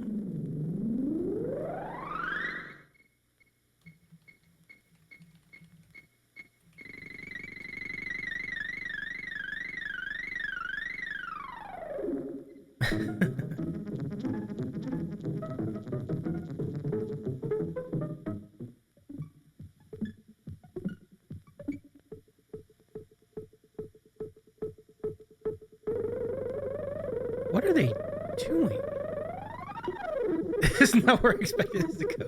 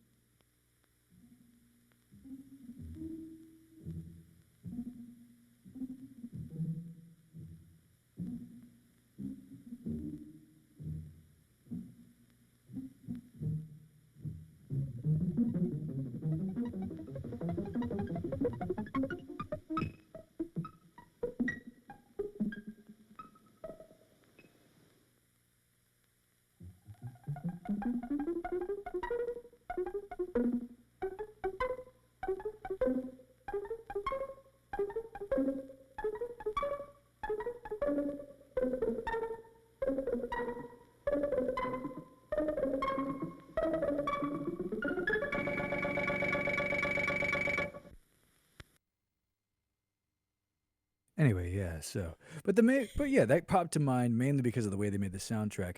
One interesting thing. So we pointed out in chat that of course they undercranked the camera, which is to say they filmed the camera. They put the camera at a slower frame rate for some parts of it to speed it up and make it blend in better with the stop motion. You've actually seen that technique recently to make fights look more impactful on film. They just do it Hmm. less obviously. A lot of fight scenes are filmed at like 21 frames a second. A fantastic example of that being Mad Max Fury Road. A Oh, lot of that right. movie was shot at like 20 frames a second and then sped back up to 24 to make the fights look a bit more beefy. But yeah, Yeah. there you go. That is some. Classic techniques Yeah. invented back when we were shooting on film. That's wild. That has got to be. It must be just. I can imagine someone in that period of time watching that. They would be freaked out for weeks. I can just I mean, imagine. would they? I mean, I feel like not really though. Hmm. Interesting. Because like by this point, filmmaking was already a thing, and like you got to think, silent movies, a lot of them were shot at 18 frames a second and then projected back at 24, just because people were like, Hmm. "Well, I'm not gonna turn down the speed of the projector for your fucking silent movie." Like, Yeah. you know what I mean? Like that's why Yeah. we think of silent pictures as looking that way. You know, so like in stop motion, like you said, Gumby, like it was already animation has happened for as long as film has been a thing. Yeah. And it's a really interesting. It was a very intense movie because I think it had a very salient message in it, Yeah. and Yeah. I was Mhm. thinking the moral of the story is get two flowers, but obviously that would have been Yeah, too no, easy. in this case, all they had to do was not fall victim to their addiction and beat the hell out of each other. Yeah, But yeah, for sure. Oh, yeah, but yeah. A little bit of that, Steeman. A lot of yeah. stop motion was used. The Matrix used all kinds of crazy techniques, both old and new, to create its effects. I We don't have remember. time for that. Yeah, we don't because like I said, breaking that down be well. But I can tell you like that 360 thing. What that is it's taking a still camera, like it's taking a still camera photo with like hundreds of cameras all lined around Hmm. somebody, and then just like Yep. running that back, and just like Yeah. it's kind of cool. Like that's where they came Yeah, up with dude. that. Yeah, it's a pretty cool Yep. technique. That's what bullet time was. And then they interpolated those frames in post to make it look smoother. Oh wow, good stuff. That's true. Yeah. They would have Because to. computers were a thing. Yeah, But good yeah. point. Because like if it would be a little choppier Yeah. without the And you can interpolation. actually see too, like I think the background was made in the computers and they comped that together because that bullet time effect was shot on green. Um, but yeah, there's all kinds of crazy techniques in the Matrix films. Yeah. I don't know. Maybe I should do film breakdowns sometime. Maybe that'll be something. Maybe that'll be like a goal. So how did they do it while somebody was moving? Because remember when Neo was like doing this whole thing, and then they were still able to do same idea, but it was just Same moving idea, cameras. just a whole bunch of cameras. Ah, Nope. got it. And also, like again, that Neo shot still shot on green.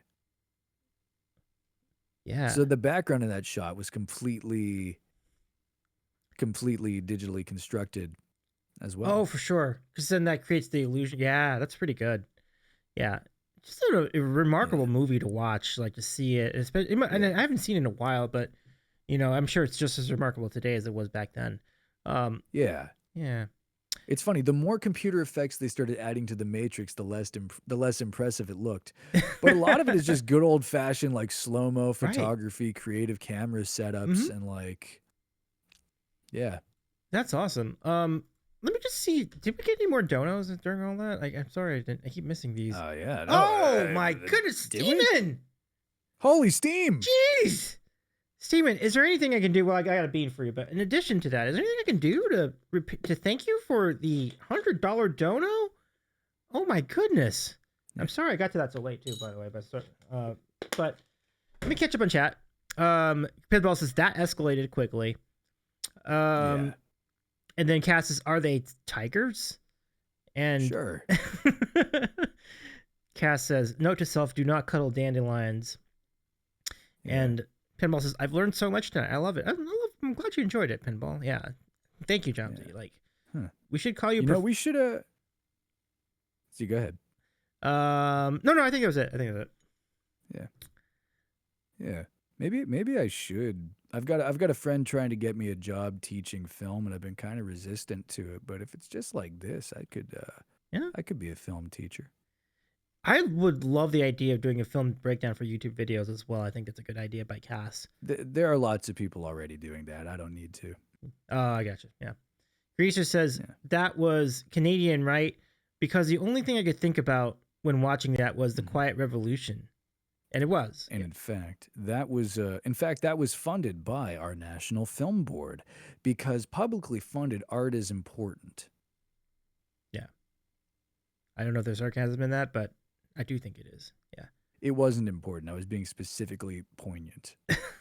Gotcha. Because of even the liberal government trying to slash things to such as the CBC and the NFB. Oh, I got like the cowards they are. Yeah.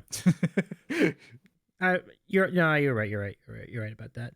Steven says next stream I got right on. But let me do this for you. This is a bean. This is for your dono. This is going to be either dead fish or strawberry banana smoothie. Let's see which one it is. Oh. He got the lutefisk. Yeah, no matter what language you use for the word, it's not good.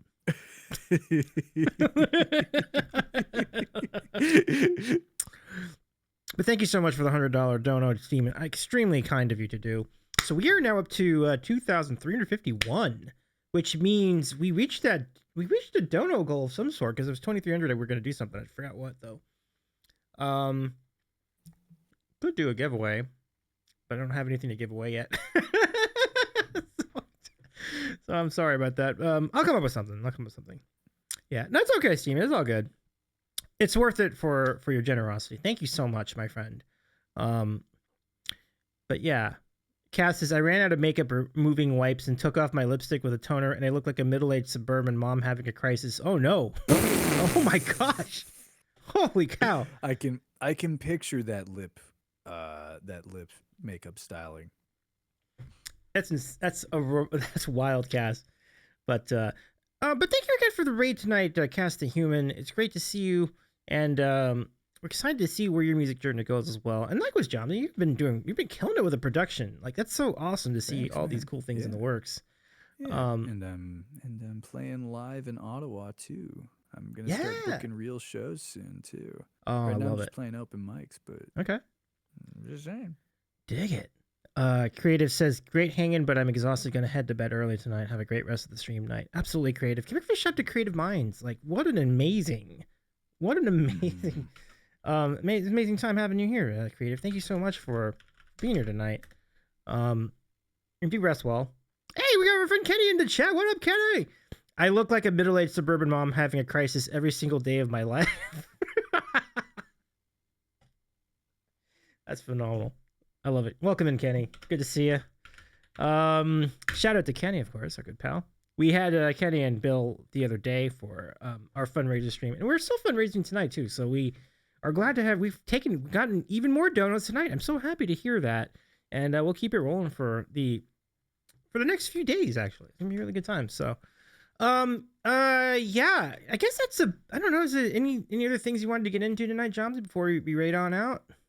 No, we're good. I think I'll do the thing that a good media trained person would say, and just remind you all that my next stream is tomorrow night at 11 p.m. Not Mountain Time. I'm still getting used to that. 11 p.m. Eastern Time. We're doing the bedtime story show. If you like my speaking voice, I'm going to be reading from a book called Space Viking. I do different voices for all the characters. On Sunday, we're going to have Studio Sunday, where I'm going to work on some paintings and listen to some of the music I've been mixing in the background. And on Tuesday nights at 7 p.m. Eastern Time, we do singing request shows. Wow, that was very Canadian. Singing request shows. We do singing request shows where I just play music on my guitars. Sometimes we build up loops, and I'll sing the songs from my song list that you request. So if you want to hang out more, those are the ways to do it. Dude, Yeah, I thank y'all love so it. much. Thank you, Davey, for having me on the show. Oh, absolutely, Um, absolutely. yeah, man. It's been good. It's been good catching up. We just gotta hang out off the air, man. Oh, 100%. I know we should do this off air too, for sure. But thank you so Yeah, much for yeah, hanging out with us too, Jomsy. This has been a yeah. phenomenal time. I really enjoyed all the nerding out on the video games and the history and the Mm, computers. And the film. yeah, What an yeah. amazing journey. I like talking to people who can talk about lots of different stuff. You sir are a fantastic polymath of a human being. Well, thank you, thank you, thank you. And back All at you, right. my friend. Like it's also great to have another fellow fan of that 8-bit guy. Like that's pretty cool. Like, Hell yeah. Yeah, yeah. we got lots to talk about. Oh yeah. Um, so there's a link to follow our friend Jomsy, and also thank you so much to Kenny for hanging out with us the other night too. It's really nice to see you the other night as well, and for incredible support by Kenny and the community for raising all these funds for SoCal wildfire relief. And Cass, let me get in touch with you as far as the campaign is concerned. I'd be glad to have because I was kind of going back and forth, and then I'm like, would I offer this campaign to other people? Because there are a lot of cool campaigns to support the cause. What I would probably do with regard to Cass, well, we'll talk. I'll let you know. But I'd be glad to support in any way I can, Cass. So please let me know. I'd be glad to. We'll be in touch for sure. Davey's eating a polymath. Polymath. Yeah. Oh my gosh. All right, so let's go see about who we can raid tonight, Jawmsie. You know, Yeah. who's on your radar? I'll tell you who's on mine, and we'll come. Let me take a looky, Lou. It's been a second. I mean, I honestly, dude, my brain is Oh, is fried it really? Okay. right now. Okay. But I feel like we have a lot of the same people on our radar this day, which is nice. Yeah. Um, I always kind of look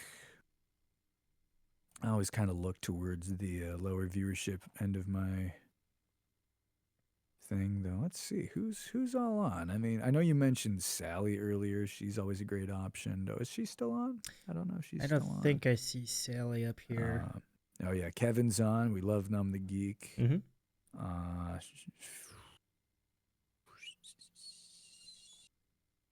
Uh, yeah, I'm looking at like tried and true folks that I know right now. Our Brendan's on. Though I don't know. I want to take a look at his show right now. Okay. He's an awesome dude. I just don't know how long he's been on the air. That yeah. Ooh, Yeah. Go ahead and look he's into been on that. for he's been on for a while. He's been Oh, on okay. for a Okay. while. Yeah. Yeah, Oh, we'll go give that's him. just he kicks ass though. Oh yeah. 100%. Bubble Puppets. Are Bubble Puppets on tonight? Those guys are fun. No clue. Let me I'm not see. familiar with them. Oh, they're Bill amazing. Kamikaze mixtape is on. He's a Okay. DJ. I'm actually part of his stream team, which is Yeah. really cool. Liz Vega's on. Oh, have you seen Liz Vega? Liz Vega. Hold on. Let me look this up. Maybe. Yeah, She plays like the harp and stuff. Oh. Yeah, she's a well-traveled stream. She doesn't need us, but she does put on a stellar show. That would be a pretty good way to vibe out, though. Maybe we could do that. Sure. Yeah. Okay. Yeah, she's pretty cool. Yeah. I haven't been in there in a while. Let's do it. Tacoma Blue says people who take care of chickens are literally chicken tenders. Okay, that's fantastic. That is fantastic. So Liz Vega, let's do it. Is it Liz with two Z's? Here, I got you. Okay. I'll jump that in there. Let me grab that. Thank you, yeah, Tacoma. It is with two Z's, yeah. Yeah. But here you go. Copied straight from the URL bar. Alrighty. Yeah, that's it. I think I got it. Okay, cool. So let me go and put that in. And Prog Rock Panda Bar says, if you've never seen Bubble Puppets, you really should. Yes, they are phenomenal. And thank you for the follow, Tacoma Blues. Thank you so much. Thanks. I do know them. Yeah, super duper. They're cool. All right, so I'm gonna go throw some raid calls in the chat. I do want to thank King for his help tonight as a mod too. So big time mod love to our pal King for helping us with the mod duties tonight. There's your raid call. Here's your sub raid call. Copy the one that you if you are a sub, you can do the sub raid call. But either one is a great to copy tonight. Let's go say hello to a new friend. Well, a new friend for me. You've been there a couple times, so yeah. We'll hang out with Liz Vega tonight. And if you are not following Liz Vega, go give her a follow, as I will be doing in a moment. This seems like a really cool vibe. So oh yeah, this is great. Let's do it. So start the raid now. Yeah. Y'all, thank you so much. I don't know when I'll be back on. Probably Tuesday. And when we come back on Tuesday, we're gonna be hanging out with Dallas Arlo Music, who is also a pretty cool musician and a great and a very cool friend of ours here on this community. So definitely don't miss that either. If you've missed any part of this show, definitely watch the VOD. We've covered so much ground tonight, right, Jawmsie? Like so many. Yeah. This was a conversation. It was. It really was. So y'all, thank you again. We'll have this up on YouTube tomorrow as well. So take care, friends. Y'all, peace out. I'll see you around. Thank you so much. And let's go say hi to Liz Vega. Bye, everybody. Bye, everyone. Take it easy. Bye. We're bringing it back. Yeah. Bye.